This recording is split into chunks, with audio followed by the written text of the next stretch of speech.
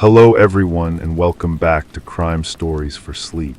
Before we begin, I want to let you know that during the first 15 minutes there will only be a few ads, and after that the listening will be completely uninterrupted. I chose to do this to give you a better experience, even though it has greatly reduced the channel's earnings.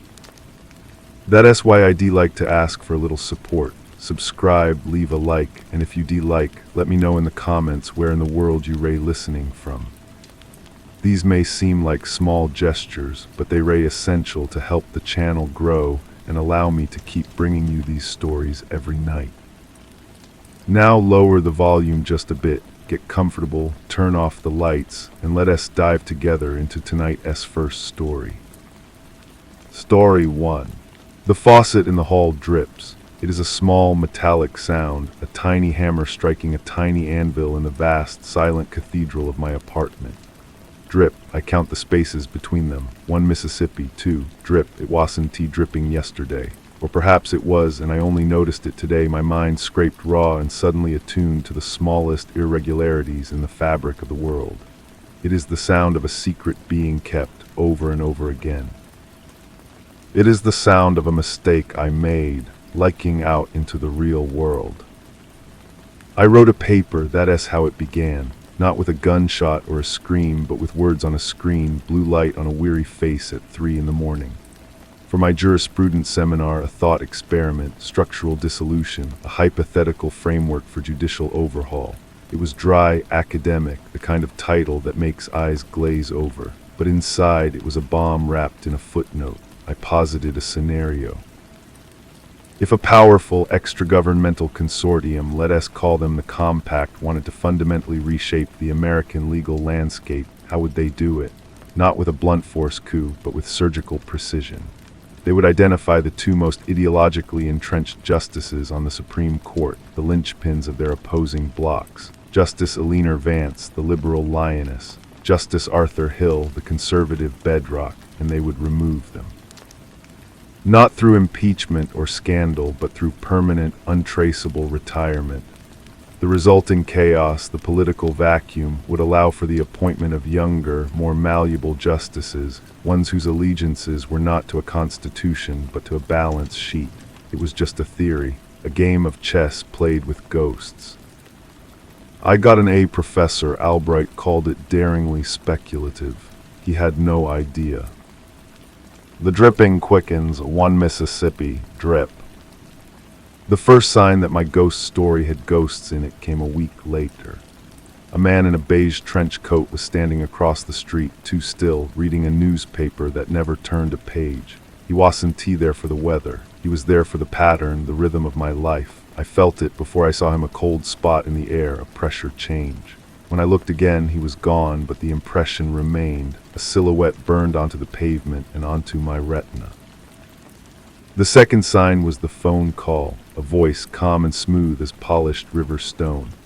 Miss Christy Yarrow, this is Dorian Moss. I am a journalist with the Capital Journal. I read your paper. He paused, and in that silence I heard the drip of the faucet, even from 3 rooms away. It's remarkably prescient. I think we should talk, somewhere public, the old Orpheum Theater, perhaps, 2 o'clock. He hung up before I could form a question, the click of the receiver like the cocking of a hammer. The Orpheum was a decaying beauty, smelling of dust and forgotten velvet. I sat in the back, the worn plush scratching at my palms. He slid into the seat beside me, his presence a disturbance in the stale air. He wasn't what I expected. Older, maybe late 40s, with the tired eyes of someone who has seen too many stories end badly. He smelled of cold coffee and ink. They ray dead, he said, his voice low, meant only for me and the ghosts of 1,000 matinees. Hello. Vance and Hill, it was on the news this morning. A car accident outside Arlington for her. A tragic, sudden illness for him, both within 12 hours of each other.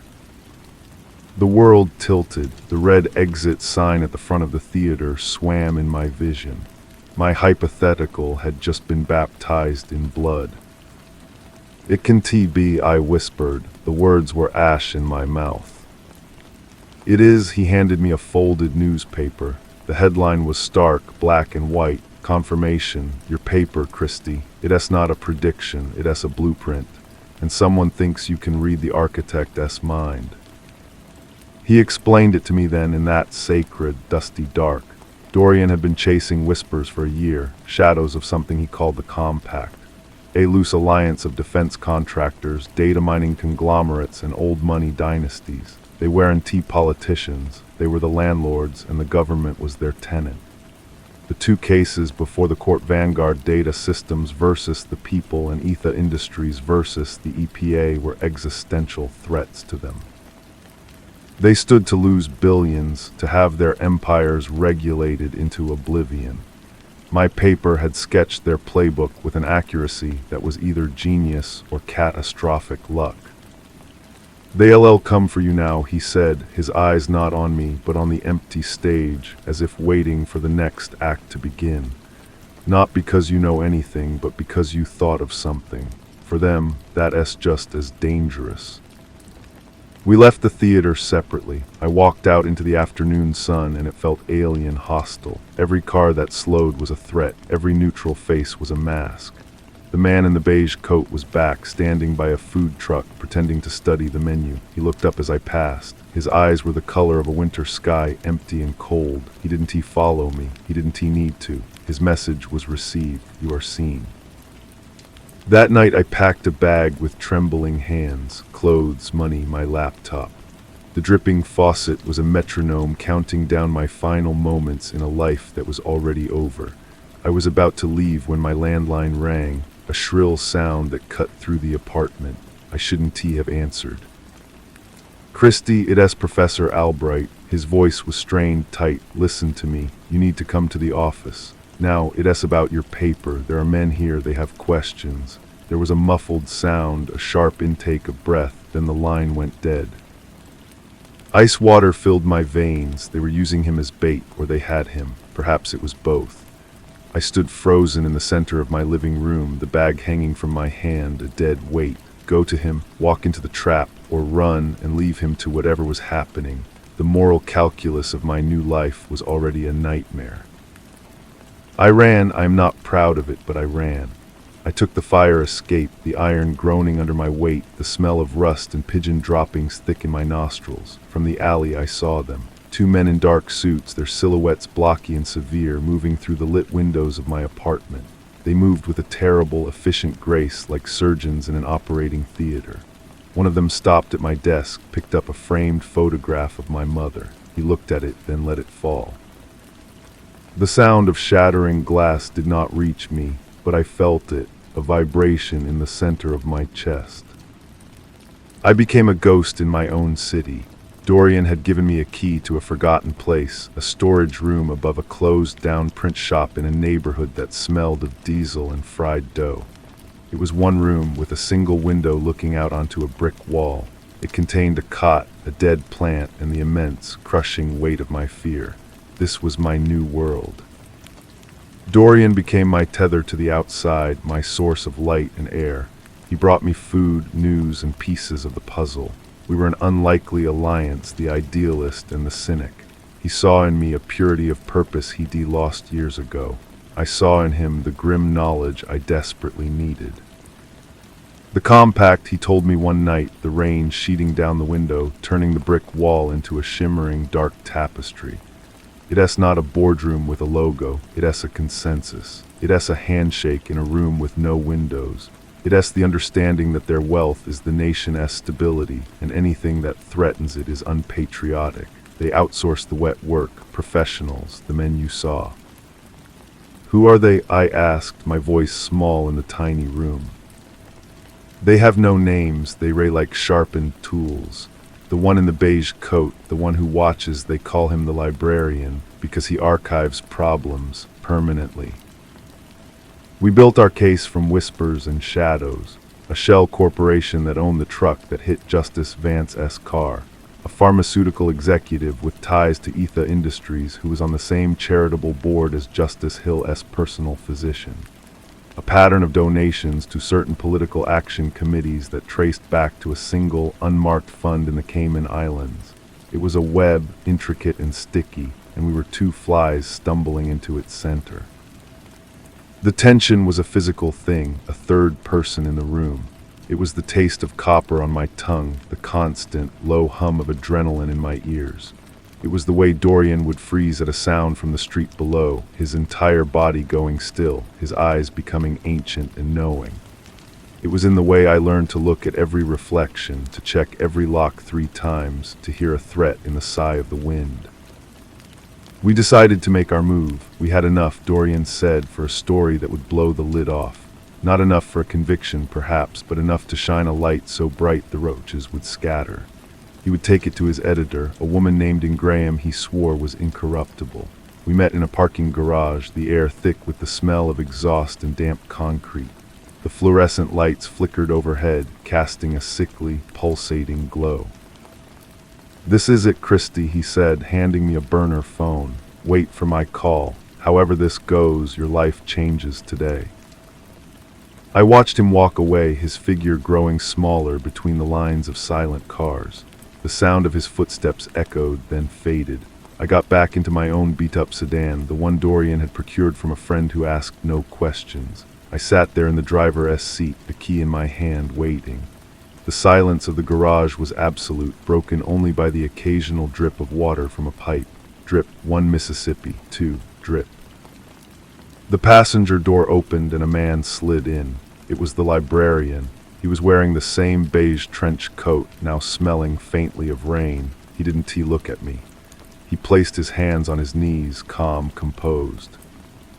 "Drive," he said. His voice was exactly as I had imagined it from the phone call, smooth, impersonal, devoid of threat or emotion. It was simply an instruction.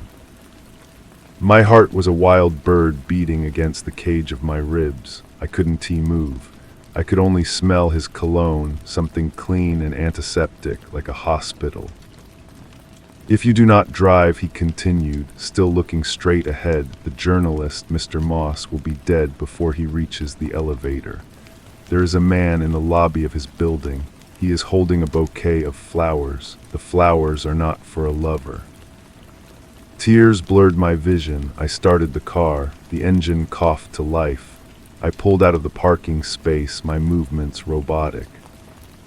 Where I managed to choke out. "Just drive, I will provide directions." I drove out into the city. The rain had turned the streets into rivers of reflected light. He guided me with quiet, precise commands. "Left here, straight for 3 blocks, right at the next light." We were moving away from the bright centers into the industrial wastelands by the river. The buildings grew larger, darker, their windows like blind eyes.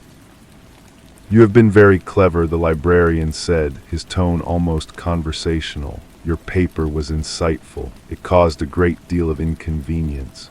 You and Mr. Moss have assembled a compelling narrative. A work of fiction, of course, but compelling." "It is not fiction," I said, my voice trembling. "All history is fiction, Miss Yarrow. The winner simply gets to choose the genre." He pointed a gloved finger. "Pull in here, through the gate." It was a warehouse, a vast, hollowed-out cathedral of industry. I drove through an open sliding door into a cavernous space filled with the skeletons of old machinery. The air was cold and smelled of oil and decay. He told me to stop, to turn off the engine. The silence was immense. The only sound was the rain drumming a soft, frantic tattoo on the corrugated metal roof high above. "Why?" I asked, turning to him finally. "Why bring me here? Why not just do it in the garage?" He looked at me then, and in his winter sky eyes I saw not malice, but a kind of profound, weary professionalism. The garage has cameras, this does not, and there are protocols, certain assurances that must be made in person. He shifted in his seat and I flinched, expecting a gun, a knife, the final, brutal punctuation to my story. But he didn't reach for a weapon. He reached inside his coat and pulled out a single, sealed manila envelope. "This is for you," he said, placing it on the dashboard. I stared at it, uncomprehending. "Inside you will find 2 things. First, a one-way ticket to Zurich under a new name. A passport, driver's license and bank details are included. The account contains $5 million. The numbers hung in the air, meaningless and absurd. What? The second item is a document. It is a full confession detailing the plot to assassinate Justices Vance and Hill. It names names. It provides bank routing numbers, meeting locations, everything. It is everything you and Mr. Moss were searching for. My mind was reeling, a car spinning on black ice. I don't understand. The compact is not a monolith, Miss Yarrow. It is an ecosystem, and in every ecosystem there are predators and there are prey. The faction that authorized this direct action has become a liability. They were too loud, too messy. They hired men like me.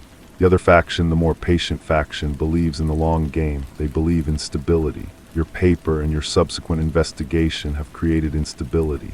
You are a loose end, but you are also a useful tool. A tool for what? For pruning, he said simply.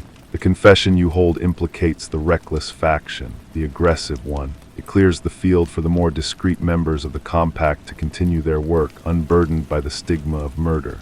You get to live with more money than you could ever need. The world gets the truth, or a version of it can stomach, and the compact evolves. It sheds its skin and becomes something new, something quieter. It was the most horrifying proposition I had ever heard. It was a deal with the devil that saved my life and damned my soul. I would become a part of the cover-up, the patsy who miraculously produces the evidence that convicts the bad apples while the true rot continues to spread unseen. And if I refuse, I whispered. He smiled, a thin, bloodless line. Then the story dies with you, and with Mr. Moss, and perhaps with Professor Albright. The narrative will be that of a deranged law student who concocted a fantasy and died in a tragic accident. The truth will be buried so deep not even the worms will find it. This is the only way your truth ever sees the light of day.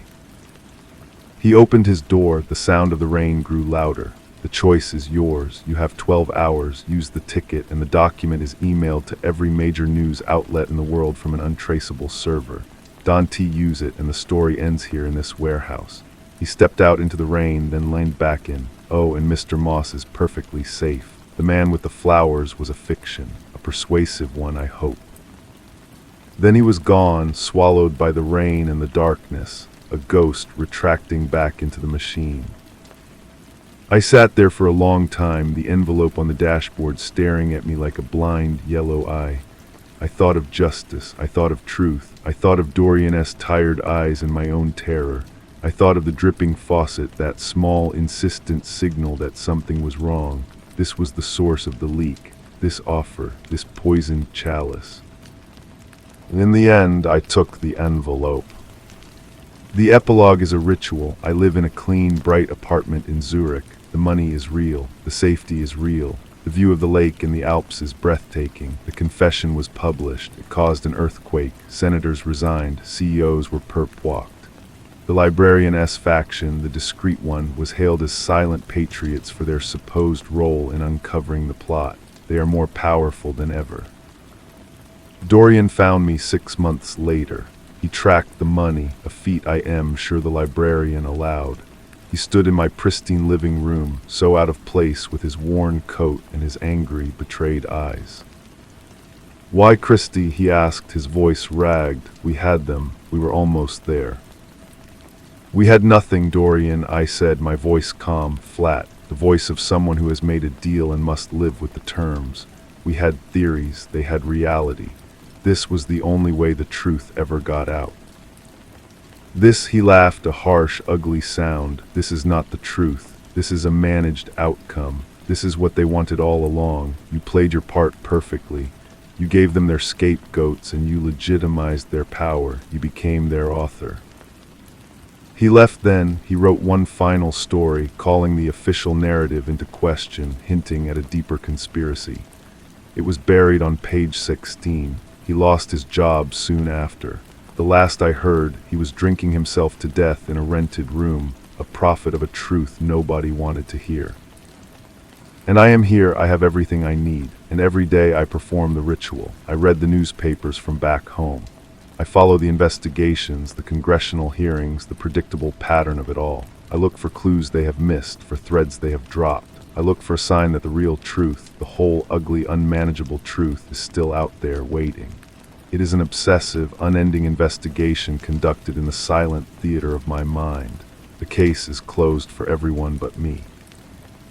For me, it is the only thing that is open. The dripping never stops. It is the sound of my choice.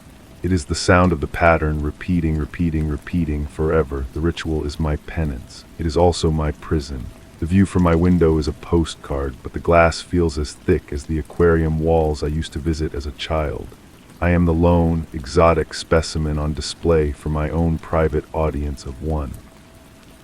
The Swiss air is crisp and clean, but it carries no scent of home, no diesel fumes or fried dough, no smell of old plush or Dorian-esque cold coffee. I have started a new file on my computer, encrypted and hidden behind layers of mundane financial records. It is not a story for publication. It is a ledger, a list of every name mentioned in the librarian-esque confession, cross-referenced with every public statement, every new corporate appointment, every philanthropic donation made since the scandal broke. The discreet faction is not just surviving, they are thriving. Their influence has been sanitized by the very fire they set and then pretended to put out. My phone, the private, secure line, rarely rings, but this morning it did. The number was blocked. My heart, that old traitor, hammered against my ribs. I answered, saying nothing. The weather in Zurich is lovely this time of year, a voice said. It was not the librarian. This voice was younger, with a different, colder timbre. But you should be careful of the alpine choughs, nuisance birds, they steal things. The line went dead. I stood frozen, the phone pressed to my ear long after the dial tone returned. It was not a threat, it was a reminder, a check-in, a way of letting me know that the view from my window is a two-way street. The alpine chough is a real bird, a black crow-like creature known for its intelligence and its attraction to shiny objects. The message was clear. They are still watching. They know I am still looking. I walked to the window and looked out at the perfect, snow-capped peaks. My reflection stared back at me, a ghost superimposed on a paradise. I thought of the librarian's words, "You became their author." He was right. I authored the lie that gave their truth power. But an author can always write a sequel. A new thought, terrifying and invigorating, began to form. What if my continued investigation is not an act of rebellion, but part of the script they have written for me? What if my obsession is the final assurance, the proof that I am contained, that my need for truth is safely channeled into a futile, private exercise? The ultimate archive is a mind that catalogs its own captivity. The dripping faucet in my old apartment was a flaw, a leak in the system. There is no dripping here. Everything is sealed, perfect, silent. The silence is the real prison. I need to find the leak in this new system. I need to find a way to make a sound. I closed the file on my computer. I deleted it. The act felt like a sacrilege, like shedding a skin. I have been reading the story for so long I forgot I could pick up the pen. They think the case is closed. They think I am a kept witness, a satisfied customer. They believe the story they authored is the final one. But I know how stories work. Every ending contains the seed of a new beginning. Dorian was wrong. I am not their author. I am a character who has learned the rules of the narrative. And the most dangerous character is not the one who rebels openly, but the one who learns to write back. Tomorrow I will go for a walk. I will look at the nuisance birds. I will find a public library with computers that ask no questions. The first step is not to uncover a new truth, but to find a new reader. The second step is to become a nuisance. I will find Dorian, not the ruined man he became, but the ghost of the journalist he was. He left a trail, a digital footprint of bitterness and unanswered questions on obscure forums and dark corners of the internet. It will be my map. He thought I had surrendered. He will not be expecting me. The library was as I imagined, a quiet, dusty place where time moved slowly. The computer screen glowed, a porthole to my past life. I created a new email address, a string of meaningless characters. My fingers hovered over the keyboard. What could I say that would not get him killed or get me disappeared? He would never believe it was me. He would think it was a trap, a final cruelty from the compact. So I did not try to explain. I did not try to convince. I wrote a single sentence, a line from a conversation we had in that storage room when the rain was our only company and the world was reduced to the space between four walls. A phrase he would remember that no one else could know. A phrase about the sound a heart makes when it knows it is being hunted. I typed it, I sent it. Then I erased the browser history and walked out, the bright Swiss sun feeling like an interrogator-esque lamp. The waiting was a different kind of tension.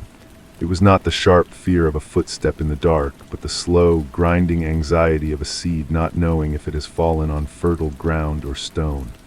I performed my daily rituals. I walked by the lake. I shopped for groceries. I smiled at my neighbors. All the while, my mind was screaming into the void I had just created. 3 days later, a reply appeared in the new inbox. It was just as brief. A time, a name, a place, not a location, but a digital one, a secure chat room that would dissolve into nothingness after 1 hour. When the time came, my hands were steady. The chat window opened, a blank white space. Dorian S. alias appeared. His first words were, "Prove it." So I did. I told him about the dead plant in the storage room. I described the specific, faded pattern on the cot-s blanket. I recounted the story of how he spilled his coffee on his only good tide the morning we were supposed to meet in Graham. The mundane, intimate details of our shared catastrophe. A long pause, then why? It was the question I had been asking myself for a year. The answer was not simple, but it was true. Because you were right. I played my part. Now I want to rewrite the play. They ray watching you, Christy. They ray watching me. This is suicide. They ray watching Christy Yarrow, I typed. They ray watching the woman who lives in the apartment with the view. They are not watching the nuisance. They archived me. They think the book is closed. I want to show them how wrong they are. What do you need? The question was so characteristically Dorian, cutting through the emotion to the practical heart of the matter. It was the old alliance, reforged in the space of a few lines of text. I need you to be my eyes. There are patterns in the public data. Corporate mergers, political endorsements, regulatory changes. I see them from here, but I don't have the context.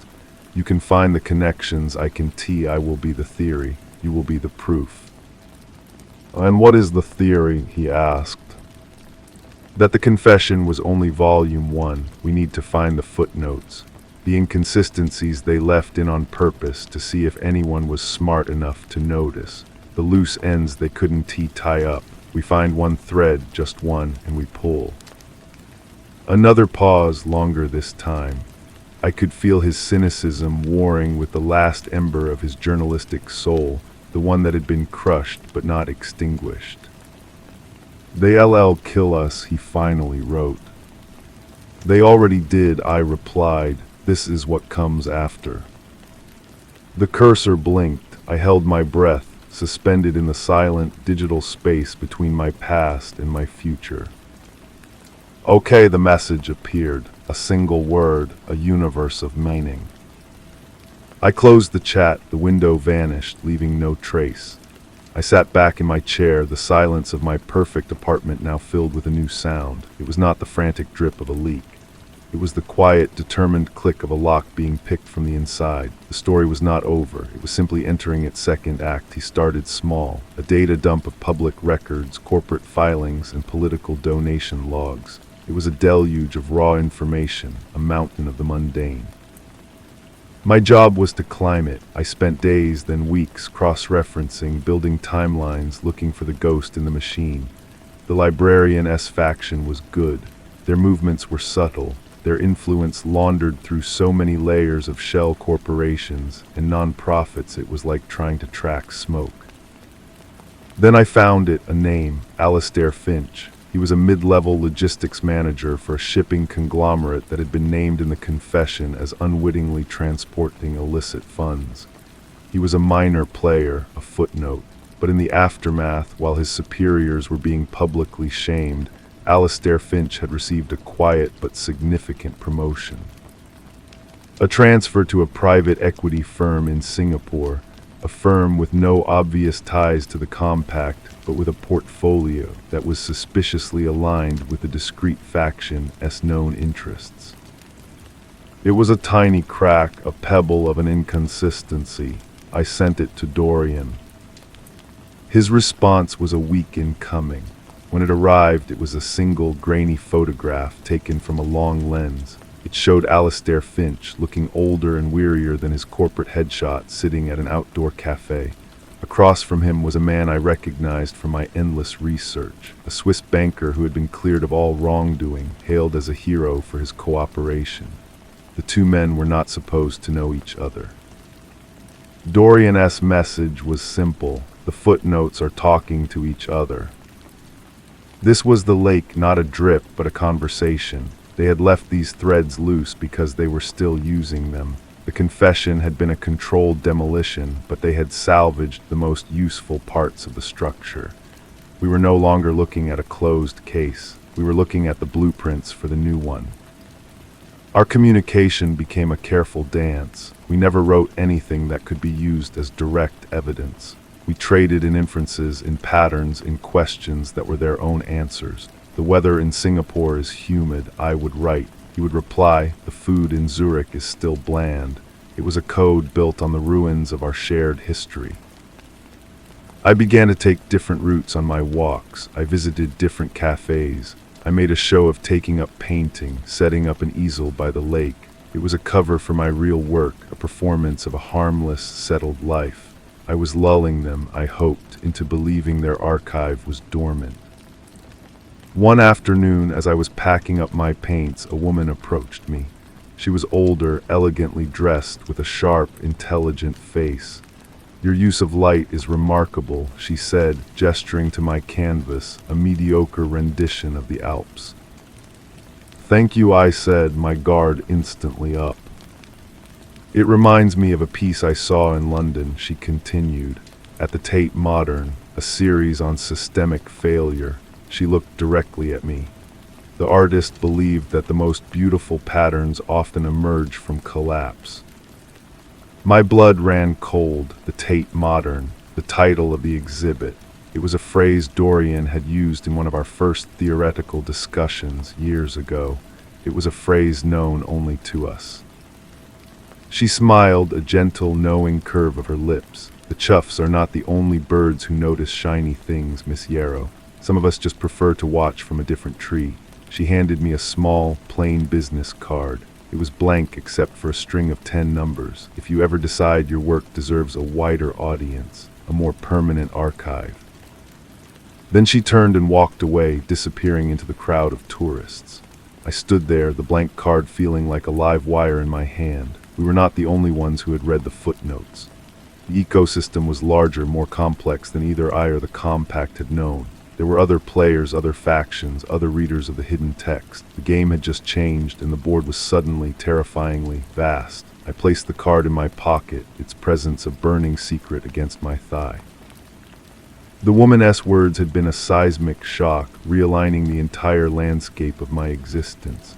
I was not a lone nuisance. I was a potential recruit. The question was, for which side? A rival faction, a splinter group, or was this another layer of the compact's testing, a more sophisticated trap to see how far my curiosity would stretch the leash?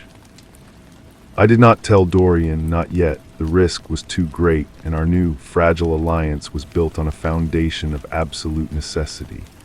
Introducing an unknown variable could shatter it. He was finally sober, finally focused, his old fire rekindled by the scent of a real trail. I could not douse it with a phantom. For 2 weeks I did nothing with the number. I continued my work, my walks, my painting.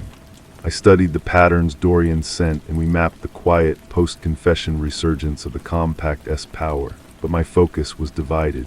Every person on the street, every casual glance felt like a potential evaluation.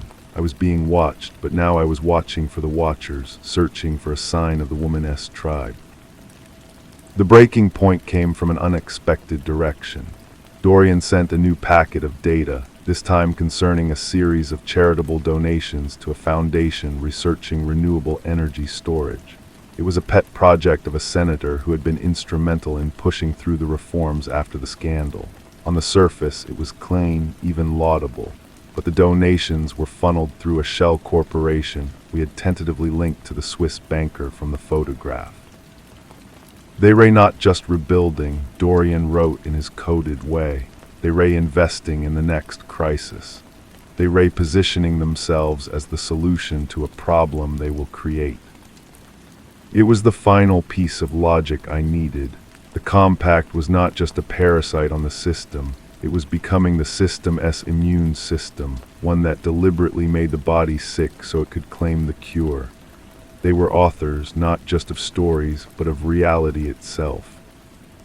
That night I stood on my balcony, the blank card in my hand. The lights of Zurich glittered, a constellation of order and wealth built on secrets. I had wanted to find a new reader. It seemed one had found me. The woman had not threatened me. She had offered me an audience, a permanent archive. I went inside to a burner phone I kept hidden in a box of art supplies. My hands were not steady this time. This was a leap into a deeper, darker unknown. I entered the number and pressed call. It rang once, twice. A man's voice answered, calm and devoid of accent. The weather is changing. Are you seeking shelter or a better view? It was a passphrase. I had none. My mind raced, then settled on the only truth I had. I am tired of the weather. I want to see the climate.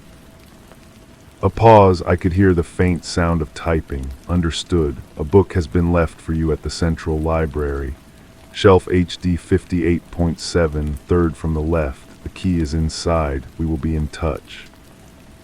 The line went dead. I stood in the silence of my apartment, the hum of the refrigerator suddenly deafening. It was done. I had answered the ad. Tomorrow I would go to the library. I would find the book. I would take the key. I was no longer just picking the lock from the inside. I was walking out of the cell and into the labyrinth of the prison yard, unsure if I would find an ally or the warden waiting for me with a smile. The Central Library was a cathedral of knowledge, its vast reading room a silent, hallowed space under a high, domed ceiling. I moved through the aisles, my footsteps muffled by the worn carpet, my heart a frantic drum against my ribs. I found the section, HD 58.7, books on corporate management and organizational theory. The irony was not lost on me. Third from the left was a thick, unassuming volume titled Systems of Permanence. I slid it from the shelf, its weight surprising in my hands. I found an empty carrel in a shadowy corner and opened the book. It was not a book at all. The pages had been hollowed out, creating a perfect rectangular cavity. Inside lay a single, small, silver key. There was no tag, no number, nothing to indicate what it unlocked. I palmed the key, its metal cool and definitive against my skin, and slid the false book back into its place. The key felt less like a tool and more like a question. It was a test of my resolve, a single step on a path with no visible destination. They had given me a means, but no end. I was to prove my worth by figuring out what to do with it. Dorian was growing impatient. His messages were more frequent, more insistent. He had found another connection, a lawyer in Berlin who had managed the paperwork for 3 different dissolved, compact front companies. He wanted to act, to push, to publish something, anything, to shatter the silence. I had to calm him, to urge patience I no longer fully possessed. The key in my pocket felt like a ticking clock. I spent days studying it under a magnifying glass I used for my painting. There were no markings, no serial numbers. It was a simple, well-made key, the kind used for a padlock or an old-fashioned mailbox. I thought of the woman's words, a permanent archive. This key did not feel like it opened a place for secrets, but a place for things, a storage unit, a locker. The city had several major train stations, each with banks of public lockers. It was the most logical place. I started with the Hauptbahnhof, the central station, a river of commuters and tourists. The lockers were a wall of identical doors. I walked along the rows, the key held loosely in my pocket, waiting for a feeling, a sign. It was futile. There were hundreds. I needed a location. The answer came from the book's call number, HD 58.7. I had assumed it was random, but what if it was a code? I mapped the letters and numbers. H is the 8th letter, D is the 4th. 58.7, it could be a coordinate, a time, a locker number. I went back to the library, this time studying a map of the city's districts. District 5, the industrial area, was known as Zurich West. Its main thoroughfare was Pfingstweidstrasse. Number 58 was a converted factory that now housed design studios and a co-working space. It was a place for new systems, for new kinds of permanence. The building had a small, discreet lobby with a wall of private mailboxes for the tenants. My heart hammered again. This was it. I moved down the row, my eyes scanning the numbers. 57, 58, 59. Box 58.7 did not exist. The numbers jumped from 58 to 60. I felt a surge of foolish disappointment. I was chasing ghosts. I turned to leave, my shoulders slumping, and then I saw it. Tucked around the corner near a fire extinguisher was a single, old-fashioned brass mailbox. It was unnumbered, seemingly forgotten in the building's renovation. It looked like it belonged to a different century. I approached it slowly. The keyhole was tarnished, but the right size. I slid the silver key into the lock. It turned with a smooth, well-oiled click. Inside the mailbox was not a document or a flash drive. It was another key. This one was modern, plastic and electronic, attached to a small fob with a barcode, a key to a self-storage facility, and beneath it a single folded slip of paper. On it was printed an address and a time, tomorrow 3:00 p.m. The game was advancing, and I was still a piece on the board, being moved toward a square I could not see. I took the new key and closed the mailbox, the quiet click of the lock echoing like a starting pistol in the silent lobby.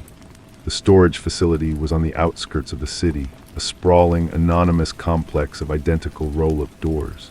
The electronic key fob granted me entry at the gate, and I drove through the labyrinth of units, my car feeling conspicuously loud in the profound silence.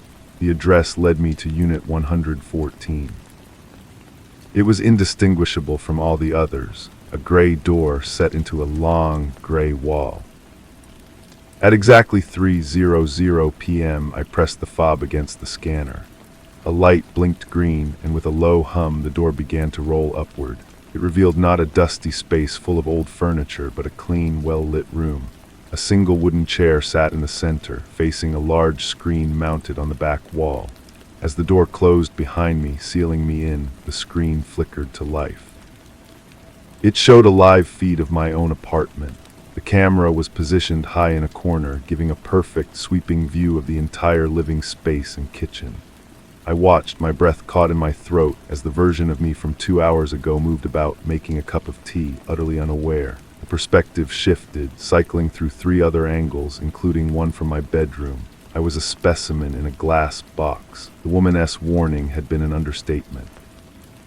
Then the feed cut out, replaced by a simple text document. "Welcome to the reading room," the text began. "You have passed the first test. You are curious, resourceful, and understand the value of patience. The surveillance you see is not ours, it is theirs, the compact. They never stopped watching Christy Yarrow. They are waiting for you to lead them to Dorian, or for him to lead them to you. Your digital ghost is a fiction they tolerate because they believe they control the haunted house." I sank onto the wooden chair, my legs weak.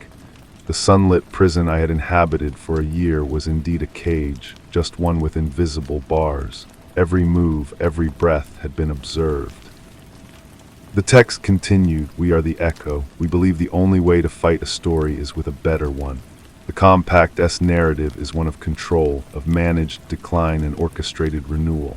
Our narrative is one of chaos, of unpredictable variables. You and Dorian are such variables, but you are compromised. Your every step is monitored. To be of use, you must first become invisible." A new line of text appeared, an instruction that felt like a death sentence. You must trigger your own erase sequence. You must give them a reason to stop watching, a conclusive end to the story of Christy Yarrow. Only then can you begin your real work, We will be in contact with the parameters. The choice is yours. The screen went black. The room was silent once more. I sat there for a long time, the hum of the facility's ventilation the only sound. They wanted me to stage my own death, to burn the last remaining bridge to my old life, to become a true ghost. It was the ultimate commitment. I thought of Dorian waiting for my signal, his trust a fragile thread in the dark. I thought of the woman with the sharp, intelligent face. I had wanted to be a reader of the hidden text, but the text was now demanding I become a part of it, an ink blot on a page to be torn out and forgotten. I stood up and pressed the button to open the door. The Swiss sun felt different as I stepped out. It was no longer an interrogator-esque lamp, but the cold, clear light of a surgeon-esque theater. I had to go home to my watched, recorded home and decide how I would die. The key in my pocket now felt like the only real thing I owned, a ticket to a destination that had no name. The drive back to the city was a blur of autopilot and cold calculation. I moved through the motions of my life under the unblinking eyes of the cameras, but my mind was elsewhere, constructing a prison break, an erase sequence. It couldn't be a quiet disappearance. That would raise alarms, trigger a deeper, more frantic search. It had to be a finale, a firework, not a fading ember. Dorian's next message was a plea wrapped in code. The narrative is solidifying, the ink is drying. He had found a money trail leading to a senator's chief of staff. He was ready to go public. I felt a pang of guilt so sharp it was physical. He was building a case, and I was planning to vanish from it. I replied with the utmost care, using our prearranged phrases for extreme caution. The manuscript is fragile. The binding is weak. We must preserve the pages. It was a request for delay, for patience he no longer possessed. His response was a terse. The library is burning. I had to trust that his instincts for survival would override his thirst for vengeance. I had to leave him behind. The parameters from the Echo arrived 2 days later, hidden in the metadata of a spam email advertising a local art supply sale. The method was chillingly simple. A fire. My apartment building was old, the wiring in the basement a known minor hazard. A small, contained electrical fire in my unit, fueled by my painting supplies turpentine, linseed oil, stacks of canvas. It would be tragic but plausible. A final, messy masterpiece. The date was set for Friday night. The building would be at its quietest. I spent my last days as Christy Yarrow, meticulously staging the scene. I bought more solvents than I needed. I left a half-finished, frantic-looking painting on the easel. I wrote a letter to a fictional aunt, full of melancholy and vague regrets, and left it on the kitchen table. I was writing my own obituary, and I was the sole mourner. On Friday evening, I made tea and stood by the window, performing my last act. I looked out at the lights of Zurich, not with bitterness, but with a strange, hollow gratitude. This city of secrets had given me a new one, the ultimate secret, my own non-existence. At the appointed time, I went into the bathroom, the one room I hoped offered a sliver of blind spot, and activated the small, nondescript device the Echo had provided, placing it inside the ventilation shaft that ran through the kitchen wall. I didn't wait for the smoke. I slipped out the service entrance, a route I had practiced for weeks, a bag of essentials and my forged documents already in place. I was 2 blocks away, dressed as a different person, my hair tucked under a cap when I heard the first sirens. I didn't look back. I kept walking, my footsteps steady on the pavement, each one a hammer blow nailing shut the coffin of my old life. Christy Yarrow was dying in a fire of her own making, and I was the arsonist and the ghost, walking away into the cold, indifferent night. The key was still in my pocket. It no longer felt like a question, but an answer to a question I had not yet learned to ask. The safe house was a single room above a kebab shop in a district that smelled of frying grease and wet concrete. It contained a narrow bed, a sink that dripped, and a silence so profound I could hear the blood moving in my own ears. For 3 days I did nothing but sleep and listen to the distant city. The echo had been clear, no contact, no movement. I was a stone at the bottom of a river, waiting for the silt to settle. On the 4th day, a newspaper was slipped under my door. The headline was in German, but I didn't need to read the language to understand the photograph. It was my building, blackened smoke stains weeping from my window. The story of Christy Yarrow was over. I had successfully written myself out of the narrative. The silence stretched into a week. The inertia was maddening. I was a weapon in a box forgotten. I began to fear that the echo had been a phantom, a final, elaborate trick played by the compact to make me eliminate myself. The paranoia was a familiar companion, but now it had nothing to latch onto, no enemy to define itself against. I was alone with the void I had created. Then a knock, not on the door, but on the water pipe that ran up through the floor. A sequence of 3 taps, a pause, then 2 more. A signal I had not been told to expect. I froze, my back against the cold wall. The taps came again, more insistent. I had no weapon, no plan. I was a ghost. What could anyone do to me? I moved to the door but did not open it. "Who is it?" I whispered, my voice rough from disuse. "The weather has changed," a muffled male voice replied. "The view is better from the roof." My heart hammered against my ribs. It was the passphrase or a variation of it. This was the next step. I unlocked the door and opened it a crack. The hallway was empty, but at the far end, the door to the roof access stairwell was slightly ajar. I climbed the stairs slowly, each step an act of faith. The roof was a flat, tar-papered expanse littered with satellite dishes and ventilation units. A man stood with his back to me, looking out over the city's sea of rooftops. He was tall, with a lined frame, and he turned as I approached. He was younger than I expected, with a sharp, intelligent face and eyes that held no warmth, only a cool, assessing clarity. "Christy Yarrow is dead," he said. It was not a question. "I know," I replied. "Good grief is a luxury we cannot afford. My name is Leo." He gestured toward the city. "They looked for you for 48 hours, then the investigation was quietly scaled back. Your friend, the journalist, is another matter. He is frantic. He believes you are dead. His communications have become reckless." A cold knot tightened in my stomach. "Dorian, you have to get a message to him. You have to tell him I'm alive." Leo shook his head, a single, definitive motion. "Absolutely not. His despair is a useful component. It makes his actions unpredictable, which draws attention away from our real work. He is a diversion, whether he knows it or not." The coldness of it was breathtaking. "He's my ally." "He was a tool for a previous phase," Leo corrected. "Your alliance was with a ghost. That ghost is now gone. Your new alliance is with us. The work is all that matters." He handed me a small, sealed envelope. "Your first assignment, a name, a location, and an access code. This individual is a mid-level narrative architect for the Compact. He manages the flow of capital into certain environmental lobbying groups. Your task is to observe, document, and identify his pattern. You are a new set of eyes. You see the world as it is, not as they have told you it is. Show us." He turned to leave. "Wait," I said, the word tearing from my throat. "That's it. No training, no briefing." Leo paused, glancing back. "You have been training for this for a year. You just didn't know it. The briefing is the world. Go read it." He disappeared down the stairwell, leaving me alone on the roof. I looked down at the envelope in my hand. It was not heavy, but it felt like it contained the weight of my new life. I was no longer a reader or a ghost. I was a sensor, a probe sent into the dark. I had traded my watched prison for an invisible leash, and I had no idea who was holding the other end. I opened the envelope.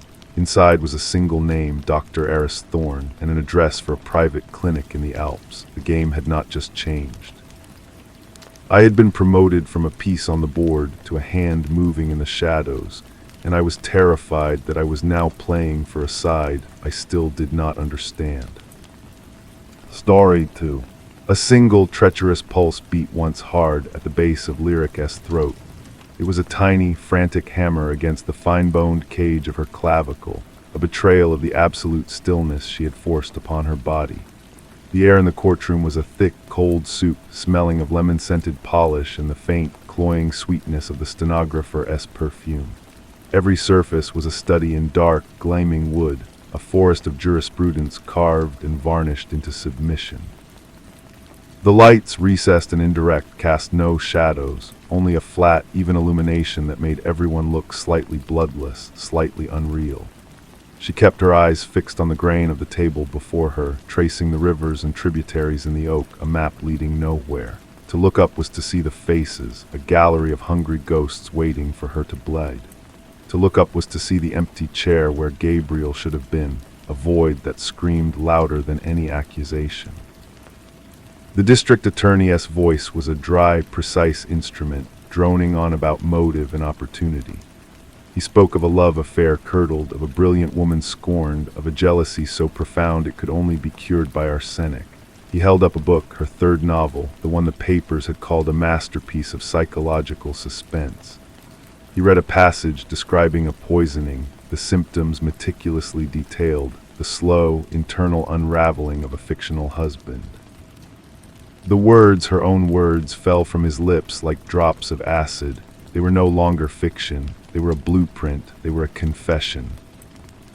This was the heart of the case against Lyric Morrow. Not just the physical evidence, which was circumstantial but damning, but the narrative one. She had written the crime before living it. The jury, 12 ordinary faces rendered strange and severe by the gravity of their task, listened, their eyes moving from the district attorney to her, connecting the dots he so carefully laid out. She was a puzzle they were being taught to solve, and the picture forming was of a monster. It was on the third day of the trial that Jace first appeared. He did not make an entrance. He simply materialized in the back row of the public gallery, a tall, lean man in a suit the color of charcoal smoke. He was older than she expected from his reputation, his hair more silver than blonde, but his posture was that of a man entirely comfortable in his own skin. He offered no nod to the spectacle, no reaction to the damning testimony. He simply watched. His gaze was not like the others. It was not hungry or judgmental. It was analytical, a surgeon-esque gaze, dissecting the room, the lawyers, the witnesses, and most intently her. During a recess, he approached her lawyer, a harried man named Evans whose suit always seemed to be perspiring. Jace's voice was low, cultured with a hint of an old money drawl that had been sanded down by years spent in cities far from its origin. He was not there for the court. He was there for the truth, he said. He had read the transcript, studied the evidence file, and found the geometry of the case to be flawed. The angles did not align. Evans, desperate for any lifeline, granted him access, a private consultant operating in the shadows of the defense. Their first meeting was in a sterile conference room adjacent to the courtroom. Lyric sat with her hands folded, the pulse in her throat now a constant hummingbird flutter. Jace did not sit. He paced the perimeter of the small room, his fingers trailing along the veneer of the cheap table, his eyes taking in the scuff marks on the floor, the dead fly in the windowsill.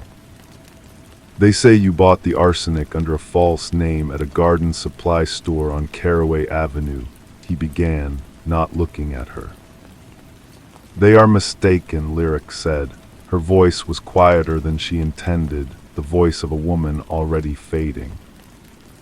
They have a receipt. The handwriting is a match, according to their expert.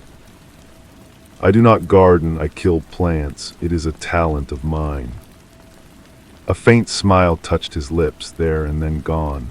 They say you argued with Gabriel the night he died. A neighbor heard raised voices through the wall, your voice. We were discussing the ending of my new book. He thought the protagonist's motivation was weak. He was often critical. She looked down at her hands. He was often right. Jay stopped his pacing and finally looked at her. His eyes were the color of a winter sky, clear and distant. Tell me about the tea.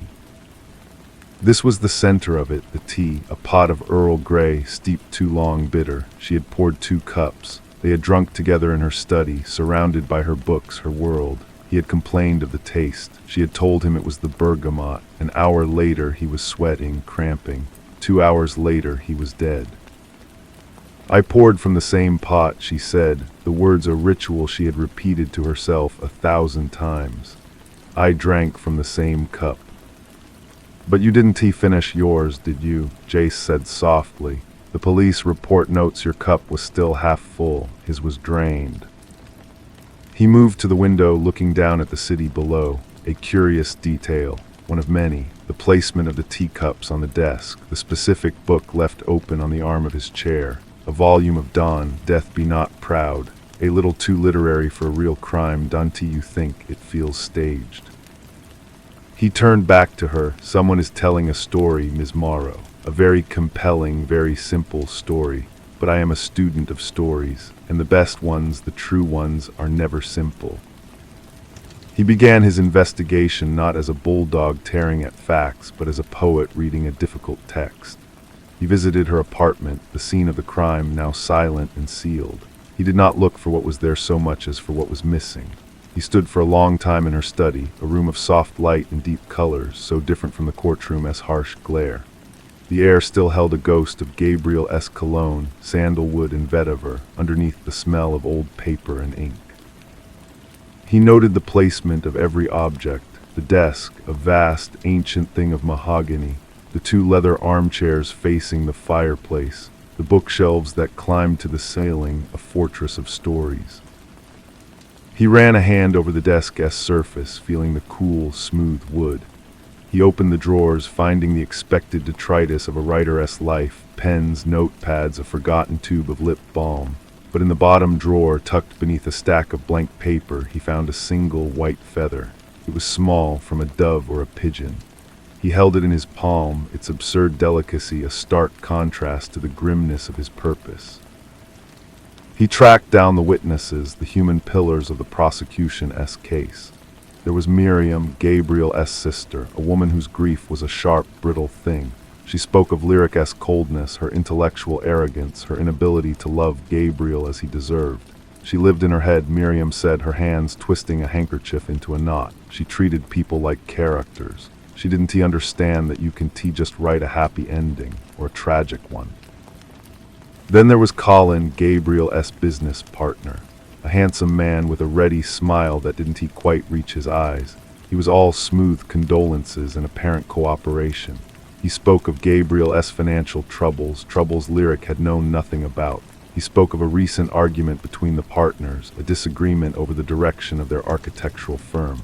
It was nothing serious, Colin assured Jace, his tone soothing, just creative differences. Gabriel was a visionary, but sometimes his visions were expensive. Jace listened, his expression neutral. He asked Colin about his whereabouts on the night of the murder. Colin had an alibi, of course, a dinner with clients confirmed by 3 separate people. It was solid, unassailable. Yet when Jace left Colin's sleek, modern office, he felt a chill that had nothing to do with the air conditioning. The man was too perfect, his answers too rehearsed. He was a character playing a part and playing it well. Days turned into a week. The trial ground on, a relentless machine. Lyric watched Jace from the defense table, this man who moved through the chaos with a preternatural calm. He would slip in and out of the courtroom, sometimes bringing a quiet word to Evans, sometimes just observing. He never spoke to her directly again, but his presence became a fixed point in her spinning world. He was the one person who seemed to be looking at the same puzzle she was, even if he was seeing different pieces. One evening he came to her holding a photograph. It was a picture of Gabriel's desk at his own office, taken by the police. It was neat, organized, a blueprint, a model of a building, a coffee mug. "Look at the mug," Jace said, his voice low. It was a ceramic mug, dark blue. On it was painted a single white feather, identical to the one he had found in her desk. He had a matching one, Lyric said, a faint memory stirring. "We bought them at a craft fair, a silly couple-esque thing." "Where is yours?" Jace asked. Lyric thought she hadn't seen it in weeks. She assumed it was broken or lost in the dishwasher cycle of their shared life. She told him so. A set, Jace murmured, more to himself than to her. A pair, one here, one there. He looked at her, his wintry eyes sharp. The poison wasn't tea in the teapot, Lyric. It was in the cup, his cup, the one that was meant for him. The revelation was like a crack of lightning in the stagnant courtroom air. It changed everything and nothing. It provided a theory, a fragile life raft of reasonable doubt, but it proved nothing. They had no evidence, no way to prove that Colin or anyone else had switched the mugs, that the one from her apartment, the one she had drunk from, was the safe one, and the one from his office, brought over and substituted, was the deadly one. It was a theory built on a feather. The trial neared its end. The summations were given. The district attorney painted Lyric as a manipulative artist who thought she could script the perfect murder. Evans, sweating and stumbling, presented Jace's theory, a complicated house of cards that the prosecutor easily blew down with a snort of derision. A mystery novel defense for a mystery novel crime, he jeered.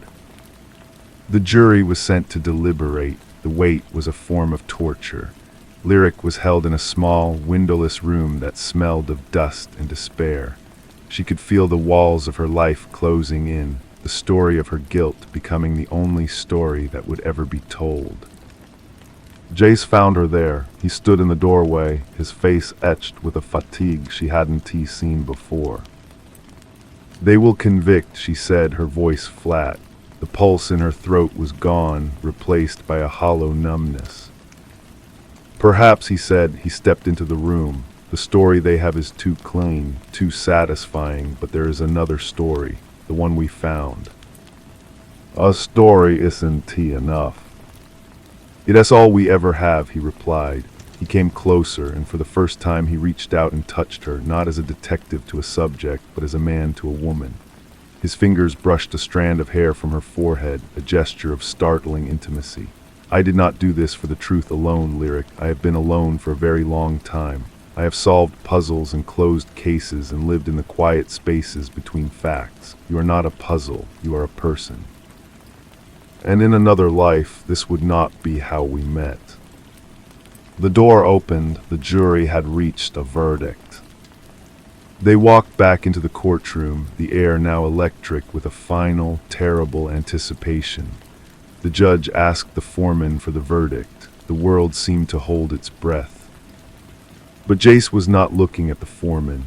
He was looking at Colin, who sat in the gallery, his face a mask of composed sorrow. And as the foreman opened his mouth, Jace saw it. A flicker in Colin's eyes, not of anxiety but of triumph, and then a tiny, almost imperceptible movement. Colin's hand went to his jacket pocket and his fingers emerged, brushing against his lapel. A single white feather, identical to the others, clung to the wool for a moment before fluttering silently to the floor. It was the ending, the final obsessive pattern. The real culprit, bound to the victim not just by business or jealousy, but by a deeper, more secret motive. A love for Gabriel that had curdled into a hatred so profound that he would rather see Gabriel dead than with her. He had not just killed his partner, he had framed his rival, crafting a narrative of feminine vengeance to hide his own. And he could not resist leaving his signature, his own little piece of the story, a ritual of arrogance. The foreman spoke, "Not guilty." The courtroom erupted. Lyric swayed on her feet, the sound a roaring in her ears. She saw Evans weeping with relief. She saw the stunned faces of the jury. She looked for Jace, but he was already moving, not towards her, but towards the door, his eyes locked on Colin, who was now slipping away into the crowd. Was free. The story of her guilt was officially over. But as she stood there, surrounded by the chaos of her deliverance, she knew another story was just beginning. The story of a detective who had seen the truth in the geometry of a lie, and the story of a writer who had learned that some narratives are written not in ink, but in blood and feathers. And she knew with a certainty that was both thrilling and terrifying that she would follow him into that next story, wherever it led. The search for truth had ended.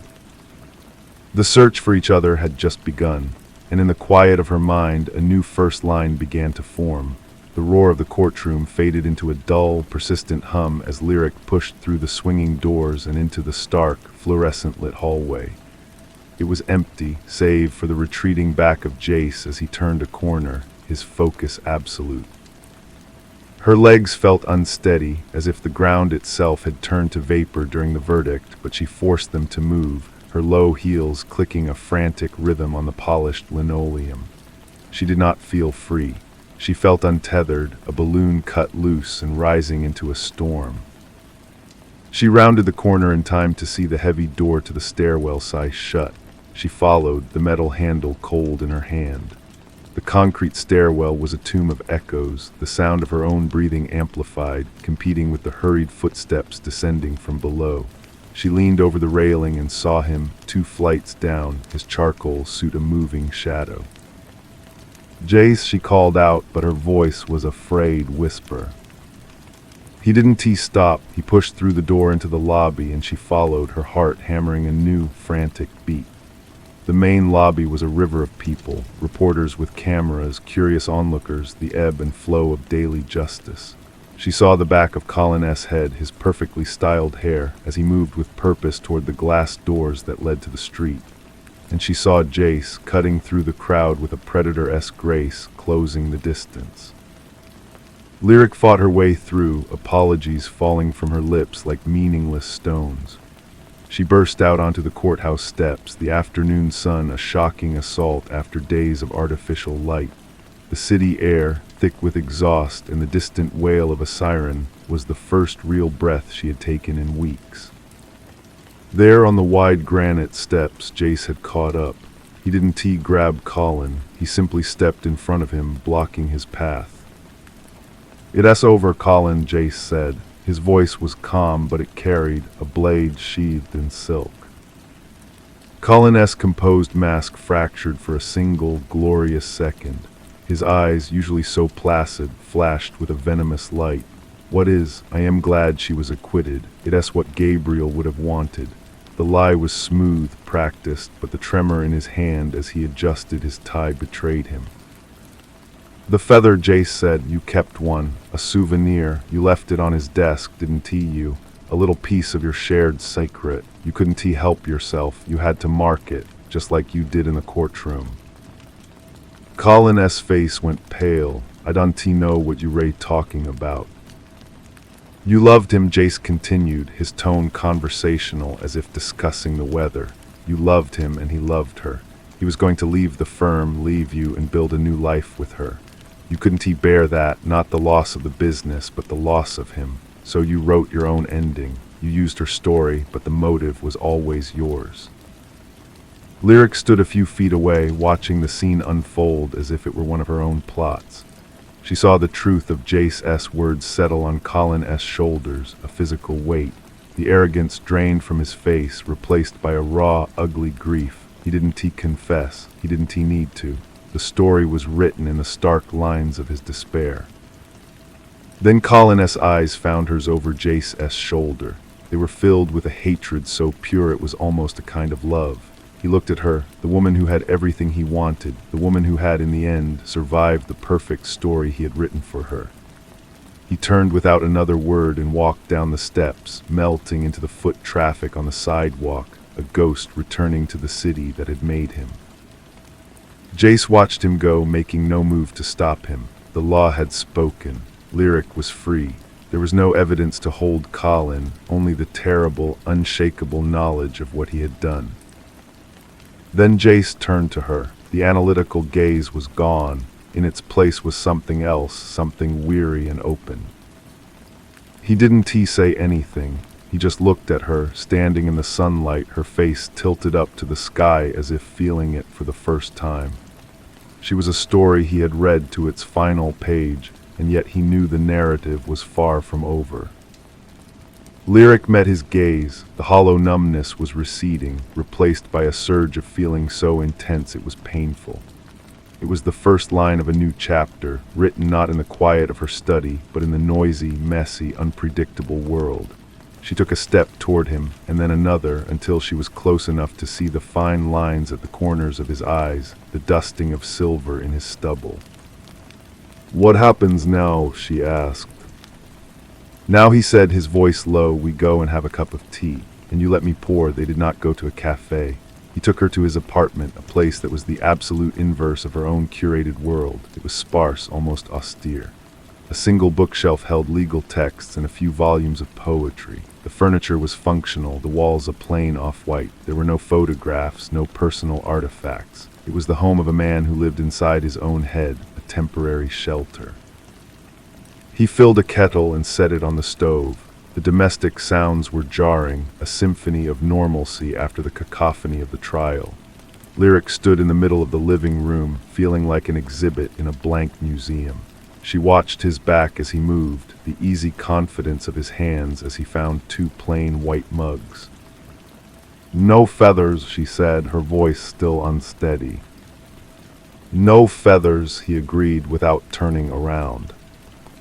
He brought the tea to the small table by the window. They sat. The silence between them was not empty. It was thick with everything that had been said and everything that had not. She wrapped her hands around the warm mug, the heat a tangible anchor. "You knew," she said, "before the verdict, when you saw the feather on his lapel." "I suspected, seeing it was confirmation. He was a man who built things for a living, but his true medium was narrative. He constructed a story of jealousy and intellectual coldness, and he cast you as the villain. He was too proud of his work. He had to sign it." "He loved him," Lyric murmured, staring into the amber depths of her tea, "and I never saw it. I lived with Gabriel, shared a life with him, and I never saw the man standing in the shadows, loving him with a desperation that could kill." "People see what the story allows them to see," Jace said. "You were living a love story. He was living a tragedy." She finally took a sip of the tea. It was cheap, bitter, nothing like the fine Earl Grey she usually drank. It was the best thing she had ever tasted. "What you said in the holding room," she began, her eyes lifting to meet his, "about another life." "I meant it." He held her gaze, his winter sky eyes no longer distant, but focused, present. "This is not that other life, this is this one. It is messy and it is stained, and it begins with a man who almost failed to prove a woman's innocence. And a woman who is guilty of nothing but blindness." They sat for a long time as the afternoon light faded into evening. The city lights began to wink on outside the window, a new constellation for a new world. The old story was finished, its pages closed and filed away in a courthouse record. The new one was here in this quiet room between sips of bitter tea. It had no plot yet, no clear beginning, middle, or end. It was just a man and a woman, two solitary readers who had found themselves in the same difficult, beautiful text. And for now, that was enough. The silence was a balm. It was not the silence of the holding cell, which was heavy with dread, but a living, breathing quiet, filled with the faint sounds of the city and the soft exhalation of the room itself. Lyric placed her empty mug on the table. The ceramic click was a period at the end of a long, tortuous sentence. "I don't know how to go back to my apartment," she said. The statement was simple, but its meaning was vast. It was not just a place. It was a crime scene, a set for a story she had not written, a museum of a life that was now a ghost. "You don't have to, not tonight," Jace replied. His own mug was still half full, forgotten. "You can stay here, the couch is comfortable." It was an offer of practicality, not presumption. She nodded, a wave of exhaustion so profound washing over her that the room seemed to tilt. The adrenaline that had sustained her for weeks had evaporated, leaving her hollow and brittle. He found her a blanket and a pillow. They were clean, smelling faintly of laundry soap, utterly impersonal. He retreated to his bedroom, leaving the door slightly ajar, a silent promise of his presence. She did not undress. She lay on the firm cushions, pulling the blanket up to her chin, and stared at the ceiling, its surface a blank page in the dim light. Sleep did not come easily. The images of the trial, the sound of the gavel, the sight of Colin's hate-filled eyes, they all played on a loop behind her eyelids. But underneath the horror, a new feeling was stubbornly taking root. It was not happiness, not yet. It was the simple, staggering relief of being believed. A soft sound from the bedroom doorway made her turn her head. He was standing there, a silhouette against the darker room behind him. "You can't sleep?" he asked. "No." He crossed the room and sat in the armchair near the couch, his movements quiet and sure. "The mind takes time to catch up to the body. You are safe now. The law has confirmed it." The law, she echoed, the word tasting foreign. It feels so abstract. My freedom was decided by 12 people who didn't know me, based on a story you unraveled. Truth is often a story that fits the facts better than the lie, he said. That's all justice is in the end.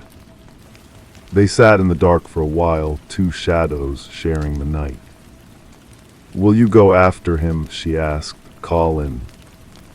He is guilty of murder, but there is no evidence a prosecutor would touch. Not yet, he knows I know.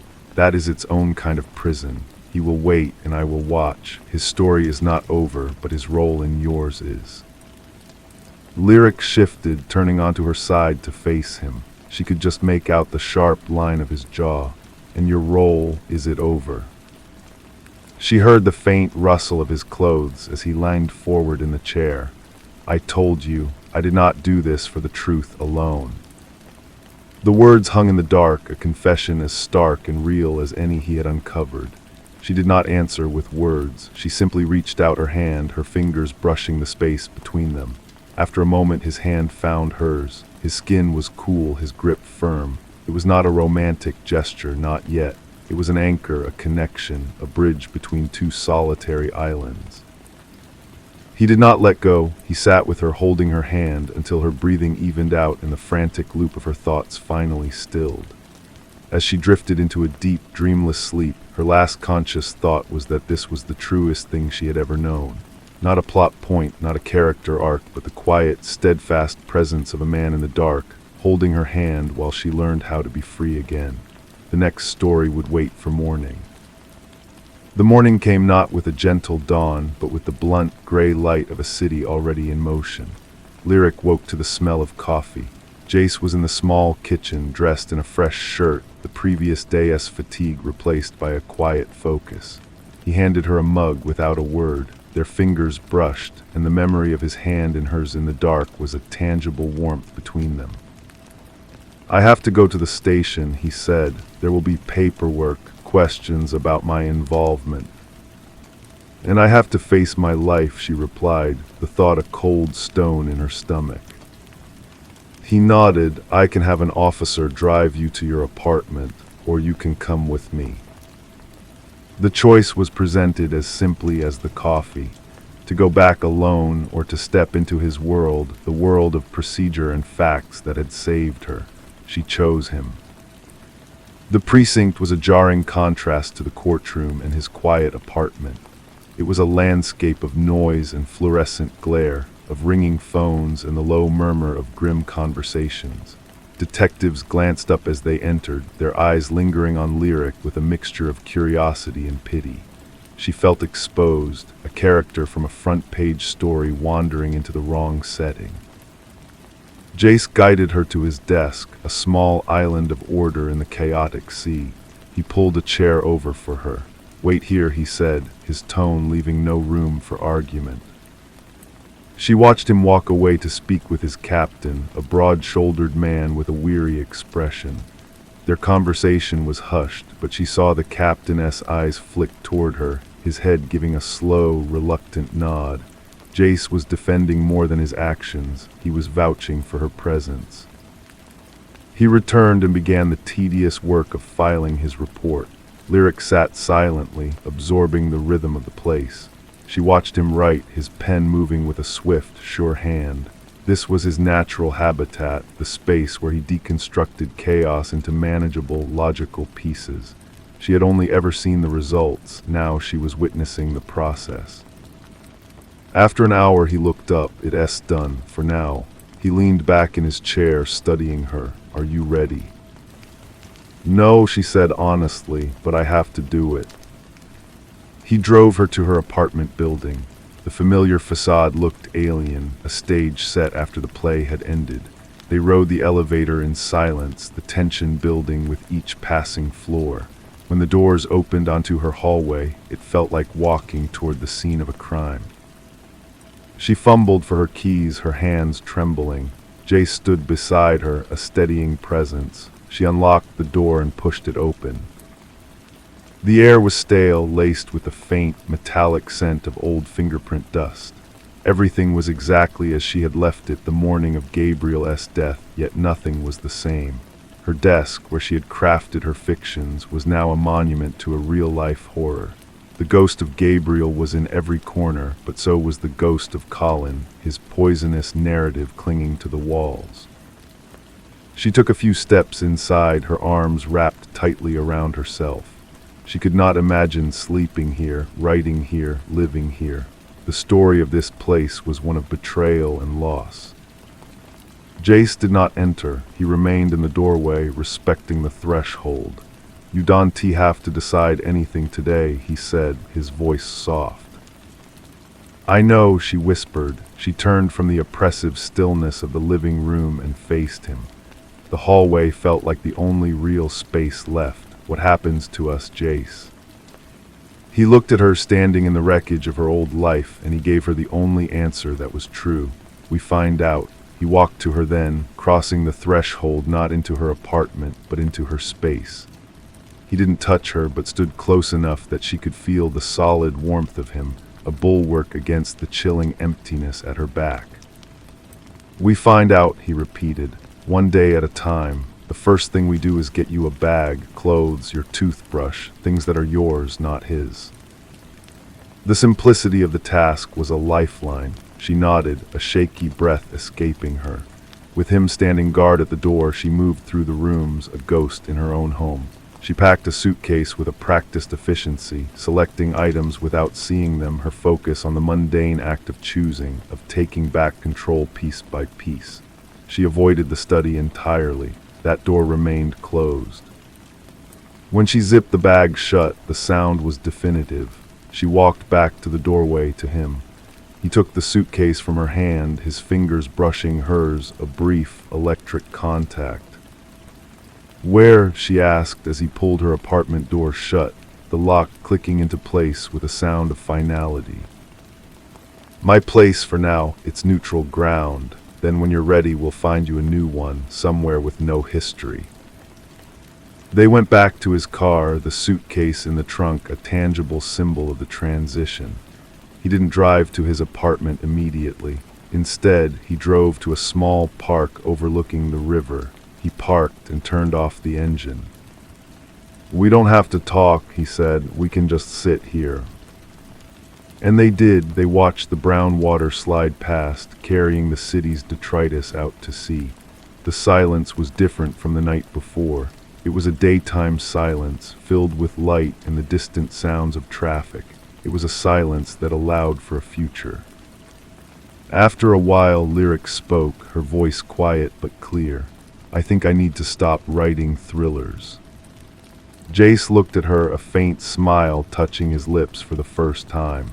"What will you write instead?" "I don't know," she said, and the admission felt like a beginning. "Maybe I'll write about a cup of bitter tea, or a hand held in the dark, or a man who reads people better than he reads books."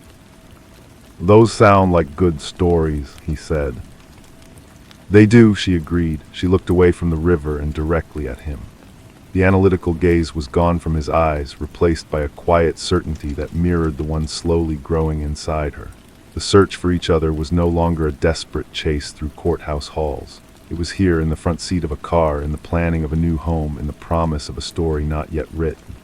It was a beginning, plain and simple, and it was enough. He started the car, and they drove back to his apartment. The suitcase was heavier going up the stairs, weighted with the remnants of her old life. He set it inside the door and turned to her.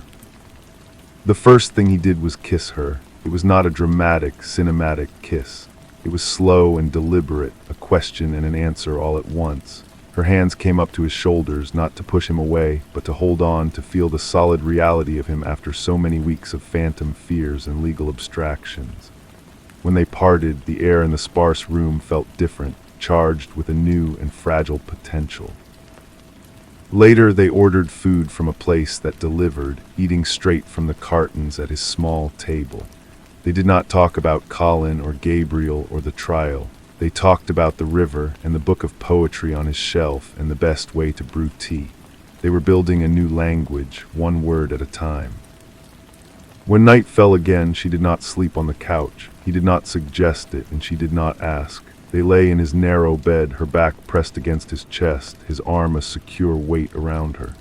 The city-esque glow painted faint stripes of light across the ceiling. She listened to the steady rhythm of his breathing, a sound more comforting than any silence. In the days that followed, a new routine began to form. He went to work, and she stayed in his apartment, a temporary sanctuary. She did not write, but she began to read his poetry books. The words were strange and beautiful, full of emotions that were not plot devices. She found a notepad and a pen, and one afternoon she wrote a single line. It was not the start of a novel. It was just a sentence about the way the light hit the fire escape in the late afternoon. He came home and saw the notepad on the table. He read the line but said nothing about it. He simply looked at her, and the pride in his eyes was a better review than any she had ever received. A week later, they went to look at an apartment. It was in a different neighborhood, full of light and the sound of children playing in a nearby park. It had no history for her. It was just a space waiting for a story to be written in it. She signed the lease, her hands steady. On the day she moved her few belongings into the new place, Jace helped her arrange the furniture.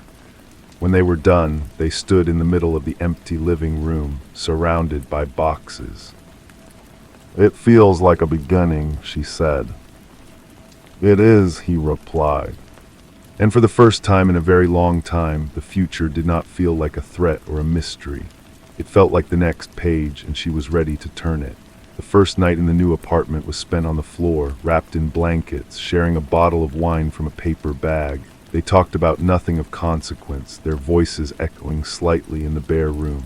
It was a sound she loved, the sound of space waiting to be filled. In the morning, he had to leave for a new case. She walked him to the door and he kissed her, a quick, warm promise. "Call if you need anything." "I will," she said, and she knew she meant it.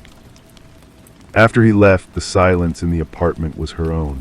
It was not the silence of his place, which was his, or the silence of her old one, which was haunted. This silence belonged to her.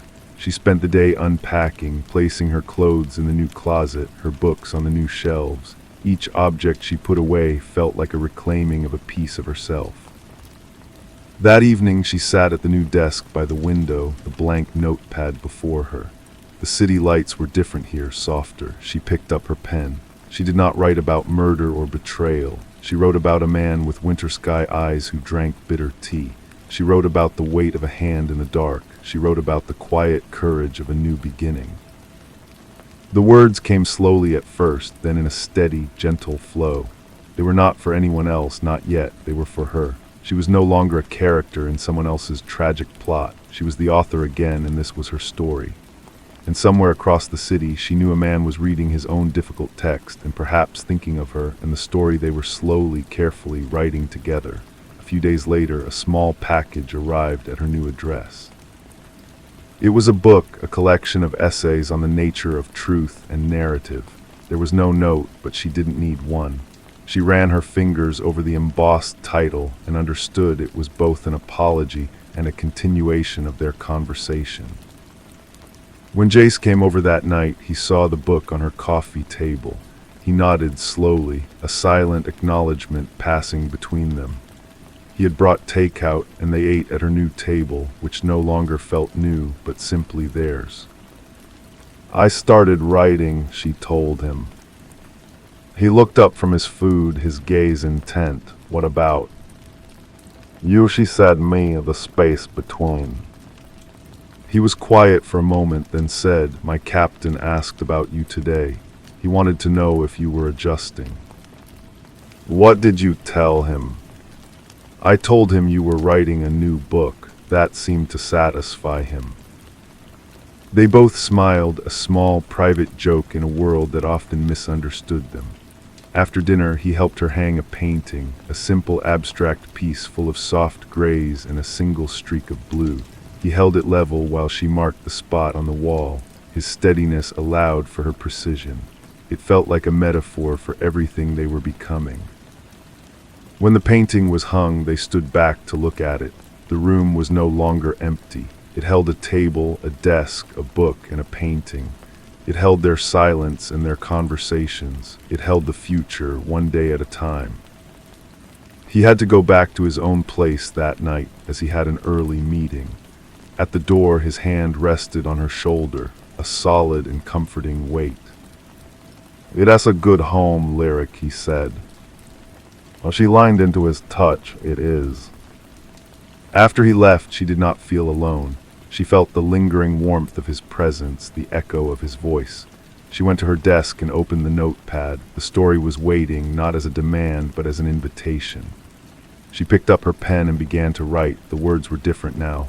They were not the slick, plotted sentences of her old thrillers. They were slower, more deliberate, each one chosen for its weight and texture. She wrote about the smell of old paper and bitter tea, and the way a quiet man could fill a room with his silence. She wrote until her hand cramped and the street outside her window grew quiet. The next day she bought a plant, a resilient succulent that required little light. She placed it on the windowsill, a small, green declaration of permanence. She was building a life, not just escaping one. The process was exhausting and exhilarating in equal measure. Jace called in the late afternoon. His voice was tired, clipped with the remnants of a long day. "It's Colin," he said without preamble. "He's left the city. My contact at the Financial Crimes Unit says he emptied several accounts. He's running." Lyric sat down, the phone pressed to her ear. She felt a cold tremor, but it was faint, a distant echo of the fear that had once ruled her. Where did he go? "Unknown, but he's gone, for now." He paused, and she could almost hear him choosing his next words with care. "This doesn't change anything for you. Your safety is not contingent on his location." She knew he was right. The threat had not vanished, but it had receded, becoming a logistical problem for Jace and his colleagues, not the central axis of her existence. "I know," she said, and was surprised to find she truly meant it. When he arrived that evening, she had cooked dinner. It was a simple pasta dish, and she had burned the garlic, but he ate it without comment, his appreciation evident in the clean plate he pushed away. Afterward, they did the dishes together, a mundane dance in her small kitchen. He dried his hands on a towel and looked at her, his winter sky eyes clear and direct. "I have to ask, does his disappearance frighten you?" She considered it. "It makes me angry," she said finally. "But it doesn't frighten me, not like it did. He's a man on the run, not a ghost in my hallway." Jace nodded, a look of profound respect in his gaze. "Good."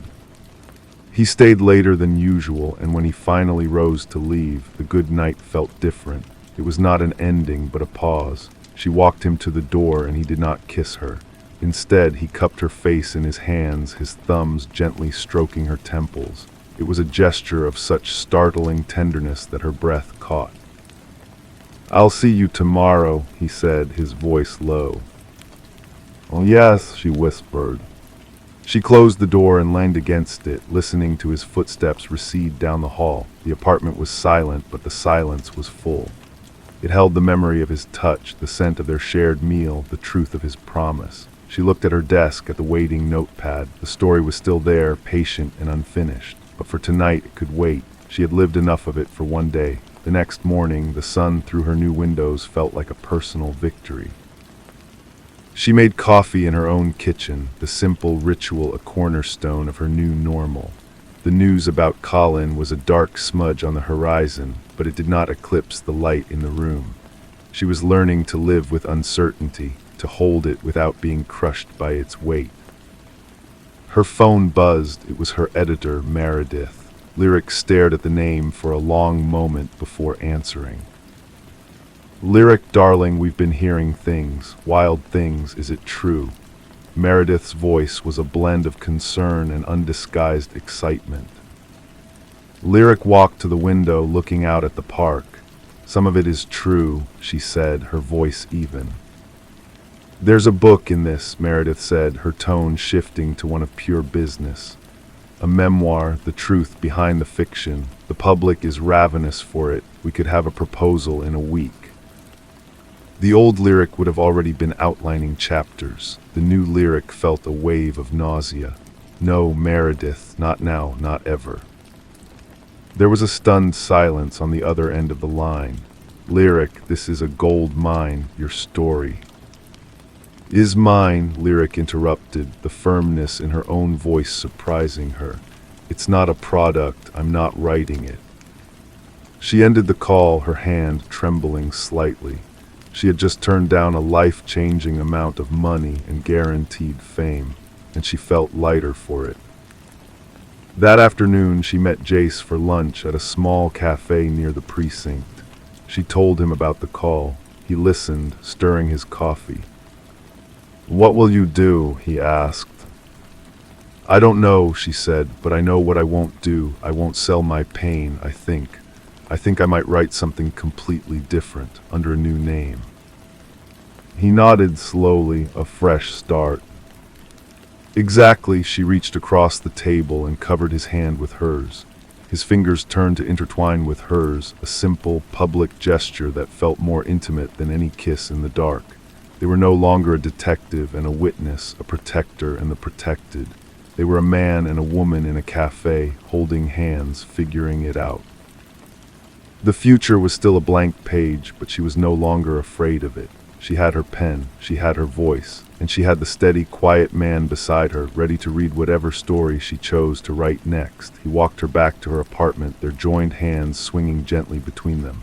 The city seemed to hum at a different frequency, one that matched the new calm settling in her bones. At her door, he paused. "The department will keep looking for him," he said, the detective in him needing to state the facts. "It could take years." "I'm not waiting," she replied, and she wasn't. Her life was no longer a waiting room for news about Colin. Inside, she went straight to her desk. The notepad was open to the page she had written the night before. She read her own words about his eyes and his quiet strength, and they no longer felt like a private exploration. They felt like a foundation. Jace came to stand behind her, his hands resting on her shoulders. He read over her shoulder, his presence a silent, solid support. "It's good," he said, his voice a low rumble near her ear. "It's true," she corrected softly. He turned her chair to face him. "That's why it's good." He knelt down, bringing his eyes level with hers. The formality was gone, replaced by a raw, unguarded honesty. "I don't know what this is," he said, gesturing between them. "I've never been good at this part, the part after the case is closed." "Neither have I," she admitted, "but we're not a case, we're just us." He leaned forward and rested his forehead against hers, a gesture of such profound connection it made her heart ache. They stayed like that for a long time in the quiet of her new home, two people who had found each other in the wreckage, now building something from the ground up. The past was a closed book, the present was this. The future was a story they would write together. A few weeks later, the first letter arrived. It was not from Colin, as some deep, fearful part of her had braced for. It was from a reader forwarded by her old publisher. The woman's handwriting was neat and slanted, filling the page. She wrote that she had read all of Lyric-S thrillers, but that the last one felt different. It felt, she wrote, like the author was trying to warn someone. She ended by hoping Lyric was safe. Lyric held the letter for a long time, the paper trembling in her hands. It was proof that the old life, the old self, had not just vanished. It had left echoes in the world. She showed it to Jace that evening. He read it carefully, his detective-esque mind assessing the threat level, the provenance. It's just a letter, he concluded, but it's a connection. Do you want to answer it? She thought about the woman, a stranger who had somehow sensed the truth bleeding through the fiction. "No," Lyric said, "not yet, but I might one day." She put the letter in a drawer, an artifact from a previous era. It did not frighten her. It was simply a piece of her history, one she no longer had to run from. The seasons began to turn. The light in her apartment changed, the afternoon sun shifting its angle on the floorboards. She filled a shelf with the books she was reading, not for research, but for pleasure. She learned the rhythms of Jace's life, the long days and the sudden calls, the way he would sometimes retreat into a quiet space after a difficult case. She learned to give him that space, and he learned to come back to her when he was ready. One evening he found her at her desk, not writing, but simply staring at the wall, a single tear tracing a path down her cheek. He didn't ask what was wrong. He just brought her a cup of tea and sat beside her, his presence a quiet anchor in the sudden swell of an old grief. The past was not gone, but it was losing its power to drown her. When the tea was gone, she wiped her face and looked at him. "It's just a bad day," she said. "I know," he replied. "The LL come and the LL go." It was the truest thing anyone had ever said to her. The happiness they were building was not a fortress against sadness. It was a companion to it. That night she wrote again. She wrote about the comfort of a shared silence, the profound peace of not having to explain a sorrow. She wrote about the way love could be not a grand declaration, but a cup of tea brought without a word. The story was growing, not in a straight line, but in fits and starts, just like a life. And it was, she thought, the truest thing she had ever written. The manuscript grew, page by page, in a neat stack on the corner of her desk. She printed it out, preferring the heft of paper to the glow of a screen. It was not a story about an ending, but about a middle, the messy, ongoing part that came after the climax. She had no title for it and no intended audience. It was enough that it existed. Jace never asked to read it. He seemed to understand that this was a private excavation. But sometimes she would read a passage aloud to him as he cooked dinner in her small kitchen, his back to her, his movements still and focused. He would listen and maybe add a pinch of salt to the pan and then offer a single considered thought. "That's the part I didn't know how to say," he might comment, or simply, "Yes." One Saturday they took a train out of the city. They walked along a wooded path, the air sharp with the scent of pine and damp earth. For hours they didn't talk about cases or writing or the past. They talked about the trees and the names of the birds they saw and the way the light filtered through the canopy. It was another language they were learning, one of peace. As they stood on the platform waiting for the train back, he took her hand. "I'm proud of you," he said, his gaze on the distant tracks. The simplicity of the statement, the sheer lack of drama in it, settled deep inside her. It was not the pride of a critic or a protector, but the pride of an equal. The train arrived, its lights cutting through the gathering dusk. They found a seat, and she leaned her head against his shoulder, watching the scattered lights of the suburbs blink past the window. She was not fleeing anymore. She was just going home. The city, when it reappeared on the horizon, was not a cage or a hiding place. It was just a place full of light and shadow, where her story was still being written. Story 3. The first thing she felt was the tightness, a cold band of iron around her chest that made each breath a shallow, stolen thing. Her eyes opened to the soft gray of dawn, the room unfamiliar and vast, the high ceiling a shadowy plain. She did not know this room. She did not know the silk of the sheets against her skin, the weight of the duvet, the shape of the windows against the wall. She did not know her own hands as she lifted them, turning them over in the weak light, examining the pale skin, the fine blue veins, a small silver scar on the knuckle of her right index finger. A name surfaced, a bubble from a deep black lake. Angelica. My name is Angelica. The rest was silence, a void so complete it had a physical pressure, a hum in her ears. A man was there then, a shape materializing from the gloom beside the bed. He was handsome, his features carved with a clean, masculine precision, his hair the color of dark sand. He smiled, and the warmth of it seemed to reach his eyes, but it did not reach her. She flinched, pulling the sheets higher. "Good morning, my love," he said, his voice a low, soothing baritone.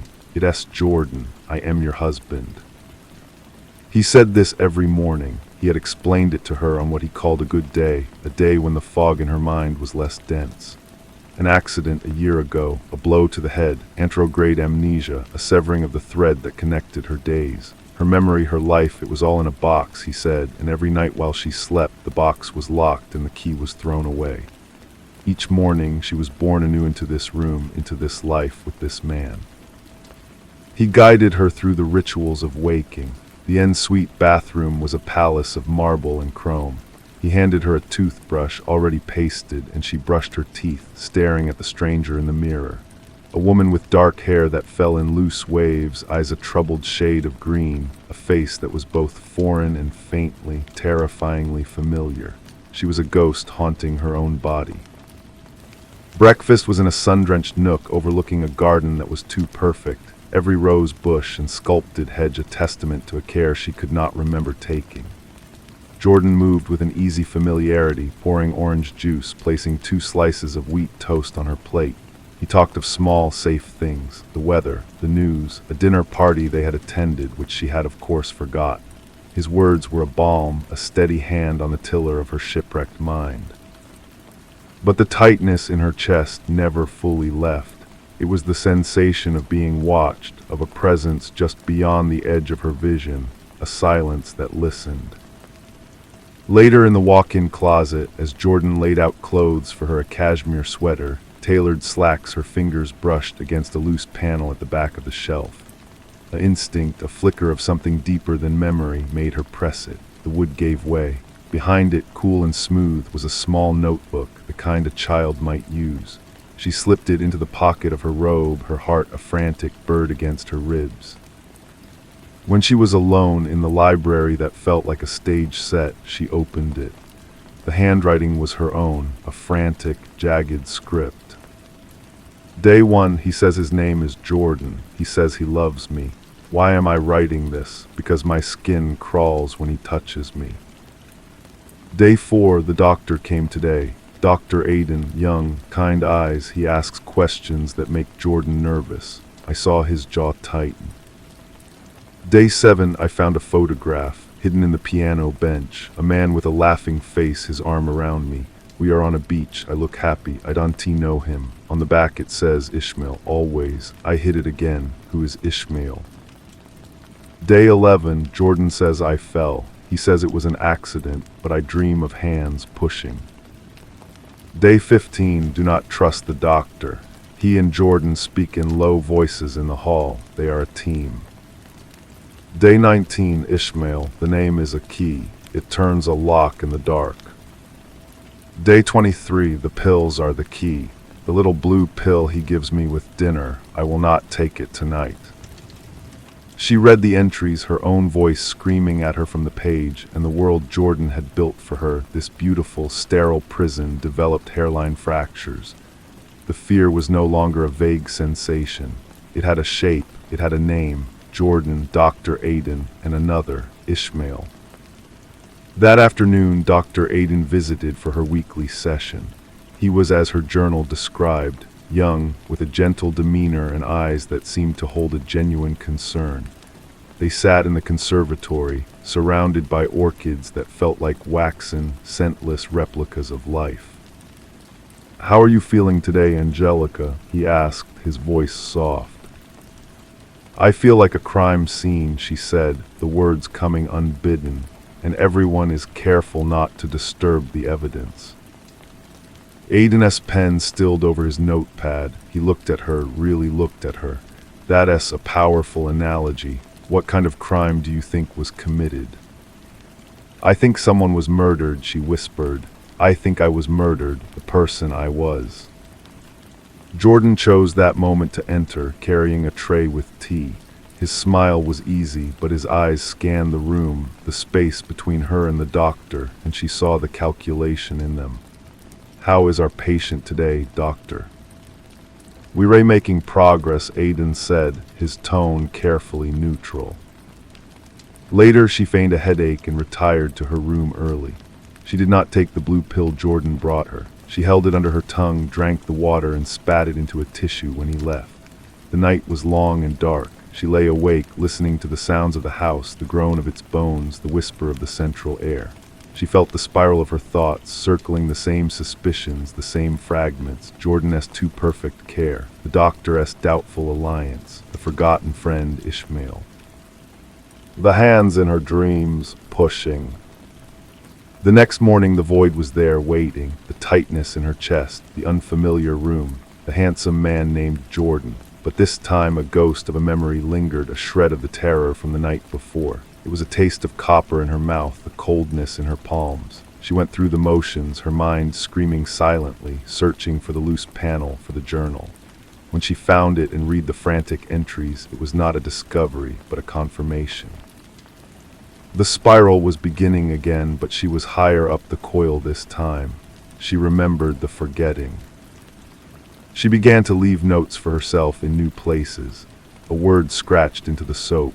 A sentence written in the steam on the bathroom mirror, gone by the time Jordan found her, but the memory of writing it, a faint echo. Ishmael, beach, pills.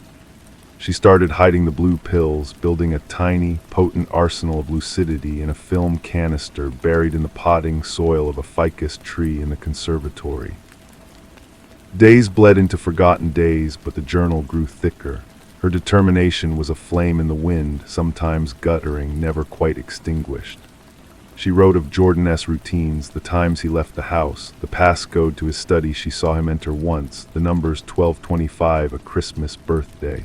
She wrote of Dr. Aiden, his questions that sometimes felt like probes and sometimes like warnings.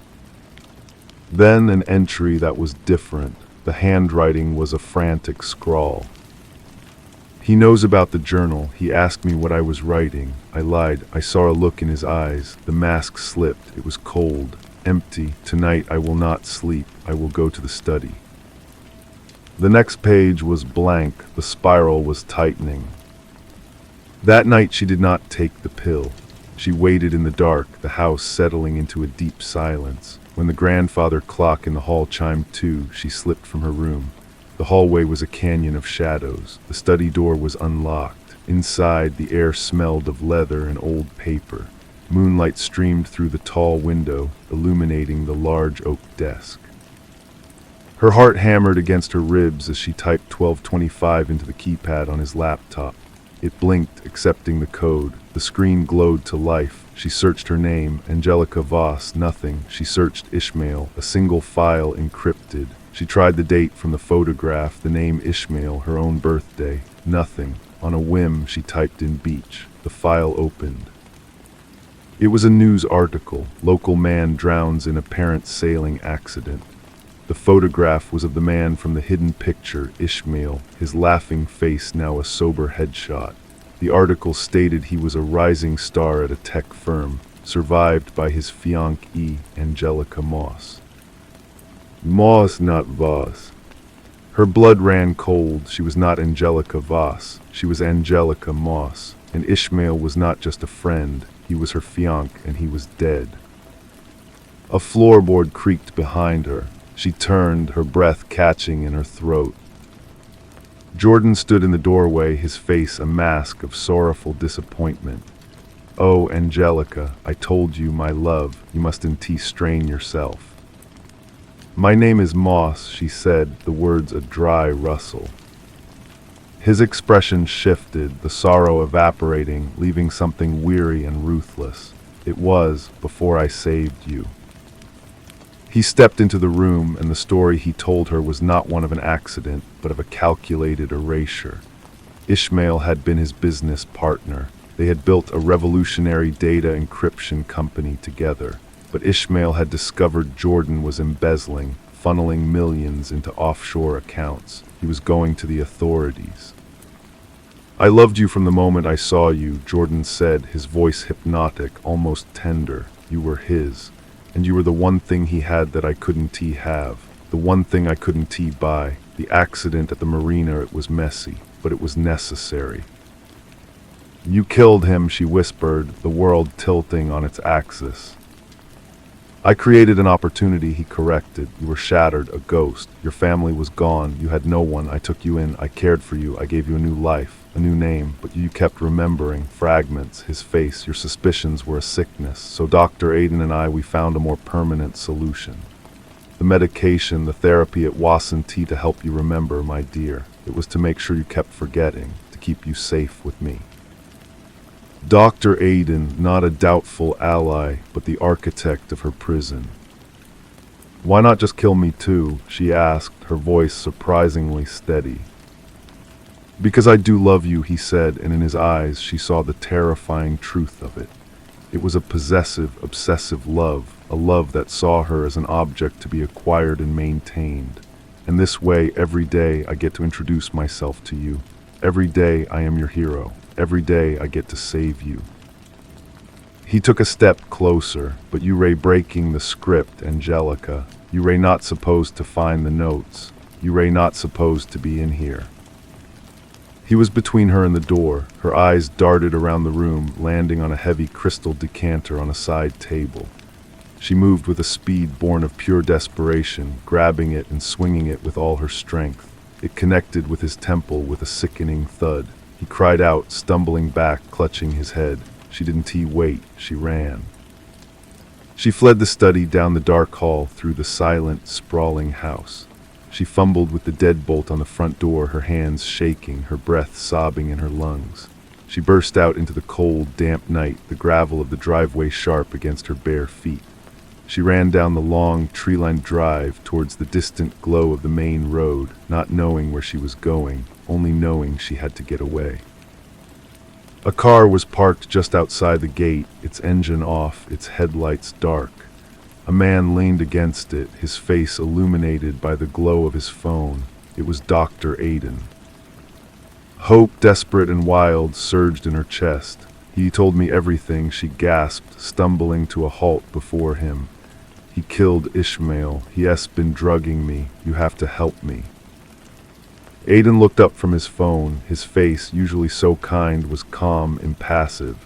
He didn't look surprised. He looked resigned. I know, Angelica, he said softly. The world stopped. The two words were a final, closing door. You know. The treatment is very expensive, he said, his voice devoid of all emotion. And Jordan pays very, very well. Your memory, your past, it is the price of his peace of mind, and mine.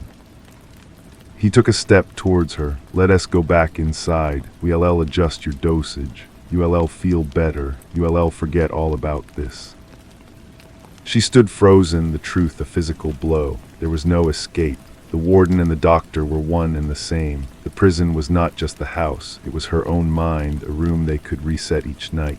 The spiral was not a path to freedom, but a closed loop. She had been running in a circle, and she had arrived right back at the beginning. She turned and looked back at the house. Jordan stood in the open doorway, a dark silhouette against the warm light of the hall, a hand pressed to his bleeding temple. He was waiting. Dr. Aiden's hand closed gently but firmly around her arm. Come on now.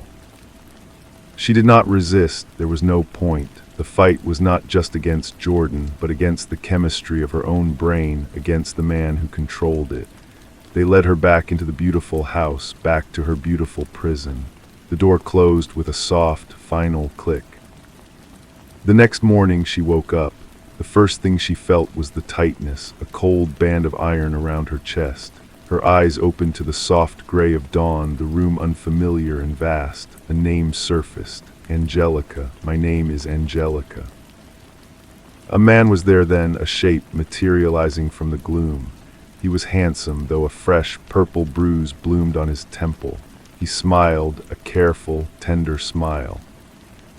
Good morning, my love, he said. It is Jordan. I am your husband. She looked at him, her mind a clean, blank slate. But deep in the house, underneath the hum of the refrigerator and the whisper of the air conditioning, a sound persisted.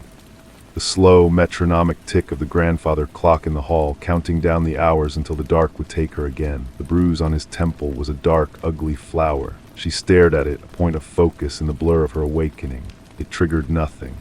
No memory, no fear, just a distant, clinical curiosity. What happened to you? She wanted to ask, but the words felt too heavy to form. You had a fall last night, Jordan said, his voice smooth as honey, anticipating her unspoken question. In the bathroom, you must be more careful, my love. I can bear to see you hurt. The explanation settled over her, a blanket that smothered any flicker of doubt. His concern felt genuine, a warm ember in the cold confusion of her mind. She allowed him to help her from the bed, her body moving with a strange, practiced passivity. In the bathroom, she brushed her teeth and watched the woman in the mirror. Her eyes were empty, green pools with nothing at the bottom. Breakfast was the same as always, yet something felt different. A tension in the air, a watchfulness in Jordan's easy movements. He spoke of the garden, of a new variety of rose he was having planted, but his eyes kept drifting to the window, to the gate at the end of the drive. Later, Dr. Aiden arrived. He was polite, professional, but when he shook Jordan's hand, their eyes met for a fraction of a second too long. A silent communication passed between them. She saw it, and for a moment a phantom pain lanced through her skull, a memory of a door closing with a soft, final click. It was gone as quickly as it came. During their session in the conservatory, Dr. Aiden's questions were rote, his manner detached. "And how is your sleep, Angelica? Any dreams?" She almost said no, the word was on her tongue, but another surfaced instead, pushed up from some deep, hidden well. "The clock," she whispered. He leaned forward, his pen pausing. "The clock." It's loud, she didn't know why she said it. It was just a feeling, a deep, resonant dread that seemed to pulse in time with the ticking she could now hear faintly from the hall. Dr. Aiden made a note. Perceptual hypersensitivity can be a side effect of your medication. ILL consider an adjustment. He was lying, she didn't know how she knew, but the certainty was a cold stone in her gut. The knowledge was not a memory, not a coherent thought. It was an instinct, a cellular understanding that had survived the nightly purge. She looked at his hands, at the expensive pen he held, and she thought, he is paid very, very well. The thought was not her own. It had simply appeared, fully formed, and with it came a wave of such profound and utter despair that she had to close her eyes. When she opened them, the feeling was receding, the void rushing back in to claim its territory. But a residue remained, a stain on the blank canvas of her mind. That night, Jordan gave her the blue pill. She looked at it lying in her palm, a tiny cerulean moon. He watched her, his gaze soft but unwavering. She placed it on her tongue, drank the water, and swallowed. She felt it go down, a small, hard truth. But as he turned out the light, she did not feel the familiar, cottony fog descend. Her mind remained clear, sharp, with a terrified clarity. The pill in the film canister, the one she had not taken for many, many forgotten mornings, had been a placebo. Dr. Aiden had switched them. The real suppression was happening another way, perhaps in the food, perhaps in the morning juice. The blue pill was just a ritual, a pantomime of control. She lay in the dark, the truth coiling around her. There was no arsenal of lucidity. There was no hidden weapon. The fight was over, and she had lost before she even knew she was in a battle. The spiral was not a path to escape. It was a drain, and she was circling it forever. The ticking of the grandfather clock filled the silence. It was no longer just a sound. It was a countdown. Each tick was a second of her life being neatly erased. Each talk was the sound of a lock turning. She was a living scrapbook, and every night someone carefully, methodically tore out the pages. She closed her eyes not to sleep, but to try and find a corner of herself they could not reach. A name surfaced in the darkness, a final, desperate prayer. Ishmael. It meant nothing, it was just a word. But she held on to it, a smooth, cold pebble in the palm of her mind as the clock ticked on and the dark took her once more. The next day, the bruise on Jordan's temple had deepened to a violent purple. He flinched when she touched it over breakfast, his smile tight. "It's nothing, my love, just a reminder to be more careful." She didn't remember being careless. She didn't remember anything at all. Dr. Aiden came in the afternoon. He and Jordan stood on the patio, their low voices a continuous murmur beneath the sound of the fountain. She watched them from the conservatory, her fingers tracing the veins on a leaf. They were a team. The thought was not a memory, but a fact, as solid and unchangeable as the floor beneath her feet. That night a storm rolled in. Rain lashed against the windows, and the wind howled like a thing in pain.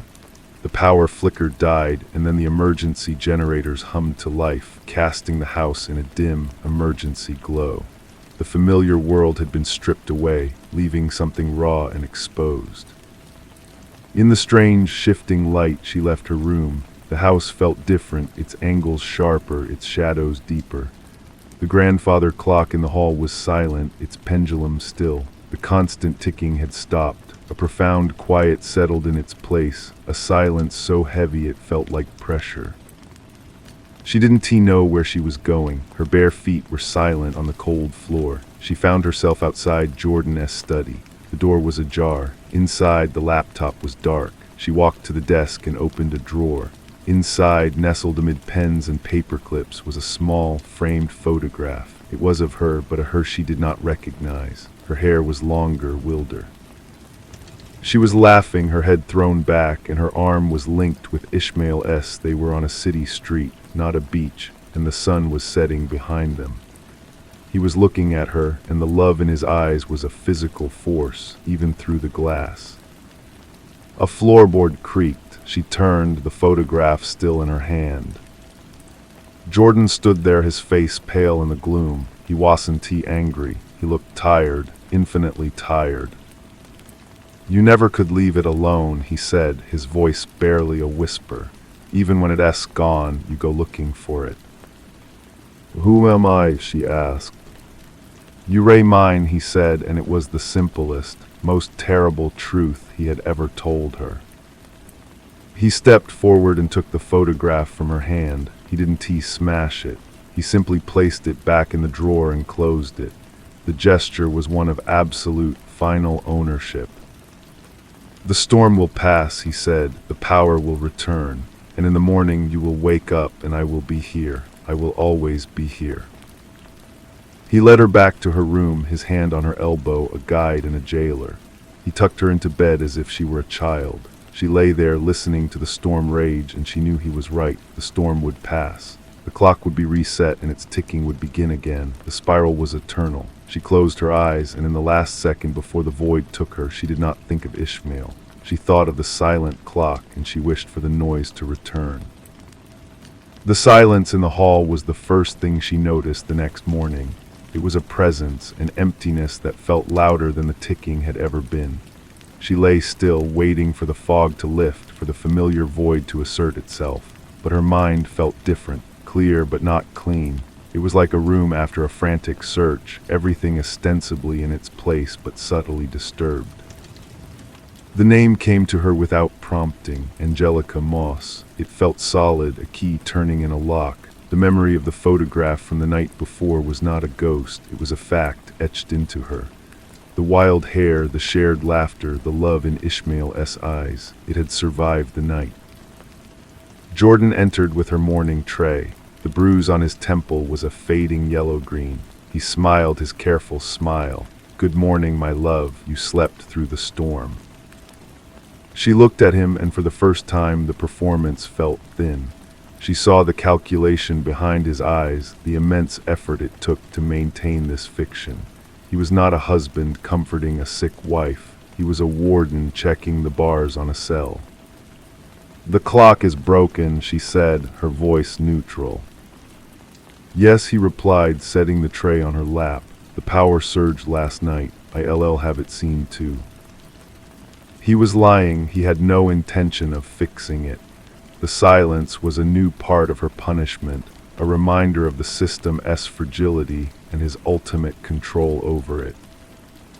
She ate her breakfast, the food tasting of nothing. She drank the orange juice, knowing it likely carried the true weight of her amnesia. But the knowledge was a shield now. She could play her part. She had to. The silent clock had changed the equation.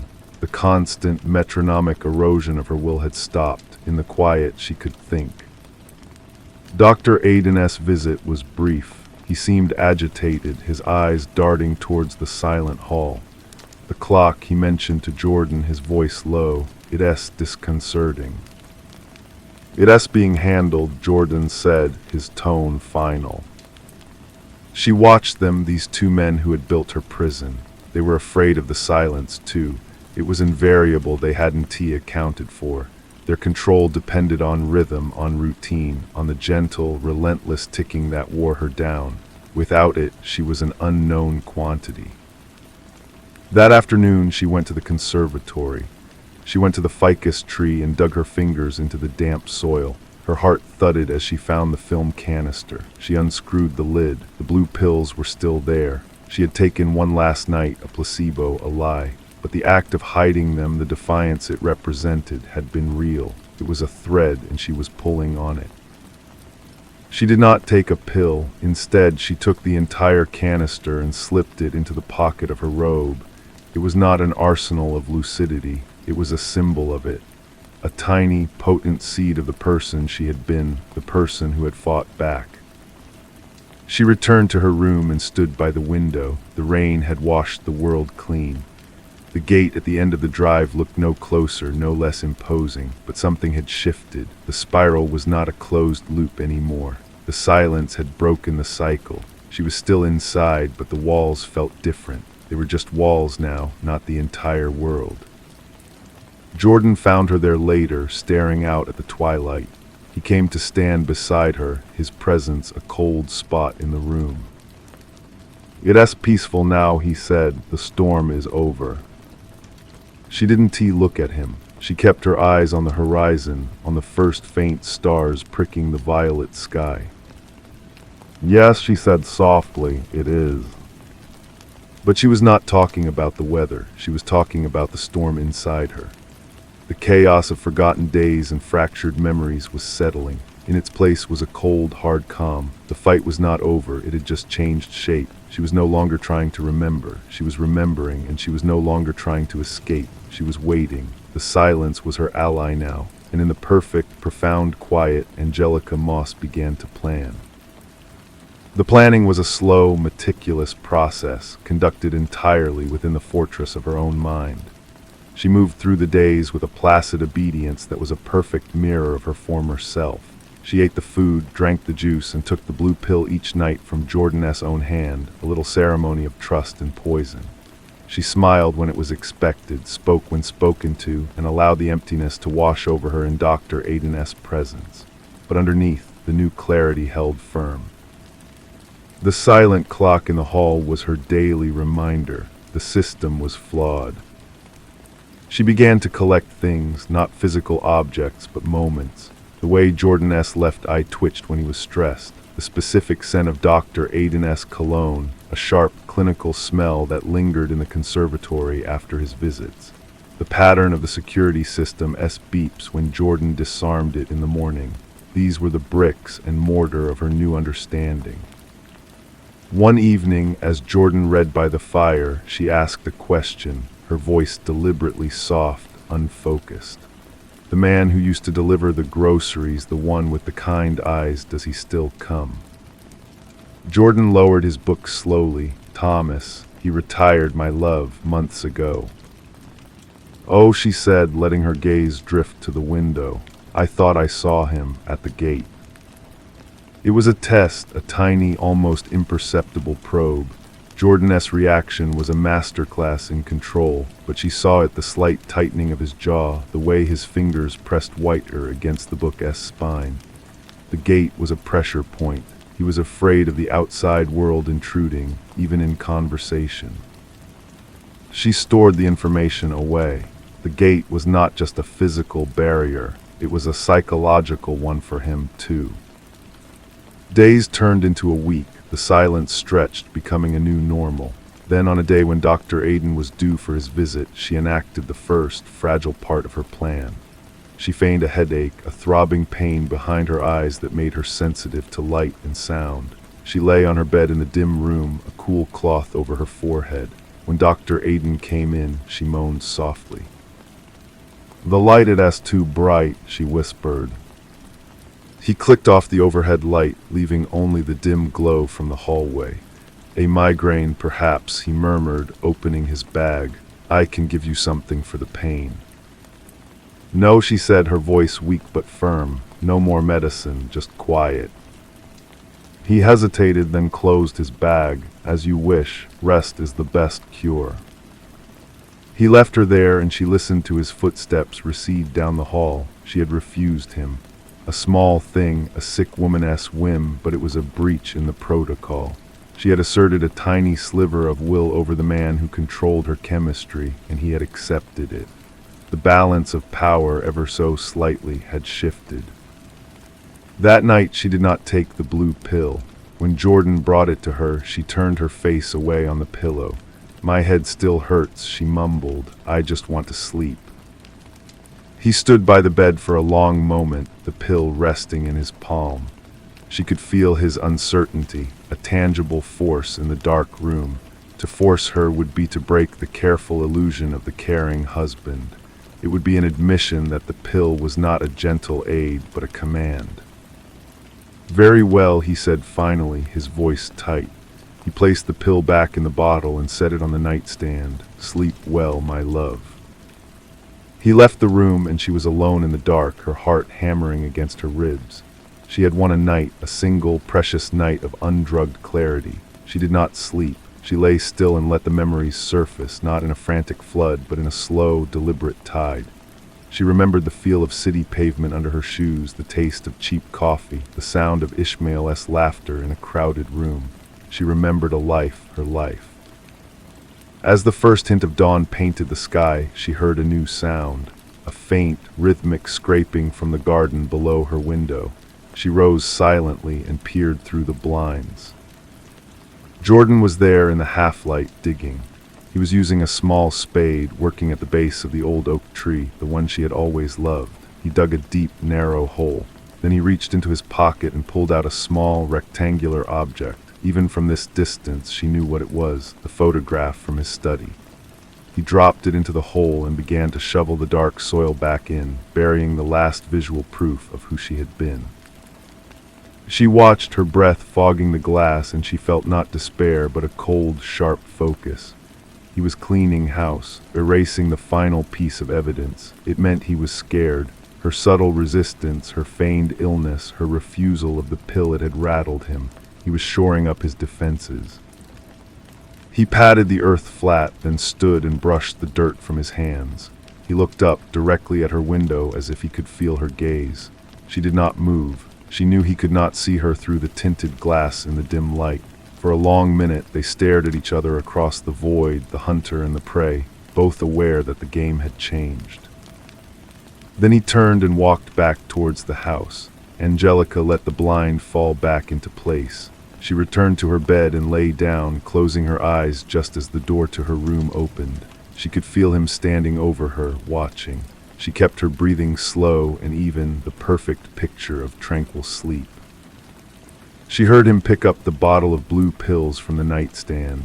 She heard the soft rattle as he shook one into his hand. Then his fingers were on her lips, gently parting them. The chalky, chemical taste of the pill filled her mouth. He held a glass of water to her lips, and she swallowed obediently, still feigning sleep. He left, and the chemical fog began to descend, thick and suffocating. But this time she fought it. She clung to the memory of the digging, the sight of him burying the photograph. She held onto the cold, hard stone of her hatred. It was an anchor in the swirling void. The fog took her, but it did not wipe her clean. It was like a heavy snowfall covering a landscape. The details were obscured, but the shape of the land, the contours of her new resolve, remained beneath the blanketing whiteness. She would remember, she would wait, and when the silence returned, she would be ready. The days that followed were a study in stillness. Angelica moved through the rooms like a ghost, her compliance so absolute it felt like a new kind of weapon. She met Jordan's eyes with a soft, unfocused gaze, accepted his kisses on her cheek, and drank the morning juice with a serene smile. The blue pill went down each night without protest. She was the perfect patient, the perfect wife. She was burying her true self even deeper than he had buried the photograph. She focused on the small, mechanical details of her prison. She noted that the front door locked automatically with a heavy, magnetic thud 3 seconds after it was closed. She observed that Jordan checked the security panel first thing every morning and last thing every night, his passcode a series of 4 swift, practiced beeps. She learned the routines of the 2 silent, efficient staff members who came and went like shadows, their eyes always averted. Her mind, sharpened by hatred and preserved by a will she didn't know she possessed, worked in the quiet spaces. The plan was no longer a vague hope of escape. It was a blueprint. It had two parts. The first was the gate. The second was the silence. Dr. Aiden noted her placidity during his next visit. She seems remarkably stabilized, he said to Jordan in the hall, his voice carrying easily in the quiet house. The new formulation in the juice appears to be effective, even without the auditory reinforcement. So it was in the juice. She stored the confirmation away, another piece of the puzzle clicking into place. The following Thursday, the silence broke. A team of 2 men arrived to repair the grandfather clock. Jordan hovered near them, his tension a palpable force. Angelica sat in the parlor, a book open and unread on her lap, watching as they opened the ancient clock's face. The intricate brass workings were exposed, a complex, beautiful machine. One of the men made a small adjustment. He reached in and gave the pendulum a gentle push. It swung once, twice. Then the first resonant tick filled the hall. It was the loudest sound Angelica had ever heard. It vibrated through the floorboards, through the bones of the house, through her own teeth. Jordan's shoulders slumped in visible relief. The rhythm was restored. The world was back in its proper order. He looked at her and smiled, a genuine, unforced smile for the first time in weeks. There, he said, now things can get back to normal. She smiled back, a perfect, placid curve of her lips. Yes, she agreed softly, normal. But as the ticking settled back into its familiar, metronomic rhythm, she felt not despair, but a cold, clean finality. The clock was no longer her enemy. It was a signal. Its return marked the end of her waiting. Jordan's comfort was her cue. He believed the system was secure again. He had let his guard down. That night, after the blue pill had been given and the door to her room was closed, she did not fight the fog. She let it come, but she focused on a single, concrete thought, repeating it like a mantra until the chemicals dragged her under. It was not the name Ishmael. It was a sequence. The number of steps from her door to the top of the staircase. The number of feet from the bottom of the staircase to the front door. The number of seconds she would have between the disarming of the alarm and the first light of dawn. The ticking of the clock was no longer a countdown to her erasure. It was the beat to which she would march. It was the sound of her own patience running out. The silence had given her the space to think. The noise would give her the cover to act. The next morning the ticking was an insistent drum, a rhythm she now conducted in her mind. She dressed with deliberate slowness, choosing a pale blue sweater and gray slacks, clothes that felt like a uniform for the day ahead. When she entered the kitchen, Jordan was at the table, reading the newspaper, a picture of domestic peace. The repaired clock's ticking echoed from the hall, a sound he now took for granted. "You're looking well this morning," he said, folding the paper. "I feel clear," she replied, pouring herself a glass of water from the pitcher. She did not touch the carafe of orange juice sitting beside it. She picked up a piece of dry toast from the rack and took a small bite. The clock is a comfort again. It is strange how you can miss a sound. His eyes softened with satisfaction. This house needs its heartbeat. She nodded, turning to look out the window at the bright, crisp day. It is beautiful out. I think I'd like to walk in the garden after breakfast. The fresh air would do me good. He considered this for a moment. A walk in the walled garden was a safe, contained activity, one she had engaged in 100 times before. "Of course," he said, "I have some calls to make in my study. Just don't get chilled."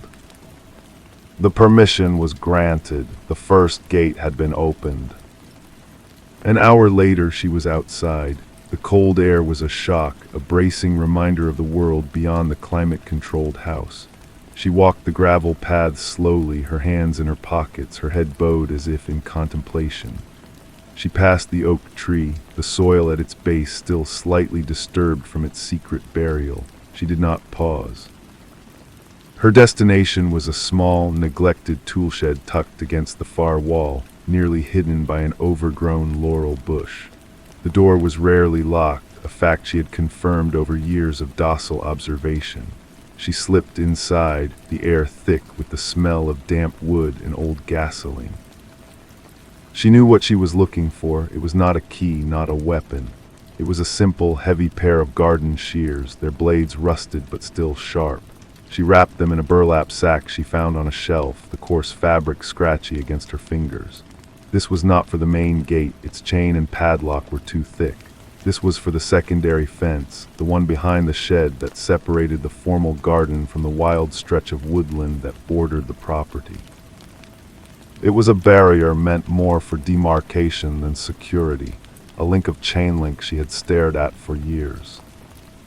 She hid the bundled shears behind a stack of clay pots near the door, where she could retrieve them quickly.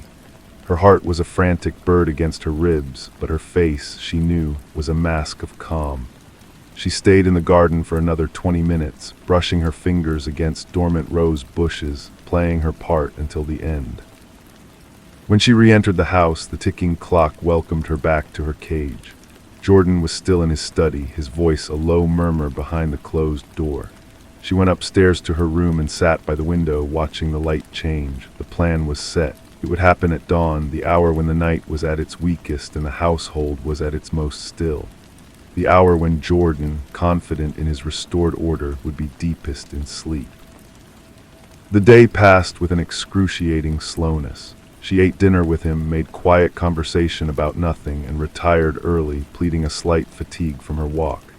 He kissed her forehead, his lips cool and dry. "Sleep well," he said, and she knew he would check the locks, arm the system, and retreat to his own room, believing the world was once again securely arranged to his liking. She lay in the dark, counting the ticks of the clock. Each one was a step closer to freedom. She did not think of failure. She did not think of what lay beyond the woods. She thought only of the sequence. The steps, the door, the alarm, the shears, the fence. When the luminous dial of her bedside clock read 5:00 a.m., she moved. She rose from the bed, the floorboards cold beneath her bare feet. She had slept in her clothes. She pulled on a dark wool coat over her sweater. The house was a tomb, silent except for the ticking. She opened her door, the click of the latch sounding like a gunshot in the hush. She paused, listening. Nothing. She moved down the hallway, her body remembering the count, 17 steps to the top of the stairs. She avoided the third and seventh steps on the way down, the ones she knew would creak. The grandfather clock stood sentinel in the hall, its pendulum swinging in the gloom. The security panel glowed with a soft green light by the front door. Her fingers, cold and steady, reached for the keypad. She had watched him for years. She had seen the pattern of his movements, the way his body blocked the view, but she had also seen the reflection of the glowing numbers in the dark glass of a picture frame one night. It was a guess, a deduction, a desperate hope. She pressed 4 numbers, 7209, their wedding date. A soft, accepting chime sounded from the panel. The green light turned off. The system was disarmed. She turned the deadbolt on the front door. It opened without a sound. The cold morning air rushed in, smelling of damp earth and freedom. She did not look back. She ran, her feet silent on the wet grass towards the tool shed. She retrieved the shears from behind the pots and ran along the edge of the garden wall towards the chain-link fence. The metal was cold and wet in her hands. She fit the blades around a link and squeezed. The rusted metal groaned, then snapped with a loud, satisfying crack. She cut again and again until she had made a hole just large enough to squeeze through. She pushed through, the sharp ends of the wire snagging her coat. She was through. She was in the woods. The trees were a dark, welcoming mass. She dropped the shears and began to run, branches whipping at her face, her breath coming in ragged, steaming gasps. She did not know where she was going, only away. The ticking was gone, replaced by the sound of her own footsteps and the frantic, glorious beating of her own heart. The woods were a blur of grays and browns, a stark contrast to the manicured world she had left behind. She ran without direction, driven by a primal need for distance. Thorns tore at her slacks and snagged her coat, but she felt no pain, only the exhilarating burn of her muscles and the cold air searing her lungs. The sky above the canopy was lightening from black to a deep, bruised blue. She ran until a stitch in her side forced her to stop, doubling over with her hands on her knees, gasping. The silence was immense, broken only by the rustle of a small animal in the undergrowth and the distant, lonely call of a bird. There was no ticking, no footsteps, no Jordan. A sob, half of relief and half of terror, escaped her. She was out, but she was also lost, exposed, and utterly alone. The chemical residue of the blue pill still clung to the edges of her consciousness, a faint haze threatening to cloud her hard-won clarity. She pushed it down, focusing on the immediate physical world. The damp smell of decaying leaves, the rough bark of a tree under her palm, the steady, real thumping of her own heart. She had to keep moving. He would be awake soon. He would find her gone. The hunt would begin. She chose a direction she hoped was west, away from the house and towards what she prayed was a road. She moved more carefully now, trying to be quiet, her eyes scanning the dim forest for any landmark. The woods seemed to go on forever, a labyrinth of identical trees and thickets. After what felt like an hour, the trees began to thin. The sound of a distant engine, faint but unmistakable, reached her. Hope, sharp and painful, flared in her chest. She pushed forward, stumbling over a hidden root, and emerged at the edge of the trees. Before her was a two-lane highway, gray and empty in the pre-dawn light. Across the road, set back in a small clearing, was a gas station. Its lights were on, a beacon of mundane, beautiful normality. A single pickup truck was parked by the pumps, and an old man was filling a plastic container with coffee from a machine just inside the door. This was it, the outside world. For a moment she was paralyzed, staring at the simple scene as if it were a mirage. Then instinct took over. She had to get across the road. She had to get to a phone. She had to call Ishmael. She stepped out of the tree line and onto the gravel shoulder. The old man by the coffee machine looked up, his eyes narrowing as he took in her disheveled appearance, her bare feet in leather loafers now caked with mud. She forced her legs to carry her across the asphalt, her focus entirely on the glowing interior of the gas station. She was halfway across the road when a car, a dark sedan, crested a small hill and sped towards her. It was moving too fast, her breath caught. It wasn't Jordan's car, but the speed, the suddenness of it felt like a threat. She froze for a split second in the middle of the lane, the headlights blinding her. The car swerved, its tires screeching on the pavement, and sped past her, the driver laying on the horn. The blast of sound shattered the morning calm and left her trembling, her heart hammering against her ribs. She stumbled the rest of the way to the gas station, collapsing against the cold glass of the door. The old man was staring at her, his coffee forgotten. "You all right, miss? That idiot nearly hit you." She couldn't speak, she just nodded, pushing the door open and stumbling inside. The warmth of the place, the smell of stale coffee and gasoline was overwhelming. Her eyes scanned the small space, past the racks of chips and candy, and landed on it. A payphone. It was old, its silver cord coiled, but it was there. She approached it, her hand shaking as she reached for the receiver. She had no money, no coins. She looked back at the man, who was still watching her with a mixture of concern and suspicion. "Please," she said, her voice a raw croak. "I need to make a call. I was in an accident. I need to call my brother." The lie came easily, a necessary shield. The man hesitated, then fished in his pocket and held out a few quarters. "Here, go on." Her fingers fumbled as she took the coins. She slotted them into the phone and lifted the receiver to her ear. The dial tone was the most beautiful sound she had ever heard. She pressed the numbers, a sequence she had repeated in her mind for years, a number she was terrified might be disconnected, or worse, answered by a stranger. It rang once, twice. A voice rough with sleep answered, "Hello." It was him, it was Ishmael. Her throat closed, all the words she had planned vanished. All she could manage was a choked whisper, her face pressed against the cool metal of the phone booth.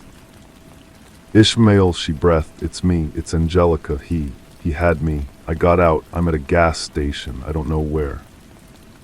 The silence on the other end was absolute. Then a sharp intake of breath. Angie, my God, are you safe? Are you hurt? I'm at a gas station. There's a sign. It says Pine Creek. Please come quickly. Stay there. Don't move. I'm coming. I'm coming right now. She heard the frantic rustle of him getting out of bed, the jingle of keys. The line went dead. She held the buzzing receiver for a long moment before gently placing it back in its cradle. She turned and slid down the wall to sit on the floor, drawing her knees to her chest. The old man brought her a styrofoam cup of hot, bitter coffee. She held it with both hands, the heat seeping into her frozen fingers. She watched the road through the glass, every set of headlights making her flinch. She waited, suspended between the horror of what she had left behind and the terrifying, uncertain hope of what was to come. The world was no longer silent. It was full of noise, and she was listening to all of it. Story 4. The first thing that registered was the smell. It was a scent that did not belong in the stale air of a cheap Berlin hotel room, a metallic tang that clung to the back of the throat, coppery and sharp, layered over something else, something faintly sweet and burnt, like an electrical socket after a sudden spark. It was the smell of a thing that had been alive and was now not, the smell of a struggle that had been brief and terribly final. I stood in the doorway, letting the odor wash over me, a familiar and unwelcome baptism. The room was a stage after the main act had concluded, the set dressing knocked askew. A single lamp lay on its side on the carpet, casting a long, distorted shadow up the wall. The curtains, a thick, ugly brocade, were parted just enough to let in a sliver of the gray dawn, cutting the gloom like a knife. My name is Dalton. I am a guest in this city, an uninvited one. I move through places like this, through the seams of the world, and my business is often the quiet kind, the kind that leaves a smell in a room. This time, however, the smell was not my doing. The man on the floor was Klaus Richter, a mid-level functionary with access to things he should not have access to. He was also my contact. His eyes were open, staring at the water-stained ceiling with a look of profound surprise. The blood, what little there was of it, had pooled dark and thick beneath his head, a small, sticky lake soaking into the industrial carpet. The wound was neat, professional, a single, precise cut to the jugular. It was the work of someone who knew how to end a life efficiently, without theatrics. Enzo. The name surfaced in my mind like a corpse from a deep lake, a ghost, a rumor, a tool used by people who did not like loose ends. I had been sent to meet Richter to receive a package. A defector, a woman from the other side, was offering a treasure trove of secrets, and she would only talk to me. It was a flattering and deeply suspicious proposition. My superiors in Langley were divided, a chorus of cautious optimism and cynical dread. They gave me the green light, but their blessing felt like a shove into a dark room. And now Richter was dead and the package was gone. The only thing left was the smell and a creeping certainty that I was not the hunter here, but the prey. 2 days later I found her, or rather she found me. It was in a crowded artist's bar in Kreuzberg, a place thick with the smell of oil paint, cheap weed, and existential ambition. She was sitting alone in a corner booth, a half-finished glass of red wine in front of her. Her name was Lily. She looked nothing like the dour photographs in the file. The file showed a scientist, a drone in the machine of state security. This woman had a fragile, almost ethereal beauty. Her hair was the color of winter wheat, her eyes a pale, luminous gray. She wore a simple black dress that did nothing to hide the delicate architecture of her collarbones. She looked lost, she looked like a victim. I knew better than to trust that look, but I felt the old, dangerous pull of it anyway, the night-errant impulse that gets men like me killed. She spoke in a whisper that was barely audible over the low thrum of conversation. Her English was precise, lightly accented. "You are Dalton." It was not a question. "Klaus said you would come. He said you were the only one who could be trusted." "Klaus is dead," I said, my voice flat. I watched her face. A tremor went through her, a slight tightening around the eyes. It could have been genuine shock. It could have been excellent acting. I know, she breathed out, her fingers tightening around the stem of her wine glass. I think they know about me. I think they know I was talking to him, to you. She looked at me then, her gaze direct and full of a terrified plea. You have to get me out what I have. It is more than names. It is an operation, a massive deception. They are building a lie so big, so complete, that your entire intelligence apparatus will be crippled for a generation. They call it Operation Janus. The name sent a cold trickle down my spine. Janus, the two-faced god. It was too perfect, too theatrical, yet the fear in her eyes was a potent currency. I have spent my life learning to read people, to separate the truth from the lie in a micro-expression, a hesitation, a shift in posture. With Lily, the signals were a jumbled mess. The vulnerability seemed real, a raw nerve exposed to the air. But beneath it there was a steeliness, a control that she could not quite mask. She was a paradox, a beautiful, complicated lock, and I was the fool who thought he had the key. We moved through the city like ghosts, safe house to safe house, an itinerary of paranoia. I communicated with Langley through dead drops and encrypted bursts, feeding them pieces of what Lily was giving me. The information was tantalizing, a trail of breadcrumbs leading deep into the dark forest of the enemy's intentions. It spoke of double agents at the highest levels, of a mole so deeply buried that their existence was a phantom limb in our own organization. Her intelligence was flawless, corroborated by tiny, verifiable facts. It was the perfect bait. The world outside the safe houses took on a dreamlike quality. The Berlin streets, usually so sharp and defined in my memory, became a blur of rain-slicked cobblestones and neon reflections. Faces and crowds melted into one another. Sounds were muffled, distant. I slept in fits and starts, my dreams populated by the coppery smell of Richter's hotel room and Lily's gray eyes watching me. The line between my mission and my growing obsession with her began to dissolve. I was no longer sure if I was protecting her or if I was being led by her. Her story was a fragile thing, a soap bubble that could pop at the slightest touch, and yet it held, shimmering with a terrible, beautiful plausibility. It was in a concrete block safe house in the eastern part of the city, the air smelling of damp plaster and old cigarettes, that the trap finally sprang. We were waiting for our extraction team, a group of men from our embassy who were supposed to spirit us away to a friendly airfield. The hours stretched, thin and taut. The team was late. Then my secure line went dead. Not just silent, but dead, the kind of dead that means the hardware itself has been remotely scoured. Lily was sitting on a bare mattress, her knees drawn up to her chest. She wasn't looking at me. She was staring at the wall as if she could see right through it. "They're not coming, are they?" she said, her voice hollow. I didn't answer. I was at the window, peering through a slit in the blinds at the empty street below. It was too empty. A residential street, even at this hour, should have some life. A cat, a late-night dog walker, something. There was nothing. Just the orange glow of the sodium vapor lamps and the silent, parked cars. "It's him, isn't it?" she whispered. "Enzo." The name hung in the room, solid and lethal. I turned from the window and looked at her.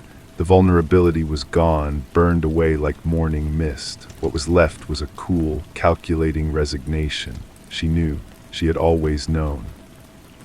"This was the plan all along, wasn't it, Lily?" My voice was quiet, almost conversational. "Not to get you out, to get me in, to isolate me, to make me the rogue agent, the one who fell for the defector, the one who compromised everything. Langley thinks I'm the mole now, don't they? They think I'm Janus." She finally met my gaze. There was no apology in her eyes, only a faint, weary acknowledgement. "It is not personal, Dalton. It is the job. You are a very good agent. That made you a very good target." "Who's running you, Jamie?" A ghost of a smile touched her lips. "Jamie is the architect. He designs the maze. He doesn't get his hands dirty with the rats inside it." The door downstairs splintered with a sound like a gunshot. It wasn't the careful, methodical breach of a police team. It was fast, violent, and final. I had one gun, a standard-issue Sig Sauer, and maybe 3 spare magazines. Against a team, it was a futile gesture. Against Enzo, it was a death rattle. I grabbed Lily by the arm, pulling her off the mattress. We're leaving now. There is no leaving, she said, but she came without resistance. We went out the back down a fire escape that groaned under our weight. The alley below was a canyon of shadows and overflowing dumpsters. The metallic smell from Richter's room was back, or maybe it was just the memory of it, so vivid it felt real. We ran.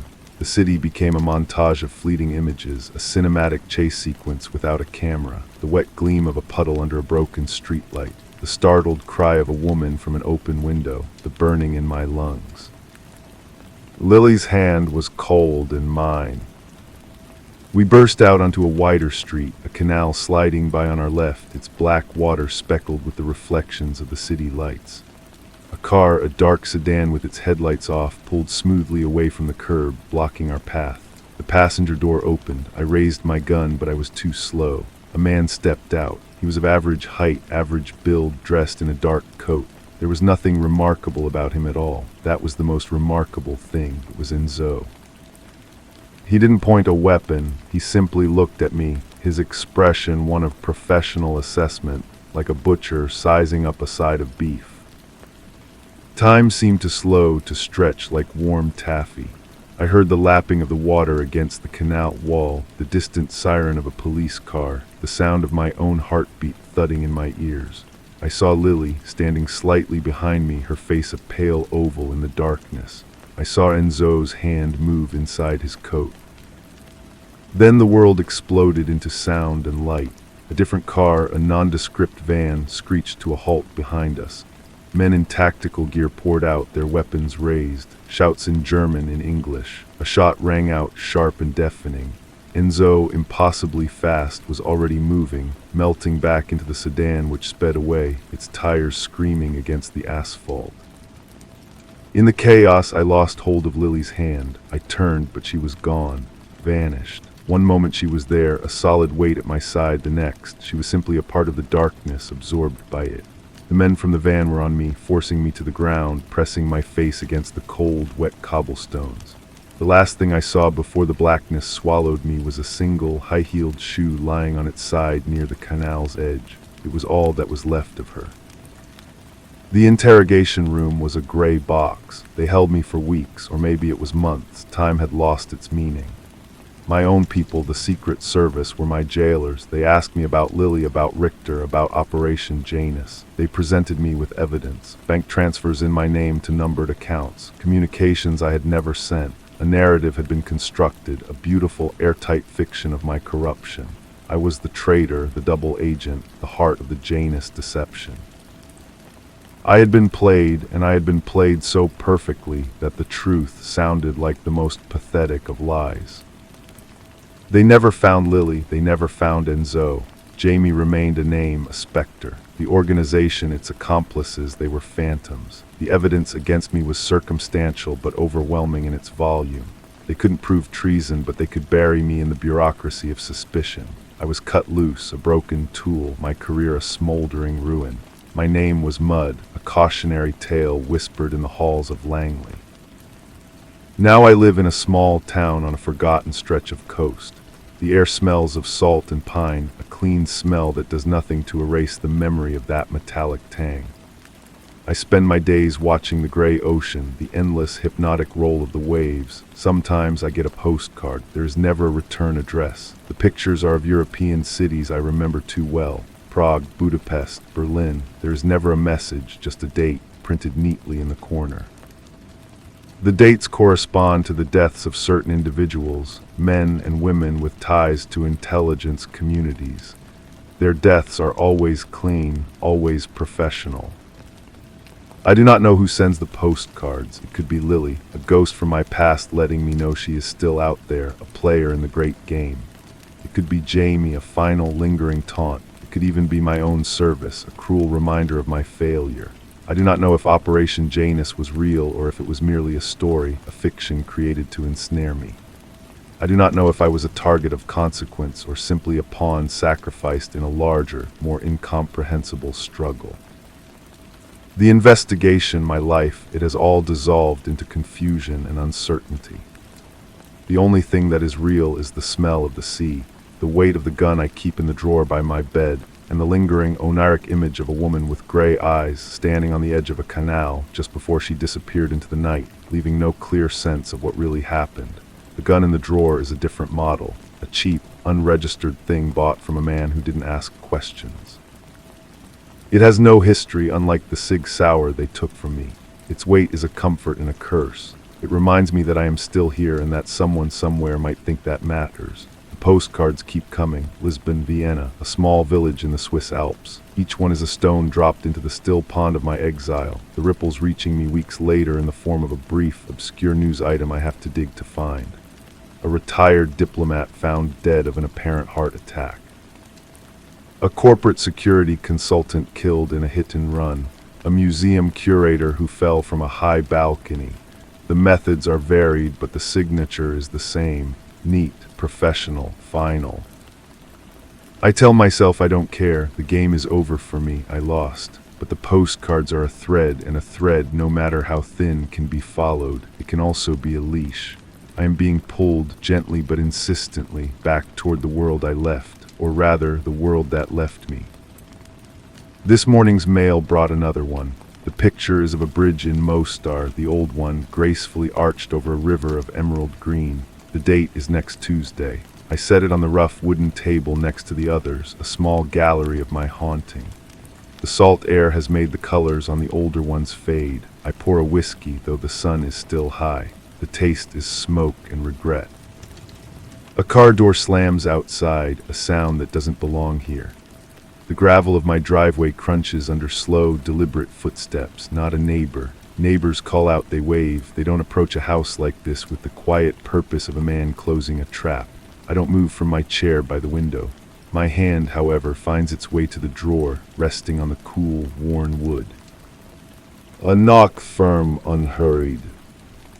I don't answer. I watch the shadow on the porch, the patient stillness of it. Dalton, the voice is muffled by the door, but I recognize it. It's Henderson. He was my handler once, a long time ago, before the world went sideways.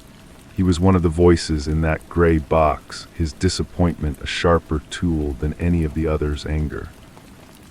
I consider not opening the door. I consider the gun. Instead, I stand and turn the lock. He looks older, the lines on his face deeper, his hair more gray than brown. He wears a rumpled suit that smells of airplane air and cheap coffee. He doesn't wait for an invitation. He steps inside, his eyes doing a quick professional sweep of the single room. Still living the dream, I see, he says, his gaze landing on the postcards on the table. He doesn't seem surprised. What do you want, Henderson? We have a problem, he says it flatly, a statement of fact. A name has surfaced, in chatter. We thought it was dead. We thought you were a closed file. Join us, I say.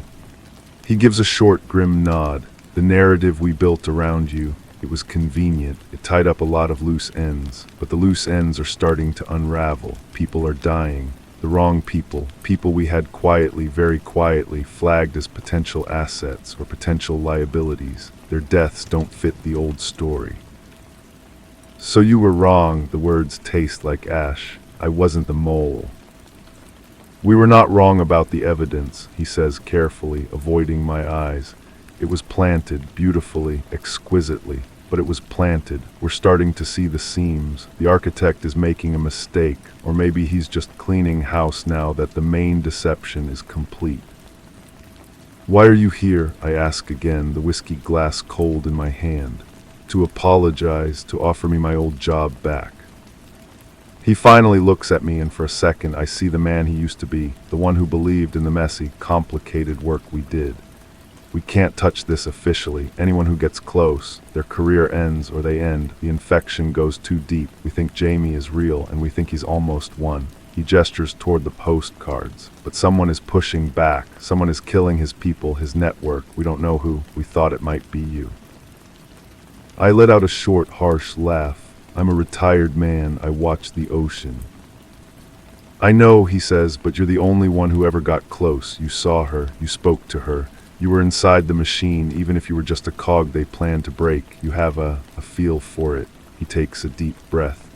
We need you to look at something, a file, a new name that's come up. It might be nothing, it might be everything.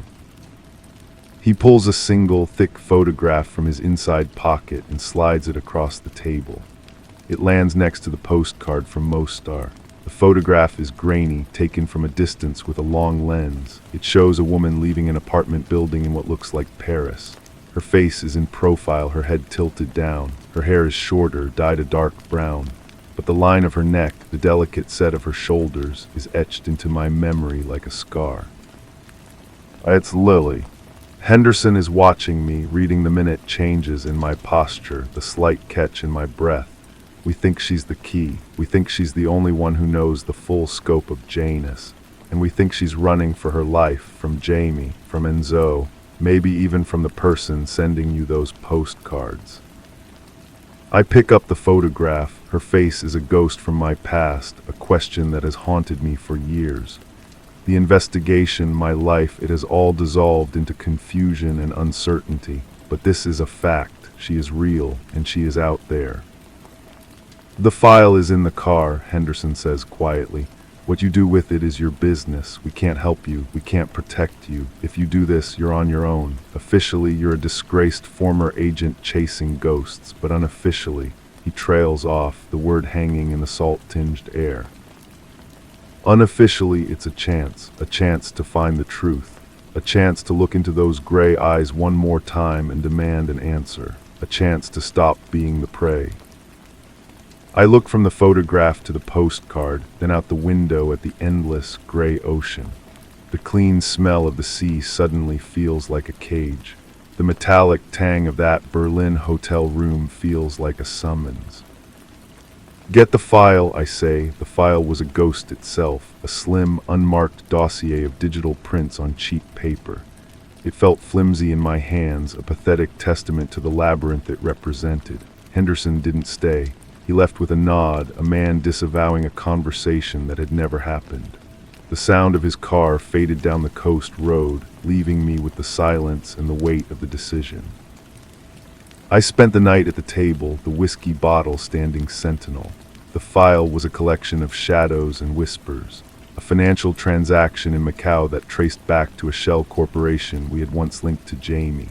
A blurred image from a traffic camera in Marseille that might have been Enzo or just a man with a similar coat. And Lily, there were 3 more photos of her, each one a little clearer, a little more desperate.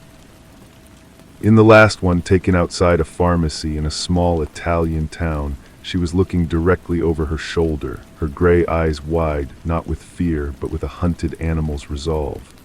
She had seen the camera. She knew. The postcard from Mostar lay beside the file, next Tuesday. The date was a deadline. It was also a destination. I knew with a certainty that went deeper than reason that she would be there. The postcards weren't just a tally of the dead. They were a trail, her trail. She was the one sending them. She was showing me her work, drawing a map of her own private war, and she was leading me to the bridge in Mostar.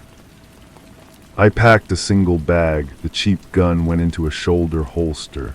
I left the house unlocked, the postcards scattered on the table for the salt air to finish fading. I didn't look back at the ocean. The cage was open. The journey was a series of masks. A bus to a larger town, a train to a city where I used a passport I had kept buried for a decade, a name that belonged to a man who had never been to Berlin, never held a defector's hand, never been broken. The face in the mirror of the train's bathroom was a stranger's, older and harder than the one I remembered. But the eyes were mine. They had not been in that gray box. They had been here waiting. I arrived in Mostar on Monday evening. The air was warm and thick with the smell of roasting meat and history. The old town was a beautiful scar, ancient stone buildings standing next to vacant lots filled with rubble, a testament to a war that was both recent and forgotten. I found a room in a pension run by a silent old woman, its window overlooking a narrow alley. I could see the top of the famous bridge, starry most, its pale arch lit against the darkening sky. I spent the next day in a state of heightened calm, the kind that comes before a storm. I walked the streets, noting exits, blind spots, potential ambush points. The bridge was the obvious location, a public stage, but it felt wrong, too open, too symbolic. Jamie, if he was coming, would prefer something messier, more private. I watched the tourists milling about, their laughter feeling alien and fragile. I looked for faces that didn't belong, for the telltale stillness of a professional in a crowd of amateurs. I saw nothing, or everything looked suspicious. As evening fell, I positioned myself in a small cafe with a view of the bridge's western approach. I ordered a coffee I didn't drink. The date on the postcard was today. The time was now. The sun dipped below the hills, setting the Neretva River on fire with orange and red. The bridge became a silhouette. And then I saw her. She was on the bridge, walking slowly from the other side. She wore a simple dark dress and a scarf over her hair, but I knew her gait, the way she held herself, a contained energy even in this slow, deliberate walk. She stopped at the highest point of the arch, leaning against the stone parapet, looking down into the green water far below. She was alone. My every instinct screamed trap. This was too easy. It was a picture, a composition, the defector on the bridge waiting for her contact. I scanned the surroundings, the rooftops of the old town, the windows of the buildings lining the river, the groups of tourists. My hand rested on the grip of the gun beneath my jacket. I gave it 5 minutes. She didn't move. She just stared into the water, a statue of grief or anticipation. I stood, left a bill on the table, and began to walk toward the bridge. The stones were smooth under my feet, worn by centuries of footsteps. The sound of the river grew louder, a rushing, constant whisper. I was 10 feet from her when she spoke, her voice low and clear, carried on the evening air. I wondered if you would come. She didn't turn around. I got your postcards, I said, stopping a few feet behind her. Did you like them? She asked, a trace of her old irony coloring her words. I tried to pick the nice places. Why, Lily? Finally, she turned to face me. The scarf hid most of her hair, but her eyes were the same. The steel was still there, but it was cracked now, eroded by exhaustion and something that looked like remorse. Because you were the only one who would believe me, she said. The only one he couldn't completely turn. He tried. He built his entire story around you, Dalton. You were the perfect patsy, but a part of you knew it was a lie. I could see it in your eyes in that safe house. You never fully believed me, and that is why you are here now. Jamie, I said. She gave a sharp, bitter nod. He is here. He would not miss this, the final act. She glanced over my shoulder, her eyes scanning the crowd. He wants us both, the loose ends, the only two people who know the truth of Janus from the inside. And what is the truth? I asked, taking a step closer. The air between us was electric. Janus was never about planting a mole, she said, her voice dropping to a whisper. It was about creating the idea of a mole, a phantom so terrifying, so believable, that it would paralyze your service from within. It would make you distrust your own shadow, the evidence against you, the money, the messages. It was all part of the show, a production to make the phantom real, and it worked perfectly. Until you started killing his people. Her smile was thin and cold. I am not killing his people. I am killing the phantom. I am making the ghost blade. I am showing your people, the ones who still have eyes to see, that the monster under the bed is just a man, and men can die. A flicker of movement on the far bank caught my eye. A man in a dark jacket standing too still. Enzo, the butcher, he was here. The trap was closing. Lily, I said, my voice urgent. We need to go now. She looked at me, and for a single, unguarded moment, the mask fell away. I saw the raw fear, the weight of the years spent running, the loneliness. There is nowhere to go, Dalton, don't you see? This is where it ends, on a beautiful bridge. A shout echoed from the old town, followed by the sound of running feet, not tourists. The timing was too coordinated. Enzo began to move, crossing the bridge toward us with a calm, unstoppable pace. I grabbed Lily's arm. No, I said, it doesn't end here. I pulled her, and this time she resisted. Her eyes were locked on Enzo. He will never stop.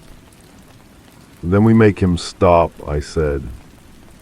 I turned, pulling her with me, and we ran, not off the bridge, but across it, toward the eastern bank, away from Enzo.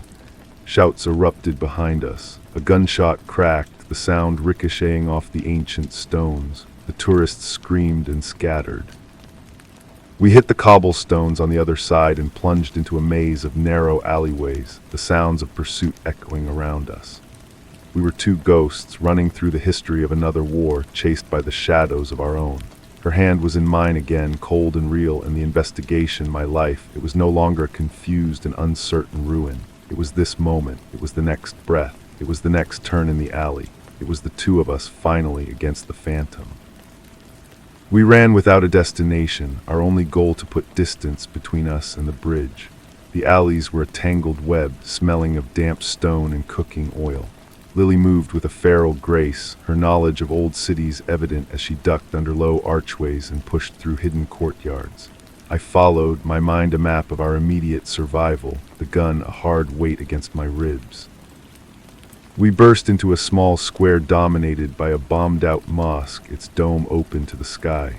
The pursuit was closer now, their footsteps a chaotic drumbeat behind us. There were more than just Enzo. Jamie had brought a team.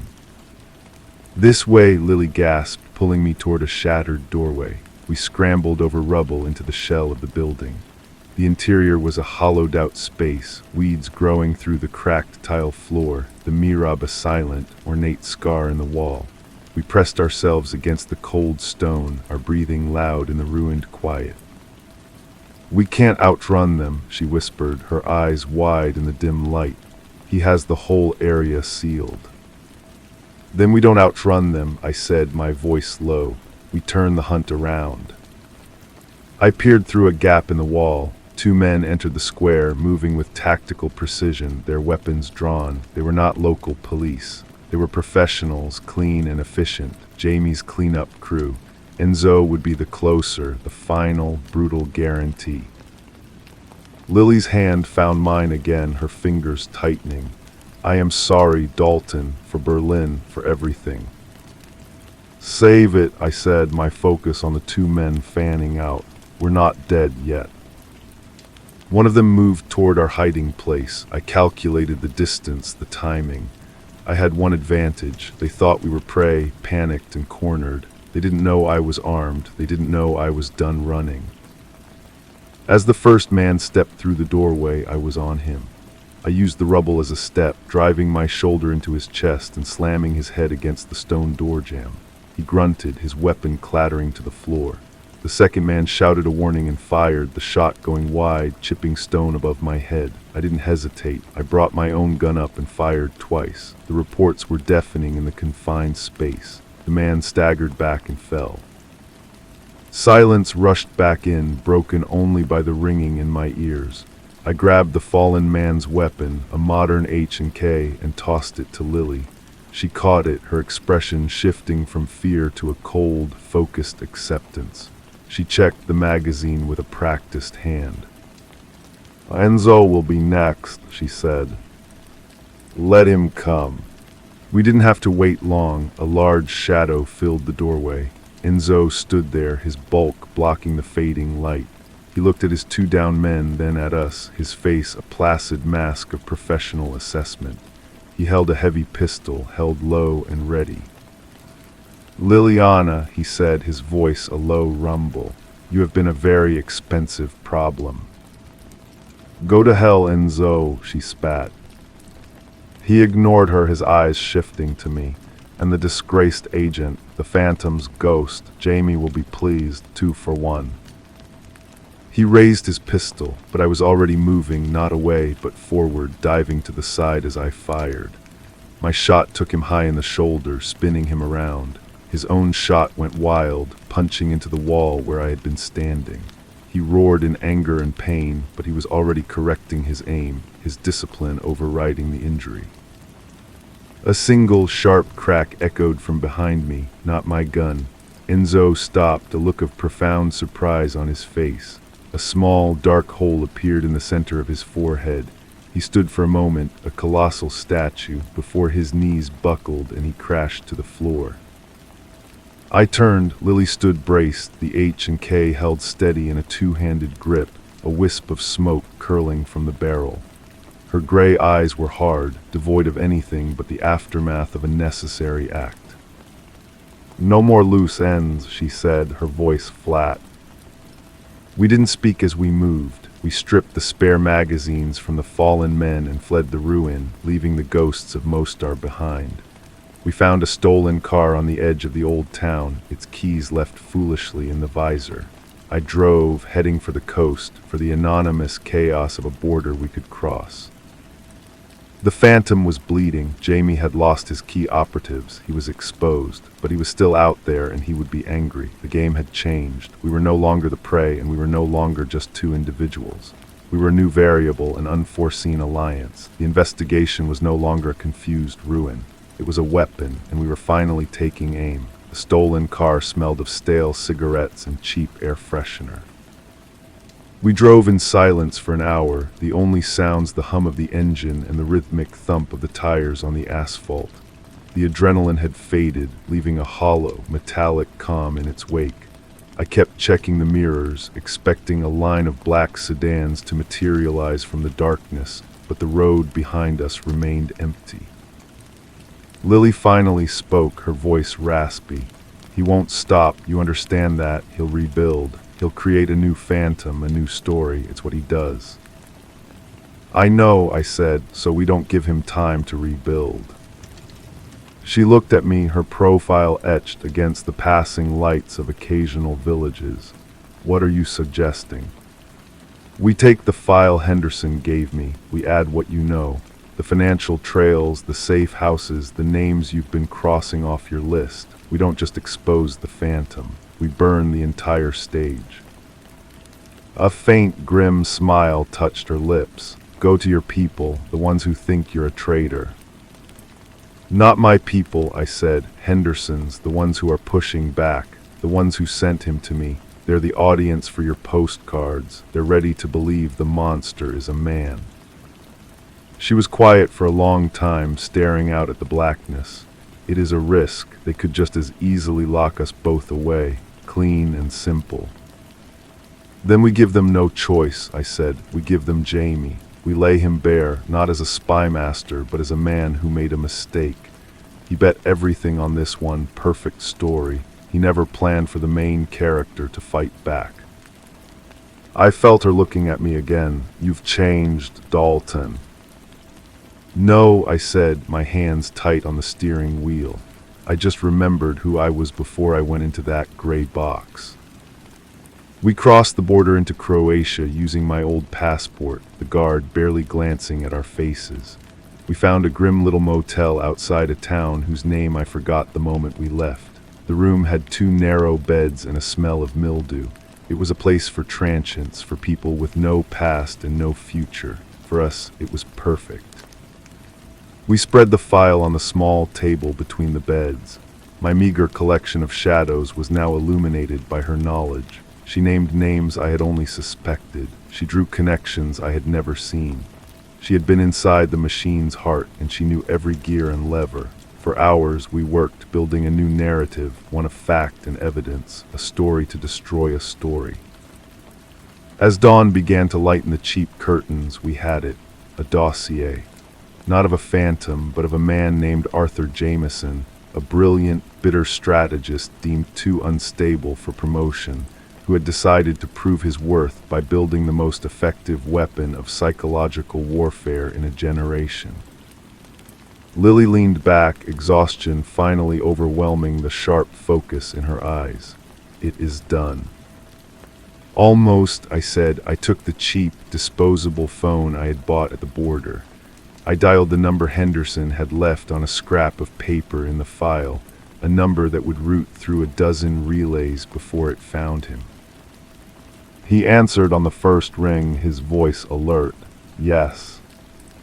"It's Dalton," I said. "I'm sending you a package. When you get it, look at the photograph from the pharmacy in Italy. Look at her eyes. She's not afraid. She's angry, and she's telling the truth." I hung up before he could reply. I pulled the SIM card, broke it, and flushed it down the toilet in the tiny, grimy bathroom. When I came out, Lily was asleep, curled on top of the covers of one bed, still dressed.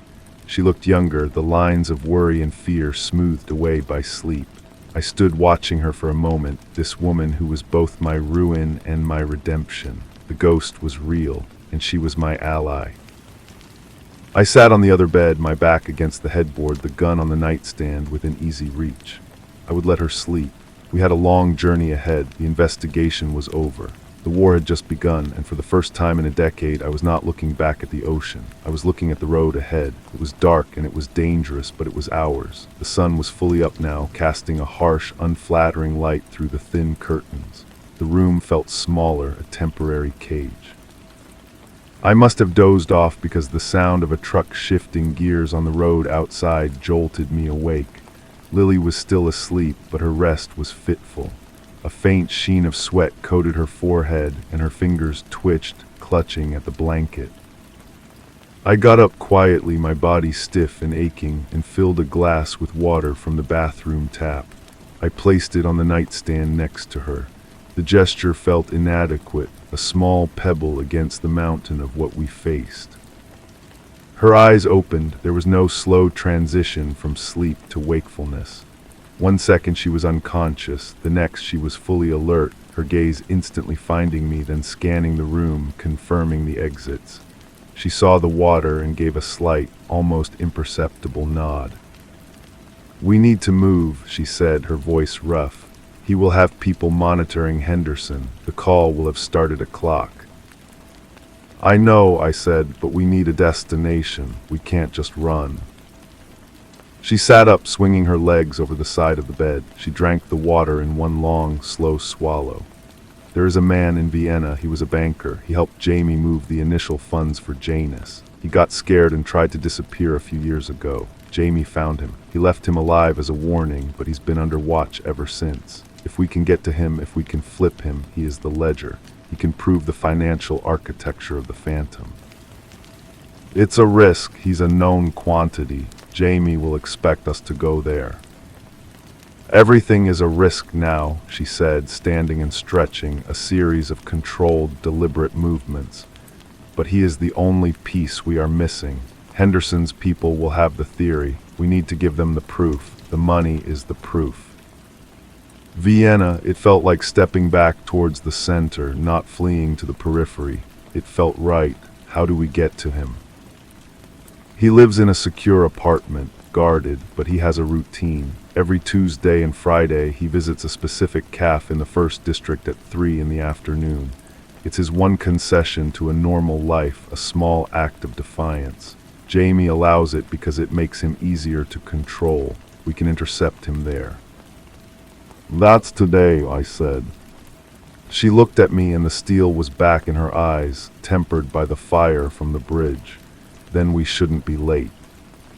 We left the motel as anonymously as we had arrived, the stolen car feeling more like a target with every passing mile. We abandoned it in a long-term parking lot at the Zagreb airport and used cash to buy train tickets. It was slower but cleaner, less predictable. The train ride was a study in tension. Every conductor who checked tickets, every passenger who looked our way for a moment too long, felt like a potential threat. We sat in silence, watching the green countryside blur past, both of us lost in our own calculations of survival and vengeance. A few hours from Vienna, Lily spoke, her voice so quiet I almost didn't hear it over the rumble of the train. "He made me believe in it once, you know, the Phantom. He made it sound like the most elegant, beautiful lie ever told, a work of art." She turned from the window to look at me. "I am not asking for forgiveness, Dalton. I am just telling you that I understand how it happens, how a lie can become your truth if it's told by the right person." I didn't know what to say. The betrayal was a cold, hard stone inside me, but it was no longer the only thing I felt. There was a strange, painful empathy for the woman she had been, a brilliant asset seduced by a grand, destructive vision. The woman next to me was different. She was trying to tear that vision down with her bare hands. "We all believe the stories we need to," I said finally, "until we don't." The train pulled into Vienna's Hauptbahnhof in the early afternoon. The air was different here, crisp and orderly.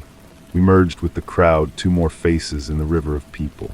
We had 2 hours until the banker's calf ritual, time enough to prepare, time enough for everything to go wrong. We moved through the grand station, side by side, two ghosts walking into the heart of the old world, ready to haunt our creator. The calf was exactly as she had described it, a venerable old establishment tucked into a cobblestone street, its tables spilling onto the pavement under the shade of green awnings. The air smelled of coffee and warm pastries. It was a scene of perfect, civilized calm. We took up a position in a bookstore across the street, its second-floor window providing a clear, elevated view of the entrance. We didn't have to wait long. At 3 o'clock precisely, a thin, nervous-looking man in a beautifully tailored but slightly outdated suit appeared. He was flanked by 2 larger men whose ill-fitting jackets did little to conceal their profession. The banker, Klaus Richter, walked with a stiff, careful gait as if afraid the ground might give way beneath him. He took his usual table, the one farthest from the street, his back to the wall. One guard stood near the door, the other took a seat at the adjacent table, his eyes constantly scanning. "He is more frightened than I anticipated," Lily murmured, her binoculars trained on Richter's face. "The leash is shorter." "Can we get to him?" I asked. "His guard is his prison. We need to offer him a key." She lowered the binoculars. "I will go, alone. He knows my face. He knows what I was to Jamie. It will mean more coming from me." "It was a terrible plan. It was the only plan," I nodded.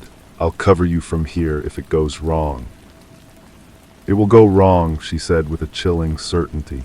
"The question is how." She handed me the H&K. "You are the better shot." She left the bookstore, a solitary figure crossing the sun-dappled street. She looked like any other elegant woman heading for a coffee, but I saw the tension in her shoulders, the readiness in her step. I sighted through the scope, the crosshairs settling on the guard seated at the table. My world narrowed to his center mass, the slow rise and fall of his chest. I saw Lily approach Richter's table. The seated guard stood up, his hand moving inside his jacket. Richter looked up and his face went ashen. He recognized her instantly. He began to shake his head, a frantic, panicked motion. I couldn't hear the words, but I saw Lily lean in, speaking quickly, urgently. She was offering him a way out, showing him the dossier, the proof that the Phantom could be killed. It was the guard by the door who made the move. He didn't go for his weapon. He simply raised a hand to his ear, speaking into a comms unit. They weren't just watching him. They were using him as bait. Lily saw it too. She grabbed Richter's arm, trying to pull him from his chair. The seated guard drew his pistol. I didn't have a choice. I exhaled and squeezed the trigger. The shot was a flat, shocking crack in the quiet afternoon.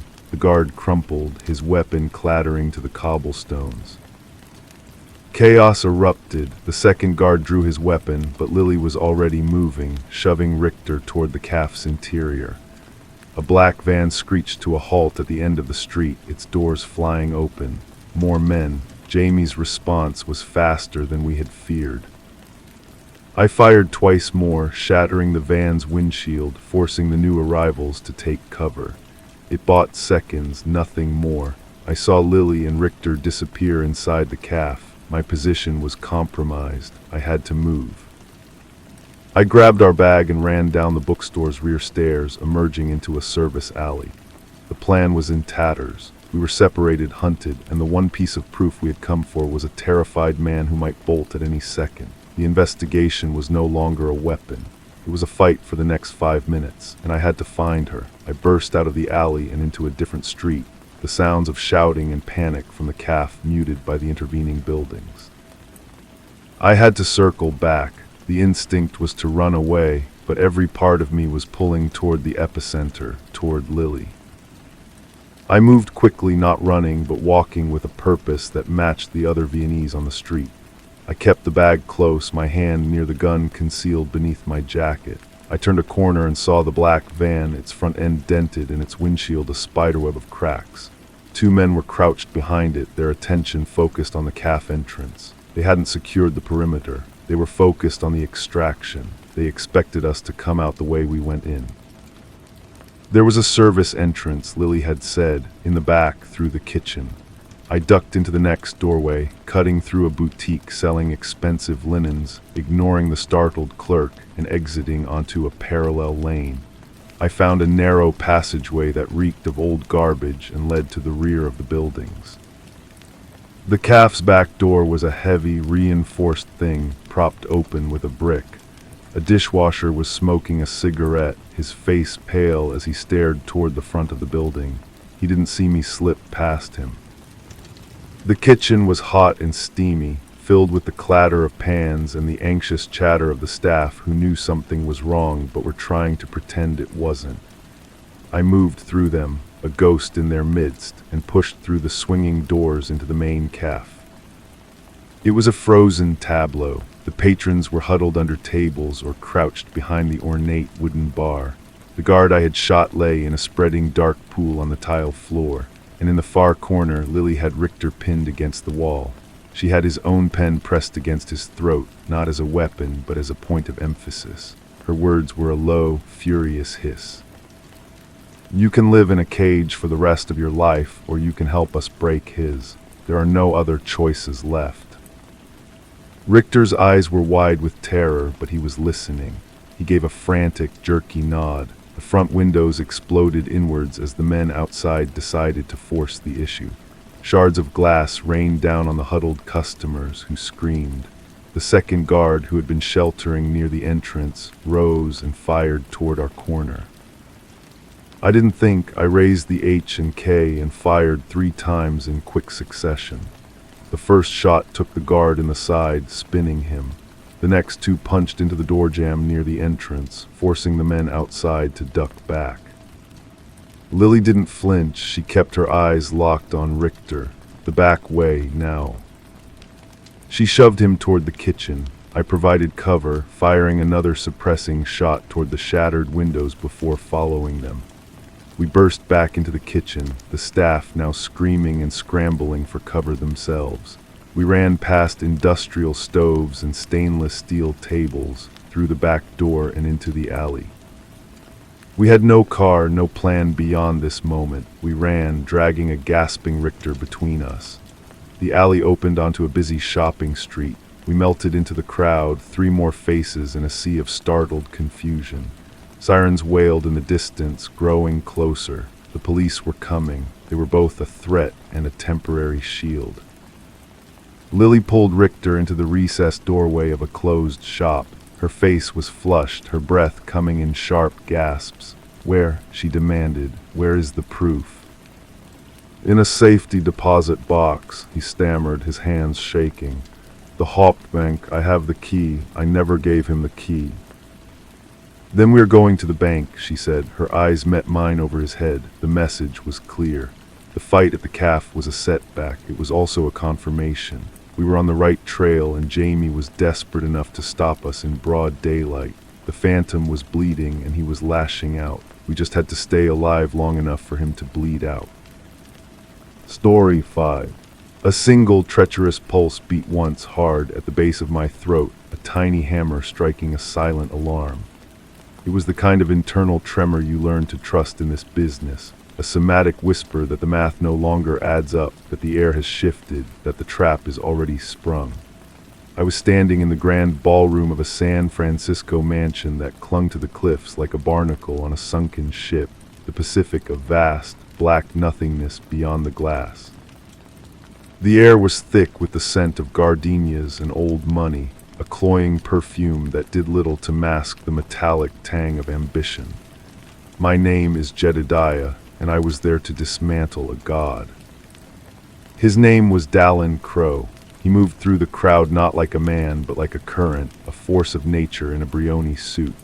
He was the host, the center of this particular universe, a tycoon whose empire was built on the quiet, ruthless acquisition of things others didn't even know were for sale. My assignment, handed down from the faceless men in Langley, was simple: get close, confirm the whispers, and stop him. The whispers, said Dallin Crow, was not just hoarding gold. He was preparing to break the world's backbone with it. I felt a presence beside me before I saw her. Dawn. She was Crow's personal curator, his shadow, a woman whose beauty was a weapon she seemed both to wield and resent. Her eyes were the color of a twilight sea, and they held a knowledge that felt both intimate and dangerous. "He doesn't drink," she said, her voice a low murmur that cut through the string quartet. "He says it clouds the lens." "What lens is that?" I asked, letting my gaze linger on her a second too long, a calculated risk. "The one he uses to see the future," she replied, and a ghost of a smile touched her lips before fading. "Yes, giving a speech soon. You'll want to hear it. It's enlightening." She drifted away, a wisp of black silk, leaving behind the faint scent of jasmine and solitude. I watched her go, the pulse in my neck a steady, quiet drum now. The game was in motion. Later, from the back of the opulent room, I listened as Dallin Crow took the podium. He didn't shout, he didn't need to. His voice was a calibrated instrument, a warm, resonant baritone that promised certainty in an uncertain world. He spoke of volatility, of the fragile faith propping up global currencies, of the need for a new anchor, a true measure of value. "We have forgotten the weight of things," he said, his hands resting lightly on the lectern.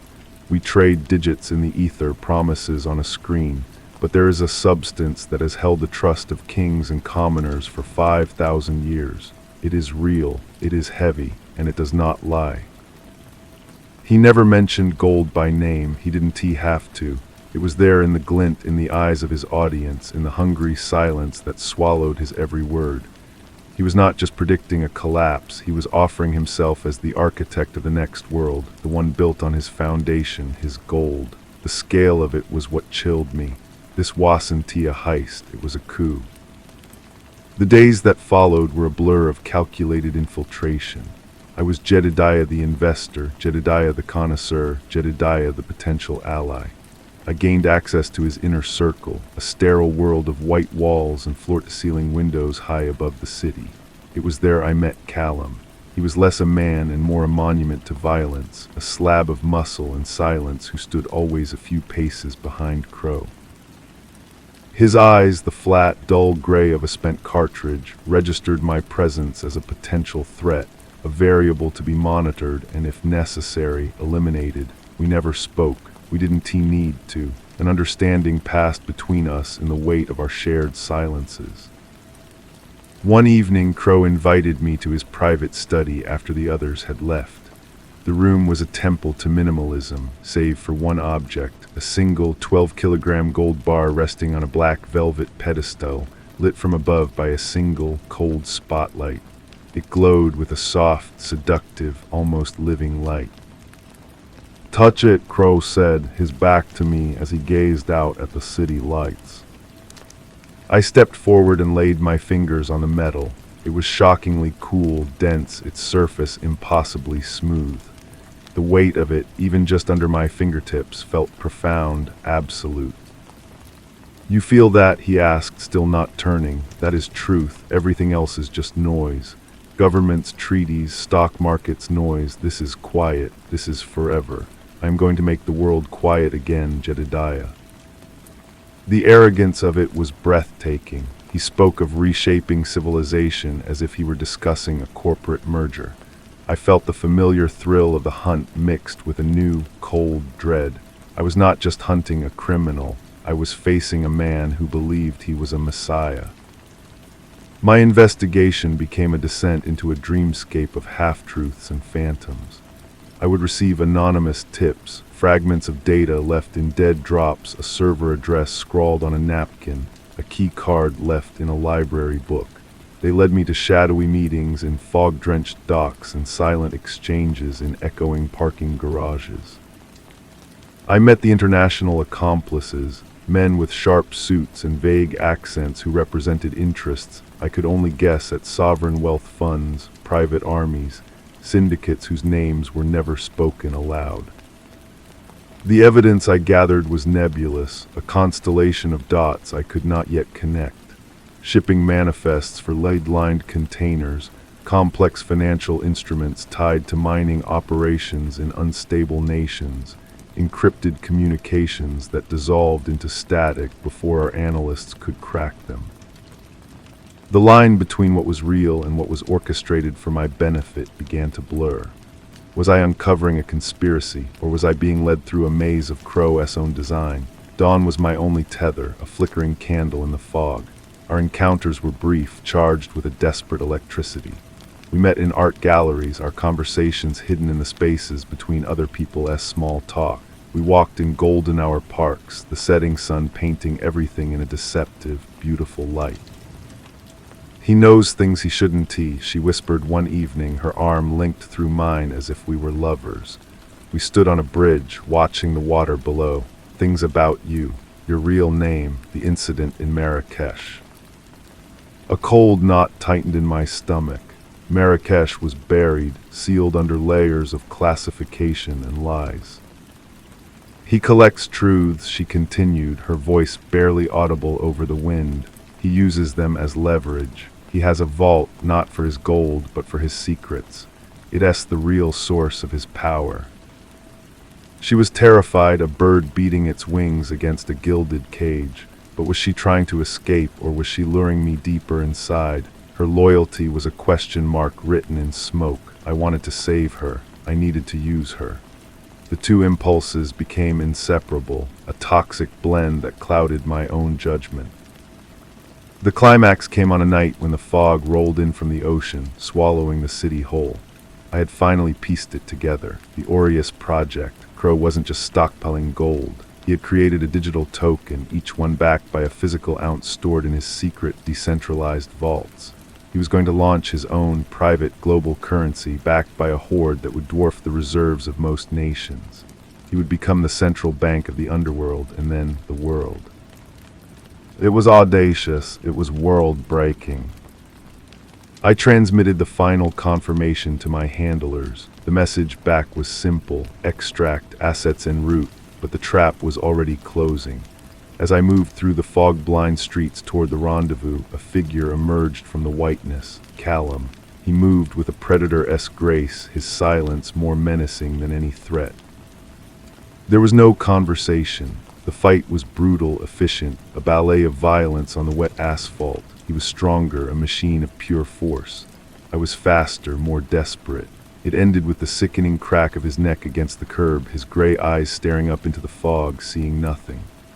The silence that followed was heavier than the gold bar, broken only by the drip of water from a nearby gutter and the frantic thumping of my own heart. I found Dawn at the secondary location, an abandoned shipyard. She was waiting under a solitary, flickering halogen light, her face pale and streaked with tears or rain. I couldn't tell. "It's over, Dawn. It's done," I said, reaching for her. She flinched away. "You don't understand. You never did." Her hand went to her ear, to a small device I hadn't noticed. "Yes, here." From the shadows of a rusted shipping container, Dallin Crow emerged. He held a small, slake pistol, not at me, but loosely at his side. He didn't look angry. He looked disappointed. "Jedediah," he sighed, as if addressing a promising student who had failed a simple test. "All this noise, all this effort, you were meant for more. You could have helped me build the new world." "The world isn't yours to build," I said, my own weapon rising. "Isn't it?" He smiled, a thin, cold thing. "You stopped one man, you disrupted one plan, but the idea is already out there, the architecture is in place. My accomplices, my system, it as a ghost in the machine now. You can kill a ghost." His eyes shifted to Dawn. "And you, my dear, after all I've given you." Before I could react, before I could even process his words, the shot was fired, not from his gun, from the shadows behind him. Dawn crumpled, a dark flower blooming on her white coat. I fired twice, 3 times. Crow staggered back, a look of faint surprise on his face, and fell into the darkness between the containers. I rushed to Dawn, cradling her head. Her breath was a ragged, bubbling whisper. "The vault," she gasped, her eyes wide, fixed on mine. It was never about the gold, it was the... Her body went slack. The truth, whatever final piece it was, died with her. The agents swarmed in then, faceless in their tactical gear, securing the area. They found Crow-S body. The mission was a success. A qualified success, they called it. I was debriefed, commended, given a new name, a new face, a new city. Months later, the official story was one of a grand victory for global security. The Aureus project was dismantled. The world was safe. But I felt the old, familiar pulse in my throat, a persistent, quiet thrum of wrongness. I started looking, using back channels, buried protocols. The shipping manifests I had uncovered, the financial trails they hadn't T-stopped. They had just changed direction, become more sophisticated, more ghostly. Crow-S network, his idea, was like a hydra. We had cut off one head, and two more had grown in its place, more powerful and more hidden than before. Which is how I find myself here tonight in another city under another name. The air is different here, drier, smelling of dust and exhaust instead of salt and gardenias. But the room is the same. A different grand ballroom, a different wealthy host holding court. He is a media magnate, a philanthropist, a pillar of the community. And as he takes the podium, the crowd falls silent. He begins to speak, his voice a calibrated instrument, a warm, resonant baritone. We have forgotten the weight of things, he says, his hands resting lightly on the lectern. We trade digits in the ether, promises on a screen. A single treacherous pulse beats once hard at the base of my throat.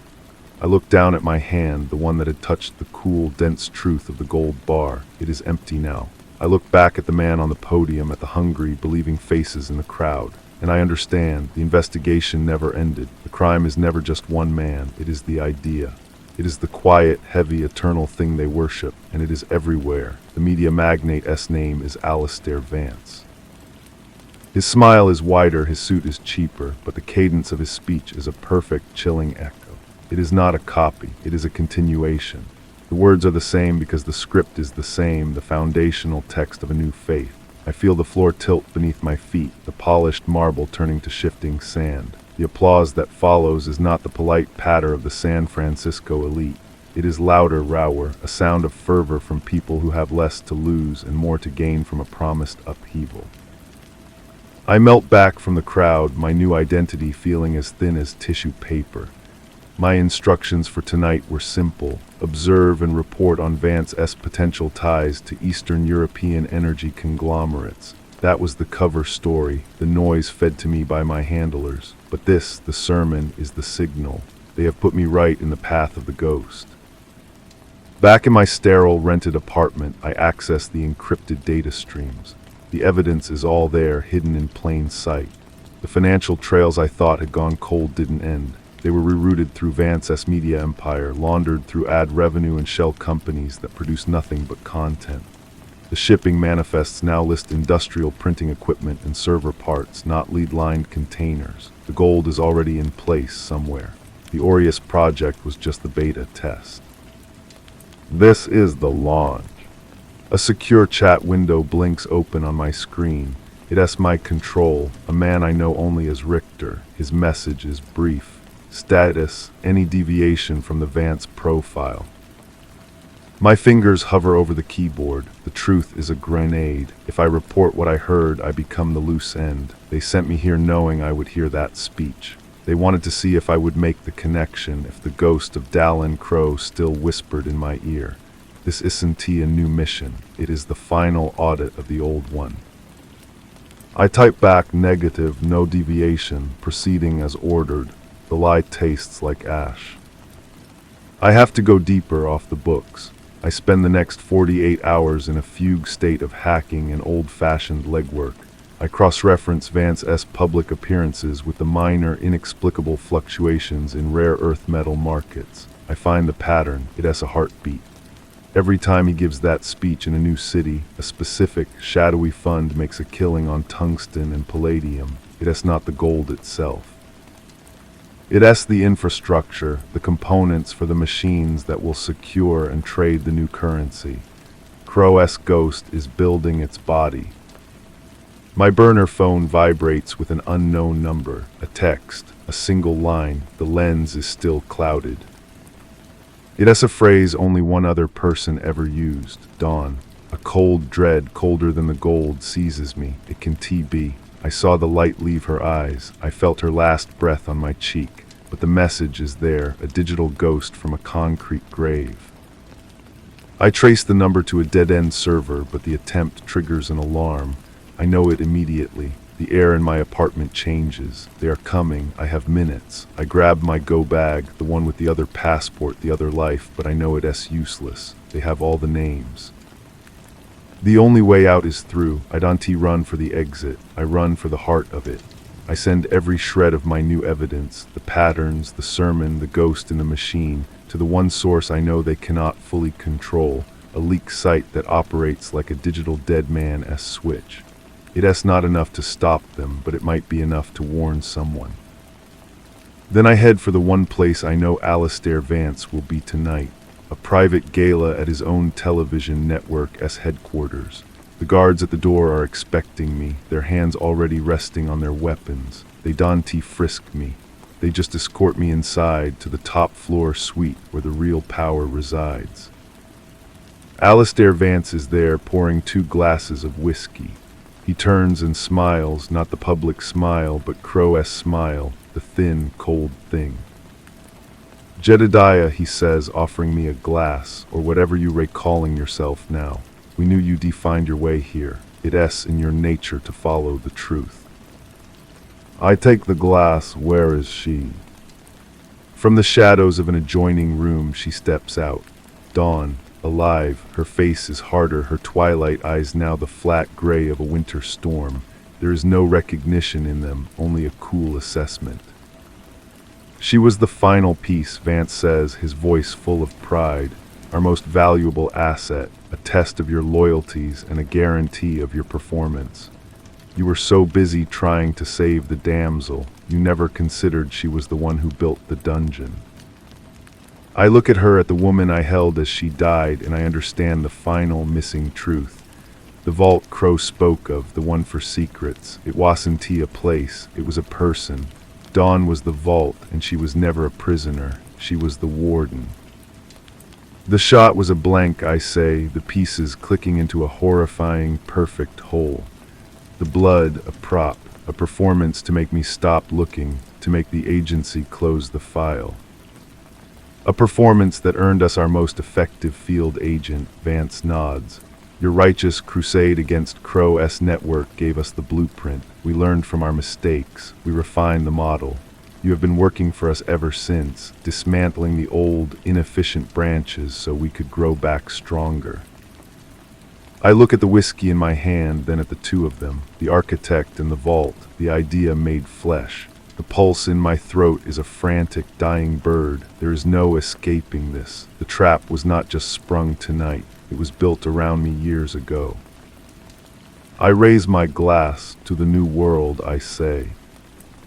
And I drink. The whiskey is smooth, a top-shelf poison that burns a path of finality down my throat. I place the empty glass on the table with a quiet, definitive click. The game is over. All that remains is to see the final card turned. Vance watches me, his expression one of clinical curiosity. Dawn stands motionless, a beautiful statue guarding a tomb of secrets. It really is a pity, Vance muses. You have a singular talent for finding the cracks in the world. We could have used that talent for a long time. You did use it, I correct him, my voice unnaturally calm. You just forgot to tell me. He shrugs, a gesture of supreme indifference. Semantics, the work was done. The structure is stronger for it. My eyes stay on Dawn, and you, was any of it real? For a fraction of a second, something flickers in the winter storm of her gaze. A memory, perhaps, a park at golden hour, a bridge in the fog, then it is gone, extinguished.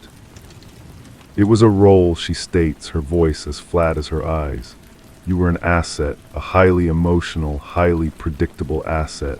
It made you easy to manage. The words are meant to shatter what's left of me. but the cold inside is absolute now, a permafrost that has reached my core. There is no more anger, no more betrayal. There is only the geometry of the room, the position of the actors, the weight of the pistol still tucked against the small of my back. They were so confident in my entrapment they didn't bother to disarm me. A final, fatal oversight.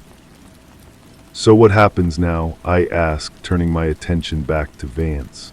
Another performance, another tragic end for a rogue operative. Something like that, he nods. The narrative is already written. A lone wolf haunted by his past corrupts a noble mission for personal vengeance. He confronts the esteemed Alistair Vance and his head of security. A violent struggle ensues, a tragic but necessary conclusion. He gestures to Dawn. She reaches into her jacket, her movement fluid and practiced. She is going to be the one to do it, of course, the final, perfect twist of the knife. As her hand emerges, not with a gun, but with a compact cylindrical device, a suppressor, she begins to thread onto her own weapon. I move. It is not the desperate, furious lunge of our fight with Callum. It is something slower, more deliberate.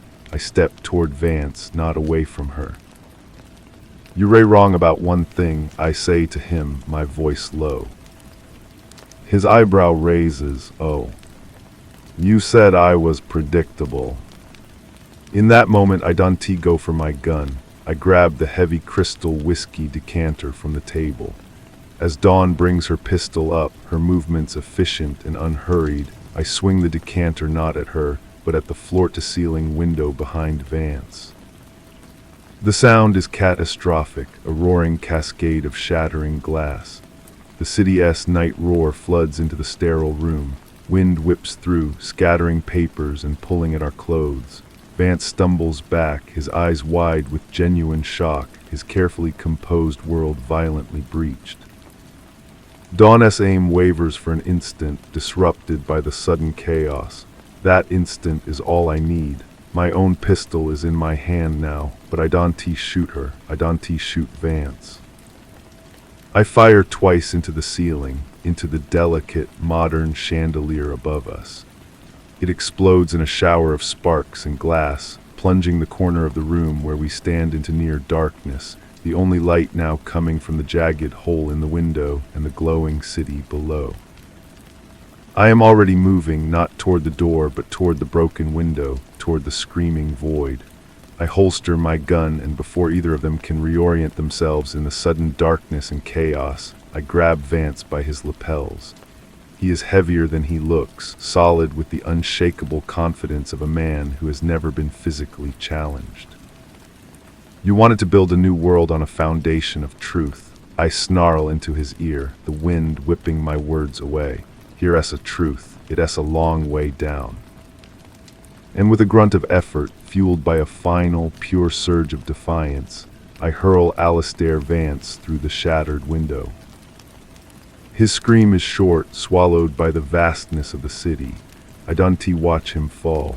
I am already spinning, diving behind a heavy concrete column as Dawn's silenced gun spits 2 rounds that chip the floor where I stood.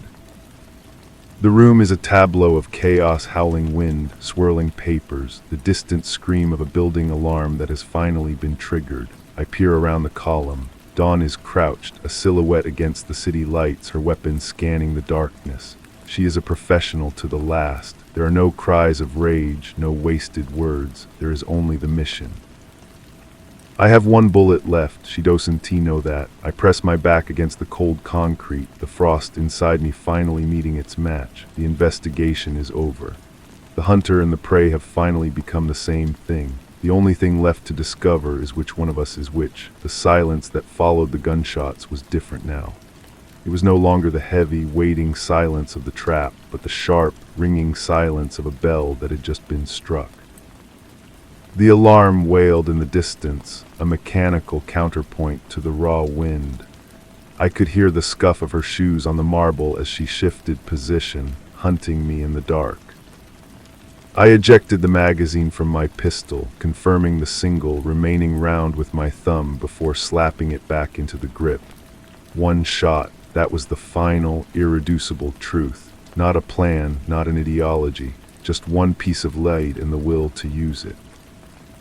I risked a glance. She was moving not toward me but laterally, using the broken furniture and the shadows cast by the emergency lights now flickering to life. She was cutting off my route to the door. Of course, the exit was a fantasy. This room, this moment, was the only destination I had ever been heading toward. Her voice cut through the din, calm and clear.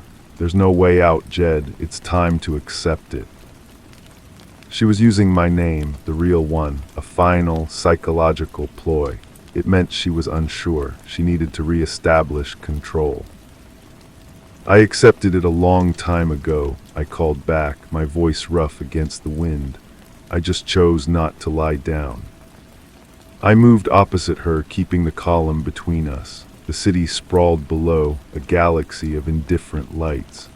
Vance was down there somewhere, his new world extinguished on the cold pavement. A temporary setback for the idea, perhaps, but a satisfying one. A flash of movement in the reflection on a polished steel cabinet. She was closer, circling. I held my breath, listening for the telltale crunch of glass underfoot. "It didn't have to be this way," she said, and for the first time I heard a thread of something in her voice. Not regret, annoyance. I had disrupted the clean, efficient script. "It always had to be this way," I replied. I made my decision then. It wasn't a grand plan. It was a simple calculation of angles and probabilities. I couldn't beat her in a straight fight. She was better, fresher, and she had the ammo. But she was also a creature of the system, of the architecture. She expected a certain kind of end, a final shootout, a last stand. I would give her something else. I tossed a heavy glass ashtray high into the air, away from me, toward the center of the room. It was an old, clumsy trick, but in the darkness and the noise, it worked. Her head turned, her body pivoted slightly, her gun tracking the sound. In that half-second, I broke from cover. I didn't raise my weapon. I ran. Not away, but directly toward the broken window, toward the abyss. I heard the spit of her silencer, felt the round tear through the fabric of my jacket near my shoulder, but I didn't stop. I planted my foot on the low sill, the jagged teeth of broken glass scraping against my shoe, and I launched myself out into the cold, open air. But not down. The jump was impossible, a suicide leap, but I wasn't jumping toward the ground. I was jumping across the chasm, toward the adjacent skyscraper a dozen feet away. It was a distance no human could reliably cross. It was a death sentence. Yet my hand, my empty hand, shot out as I fell. My fingers brushed, then closed like a vice around a cold, rigid cable. A communications line strung between the two buildings, hidden in the architectural shadow, a detail I had noted and filed away days ago during my reconnaissance. A thread. The jolt nearly ripped my arm from its socket. I swung, a pendulum of flesh and bone against the night sky, my legs scrambling for purchase in the air. I looked back. Dawn was at the shattered window, her outline stark against the light. She saw me, suspended between life and death, a ghost on a wire. Her gun came up. There was no hesitation. She was the warden, and I was the secret escaping the vault. I was a hanging target. I had one bullet. I could not aim. It was a matter of geometry and faith. I twisted my body, raising my pistol not at her, but at the window frame above her head. I fired my last round. The bullet sparked against the steel frame. It didn't hit her. It didn't need to. The ricochet, a wild, unpredictable vector, was the point. I heard her sharp intake of breath, a muffled curse. She flinched back just an inch, just for a moment. It was enough. My other hand found the cable. Hand over hand, my muscles screaming, I pulled myself toward the dark, silent face of the other building. I didn't look back again. I knew she wouldn't fire. The risk of another ricochet in that enclosed space was too high. She would already be calculating the time it would take to get to the stairs, to alert her team, to lock down the block. I hauled myself onto a narrow maintenance ledge, my chest heaving, my hands raw. The city hummed around me. I was free, but I was nowhere. I had no name, no resources, no future. Alistair Vance was dead. Dawn was alive. The ghost of Dallin Crow was already whispering to a new acolyte in some other city. I started to climb, moving upward into the darkness, away from the light and the noise below. The investigation was over. I was no longer the investigator. I was the evidence, and I was still in motion. The climb was a mechanical act, a focus of pure will that left no room for thought. Each handhold, each precarious shift of weight was the entire world. The wind tore at me, a relentless force trying to pluck me from the glass and steel. I didn't look down. I didn't look back. There was only the next few inches of ascent. I reached a service hatch locked from the inside. My picks were gone, lost in the chaos of the suite. I braced myself on the narrow ledge and drove my elbow into the plastic housing, once, twice. On the third impact, it splintered. I reached through the broken panel, my fingers finding the cold metal of the manual release. The hatch swung inward with a groan. I pulled myself into a silent, carpeted hallway. The air was still and climate-controlled, a stark contrast to the violent chaos of the world I had just left. Emergency lights cast a dim glow. I was in the office building adjacent to Vance's network headquarters. It was after hours, empty. I moved quickly, shedding my torn jacket and stuffing it into a trash receptacle. The gun, now an empty weight, went into a different bin, its pieces scattered. I was just a man in a disheveled shirt now, walking with purpose through the corridors. I found a stairwell and began to descend, not running, but moving with the grim efficiency of an employee working late. My mind began to function again, assembling the new reality. Vance was dead. His inner circle would be in disarray, but the machine he built would continue. Dawn would already be executing a contingency plan, weaving a new narrative. My face would be on every screen within the hour, a madman, a murderer. I exited the building through a loading dock, emerging into an alley that smelled of stale garbage and diesel. The city was oblivious. Cars passed. People laughed on a distant street corner. I blended into the foot traffic, a ghost among the living. The leak, I had to know if it had worked. I ducked into an all-night internet cafe, a grimy place with stained keyboards and the smell of old coffee. I used the last of my cash to buy 15 minutes on a terminal. The screen flared to life. It was there. The evidence I had dumped into the digital void was spreading. Not on the major networks, they were already running the official story of Vance's tragic death. But in the darker corners, the forums and encrypted channels where paranoia was a currency, it was taking root. They were connecting the dots, the financial trails, the sermons, the ghost of Crow. It wasn't a victory, it was a seed, a question planted in the fertile soil of doubt. A shadow fell over me. I didn't need to turn. I could feel her presence, a cold spot in the humid room. "You're surprisingly hard to kill," Dawn said. Her voice was low, devoid of its earlier theatrical flatness. This was her real voice, tired and utterly focused. "I had a good teacher," I replied, my eyes still on the screen. She sat down in the chair next to me, not looking at me, but scanning the room. She held a phone loosely in one hand, a signal, no doubt, to a team outside. "The narrative is set," she said. "You are a rogue agent, mentally unstable, responsible for the death of a visionary. Your leak is the rantings of a lunatic." "I know. They'll find you, it's just a matter of time. There is no country that won't extradite you, no hole deep enough to hide in." "I know that, too." She was silent for a moment.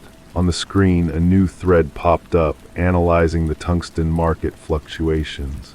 The seed was sprouting.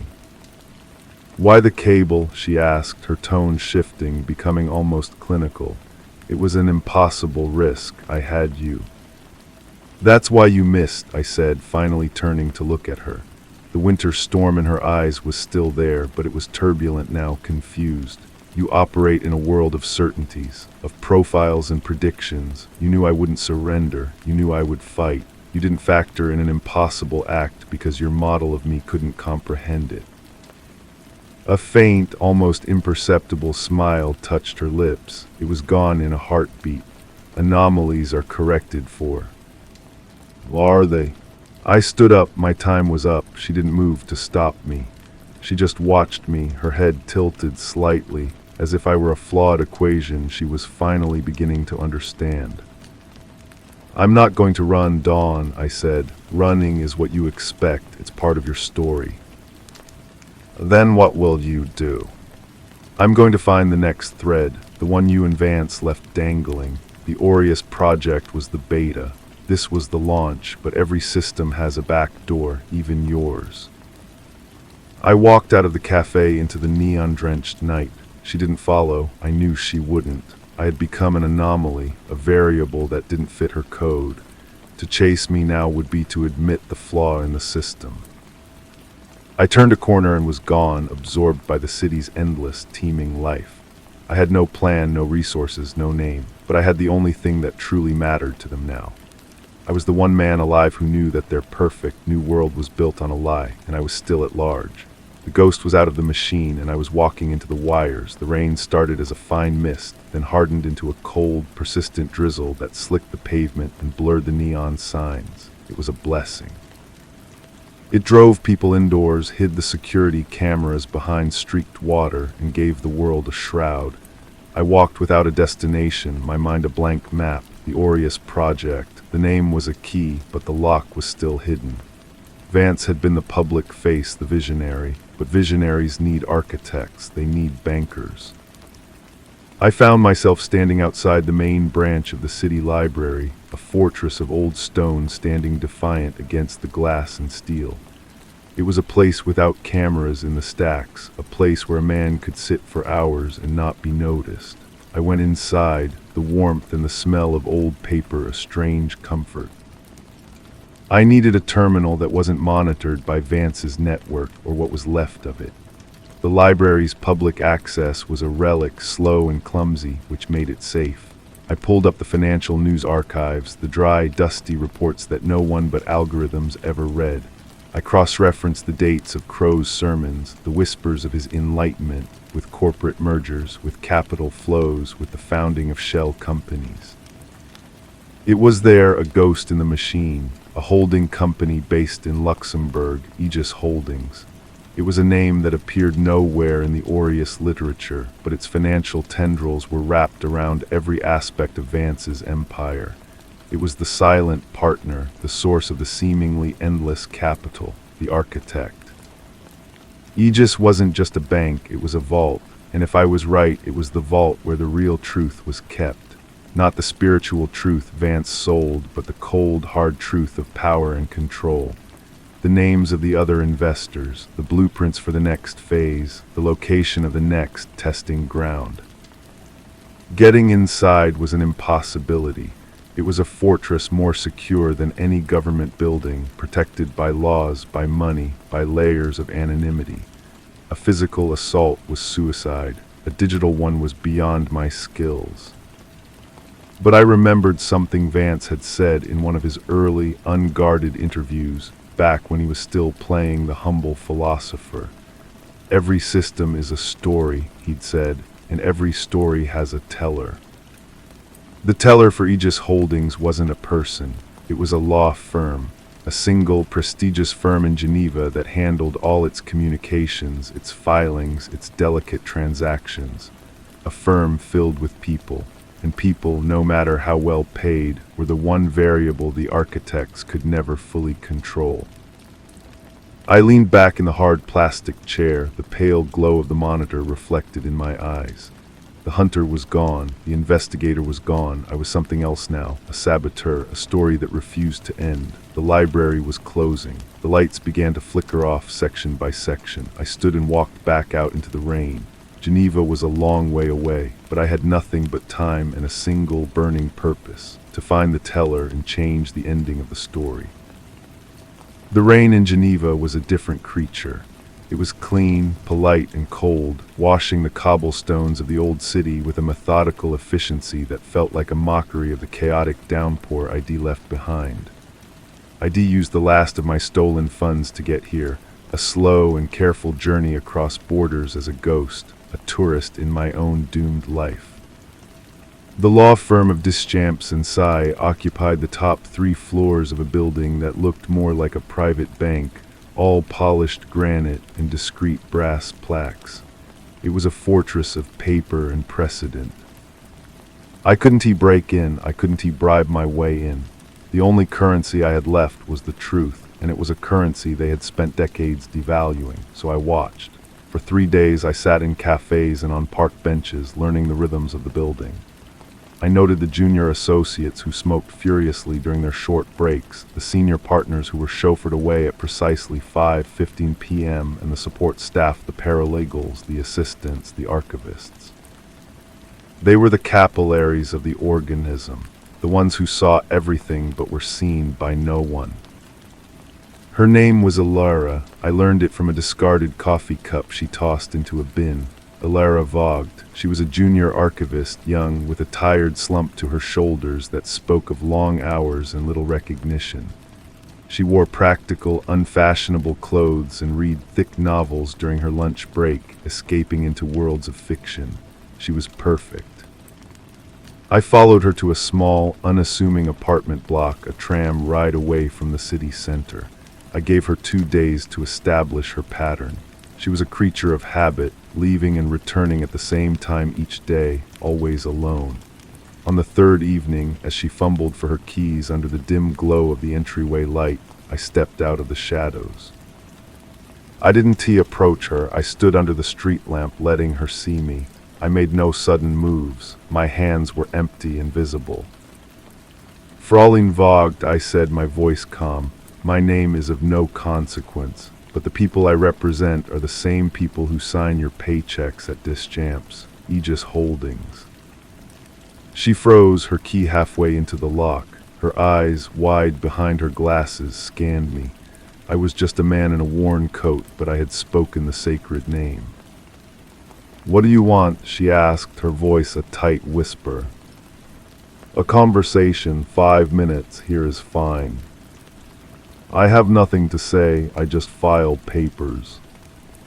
"I know," I said, taking a single step closer. "That's why I am here. The papers you filed last Thursday. The ones concerning the asset reallocation for the Aureus Project S Phase 2. There was an anomaly, a double entry, a ghost in the ledger."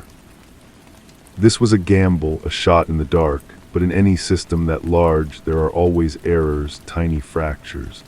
I was counting on her competence, on her having seen it and flagged it, on it being a small, nagging stone in her shoe. Her face went pale. She had seen it, that was a clerical error, it's being corrected. "Is it," I asked softly, "or is it a symptom, a flaw in the foundation of a perfect new world? My employers are very concerned about flaws." I was weaving a story using the language of her world. I was the internal auditor, the ghost from headquarters, the bearer of bad news. Her fear was palpable. She wasn't afraid of me. She was afraid of the faceless entity I represented. "What do you need?" she asked again, her defiance crumbling. "Access, 10 minutes, the server room in the sub-basement. The one behind the keycard door marked Historical Archives. You have clearance." "I can see the logs, they know it was me." "The logs will be purged," I lied smoothly. "This is a security audit, Fraulein Vogt. Secrecy is the point. Help us and your diligence will be noted. Hinder us and the anomaly in the ledger will have a name attached to it. Yours." It was a brutal, ugly manipulation. I saw the conflict in her eyes, the fear of losing her job, her career, her orderly life, warring with the instinct to do the right thing. But I wasn't offering her a choice between right and wrong. I was offering her a choice between 2 different kinds of ruin. She looked down at her keys, then back at me.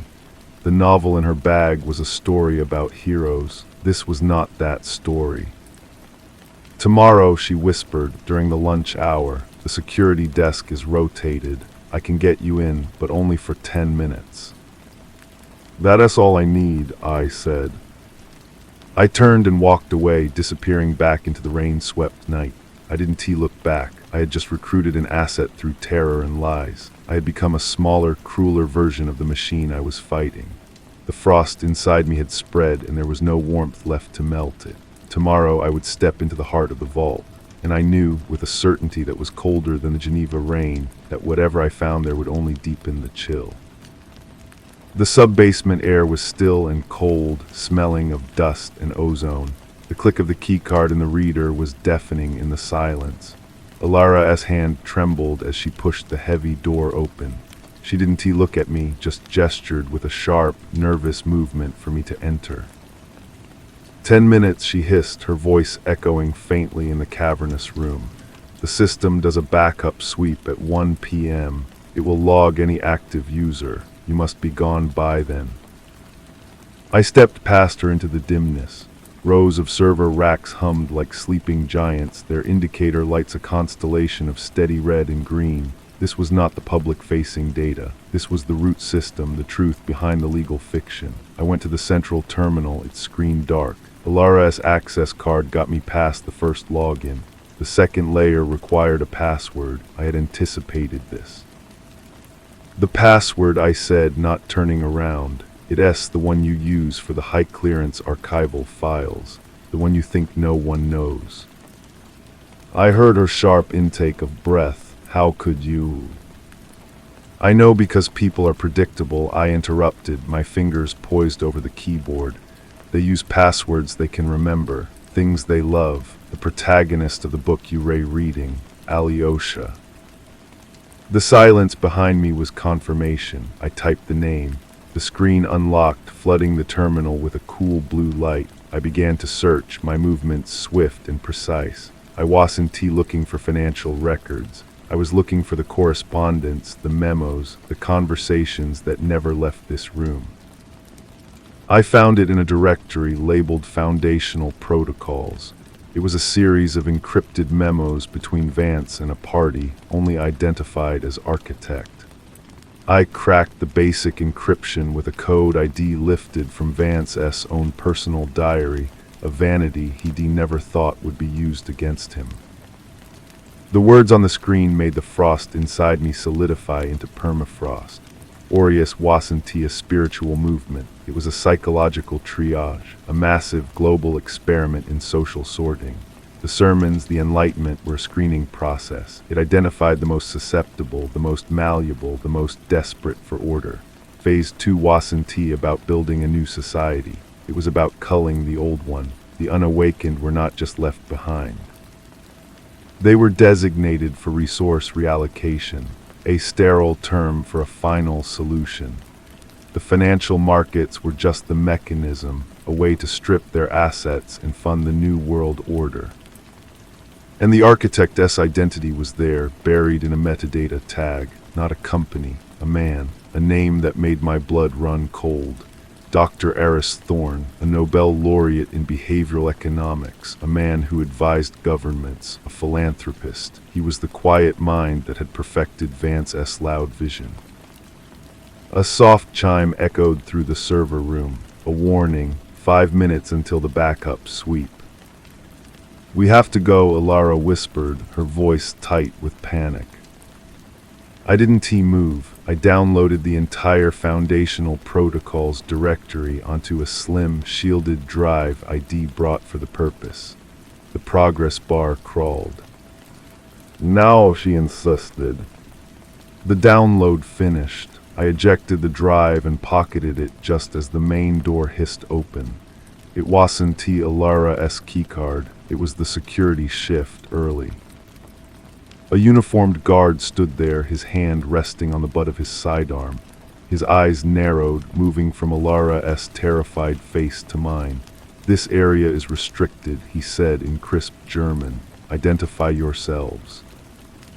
Alara was frozen, a rabbit in the light. I stepped forward, putting myself between her and the guard. "My apologies," I said, my voice calm, echoing the granite of the building. Fraulein Vogt was assisting me with a level Tau systems audit. My credentials. I reached slowly into my inner coat pocket, not for the drive, but for a blank piece of paper I had folded there. I presented it to him as if it were an official document. He glanced at it, then back at me, suspicion hardening his features. He reached for the radio on his shoulder. It was the only signal I needed. I moved. My hand closed over his on the radio, forcing it down. My other arm hooked around his neck, applying pressure. He struggled, a strong man, but surprise was my ally. In 10 seconds he was unconscious, slumping to the floor. Alara stared, her hand over her mouth, her eyes wide with horror. You killed him. He is asleep, I said, checking his pulse. We have less than a minute before he missed. I looked at her. The choice was hers now. They will know you helped me. Your life here is over. Tears welled in her eyes, but she nodded, a single, sharp jerk of her head. She was coming with me. I had wanted a thread, a back door. I had found the architect of the ruin, and I had acquired a witness.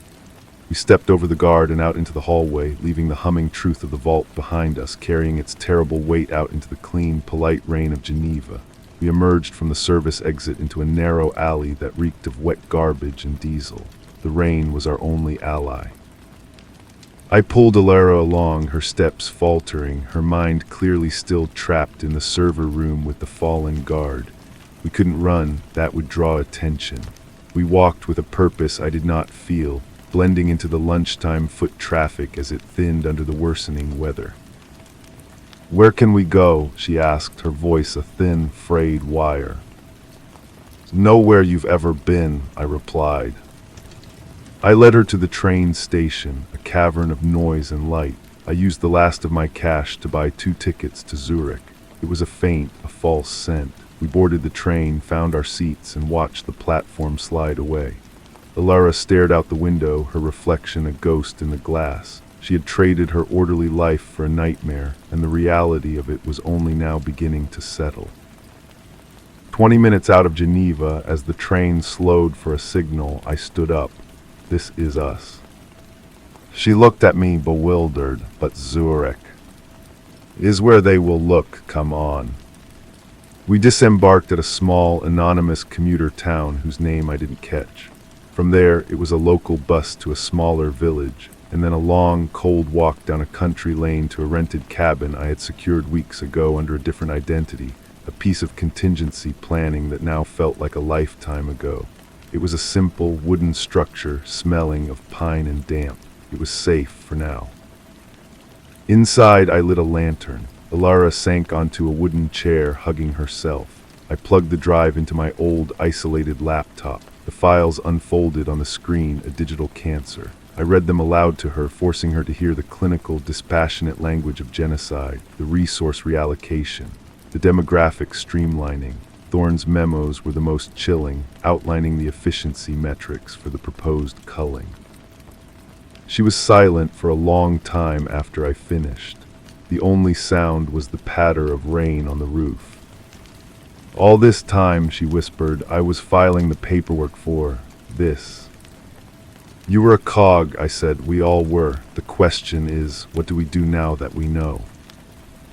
I want to go to the police, the press, and tell them what, that a Nobel Prize winner and a dead tech messiah are planning a global holocaust. With what proof? This drive, it's digital, easily discredited. They'll say we fabricated it. They'll bury us in lawsuits and psychiatric evaluations. Then what is the point? She cried, her voice cracking. Why did you drag me into this if there's nothing we can do?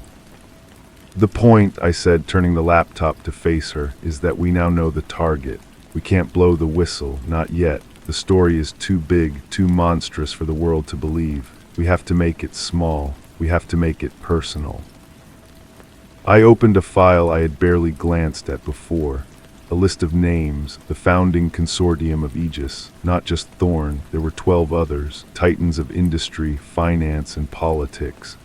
Their identities were protected by a labyrinth of trusts, but the trail was here. We can't fight a system, I said, my finger tracing a name on the screen, a media mogul from Japan. But we can fight a man. We pick one, we find him, we expose him. We use his fall to unravel the rest. We make them afraid. We turn their own certainty against them. Alara looked from the screen to my face. The fear in her eyes was slowly being replaced by something else, something harder, a grim understanding. She was no longer just a victim of my manipulation. She was a part of this. "Which one?" she asked, her voice steady for the first time. I looked at the list. I didn't choose the most powerful. I chose the one whose public persona was most pristine, most beloved, the one whose fall would cause the most shockwave, a philanthropist known for his charitable work with children. "Him," I said. "We start with him. We find the thread and we pull." Outside, the rain continued to fall, washing a world that was about to become much dirtier. We had no army, no resources, just a truth too terrible to ignore and a list of names. It would have to be enough.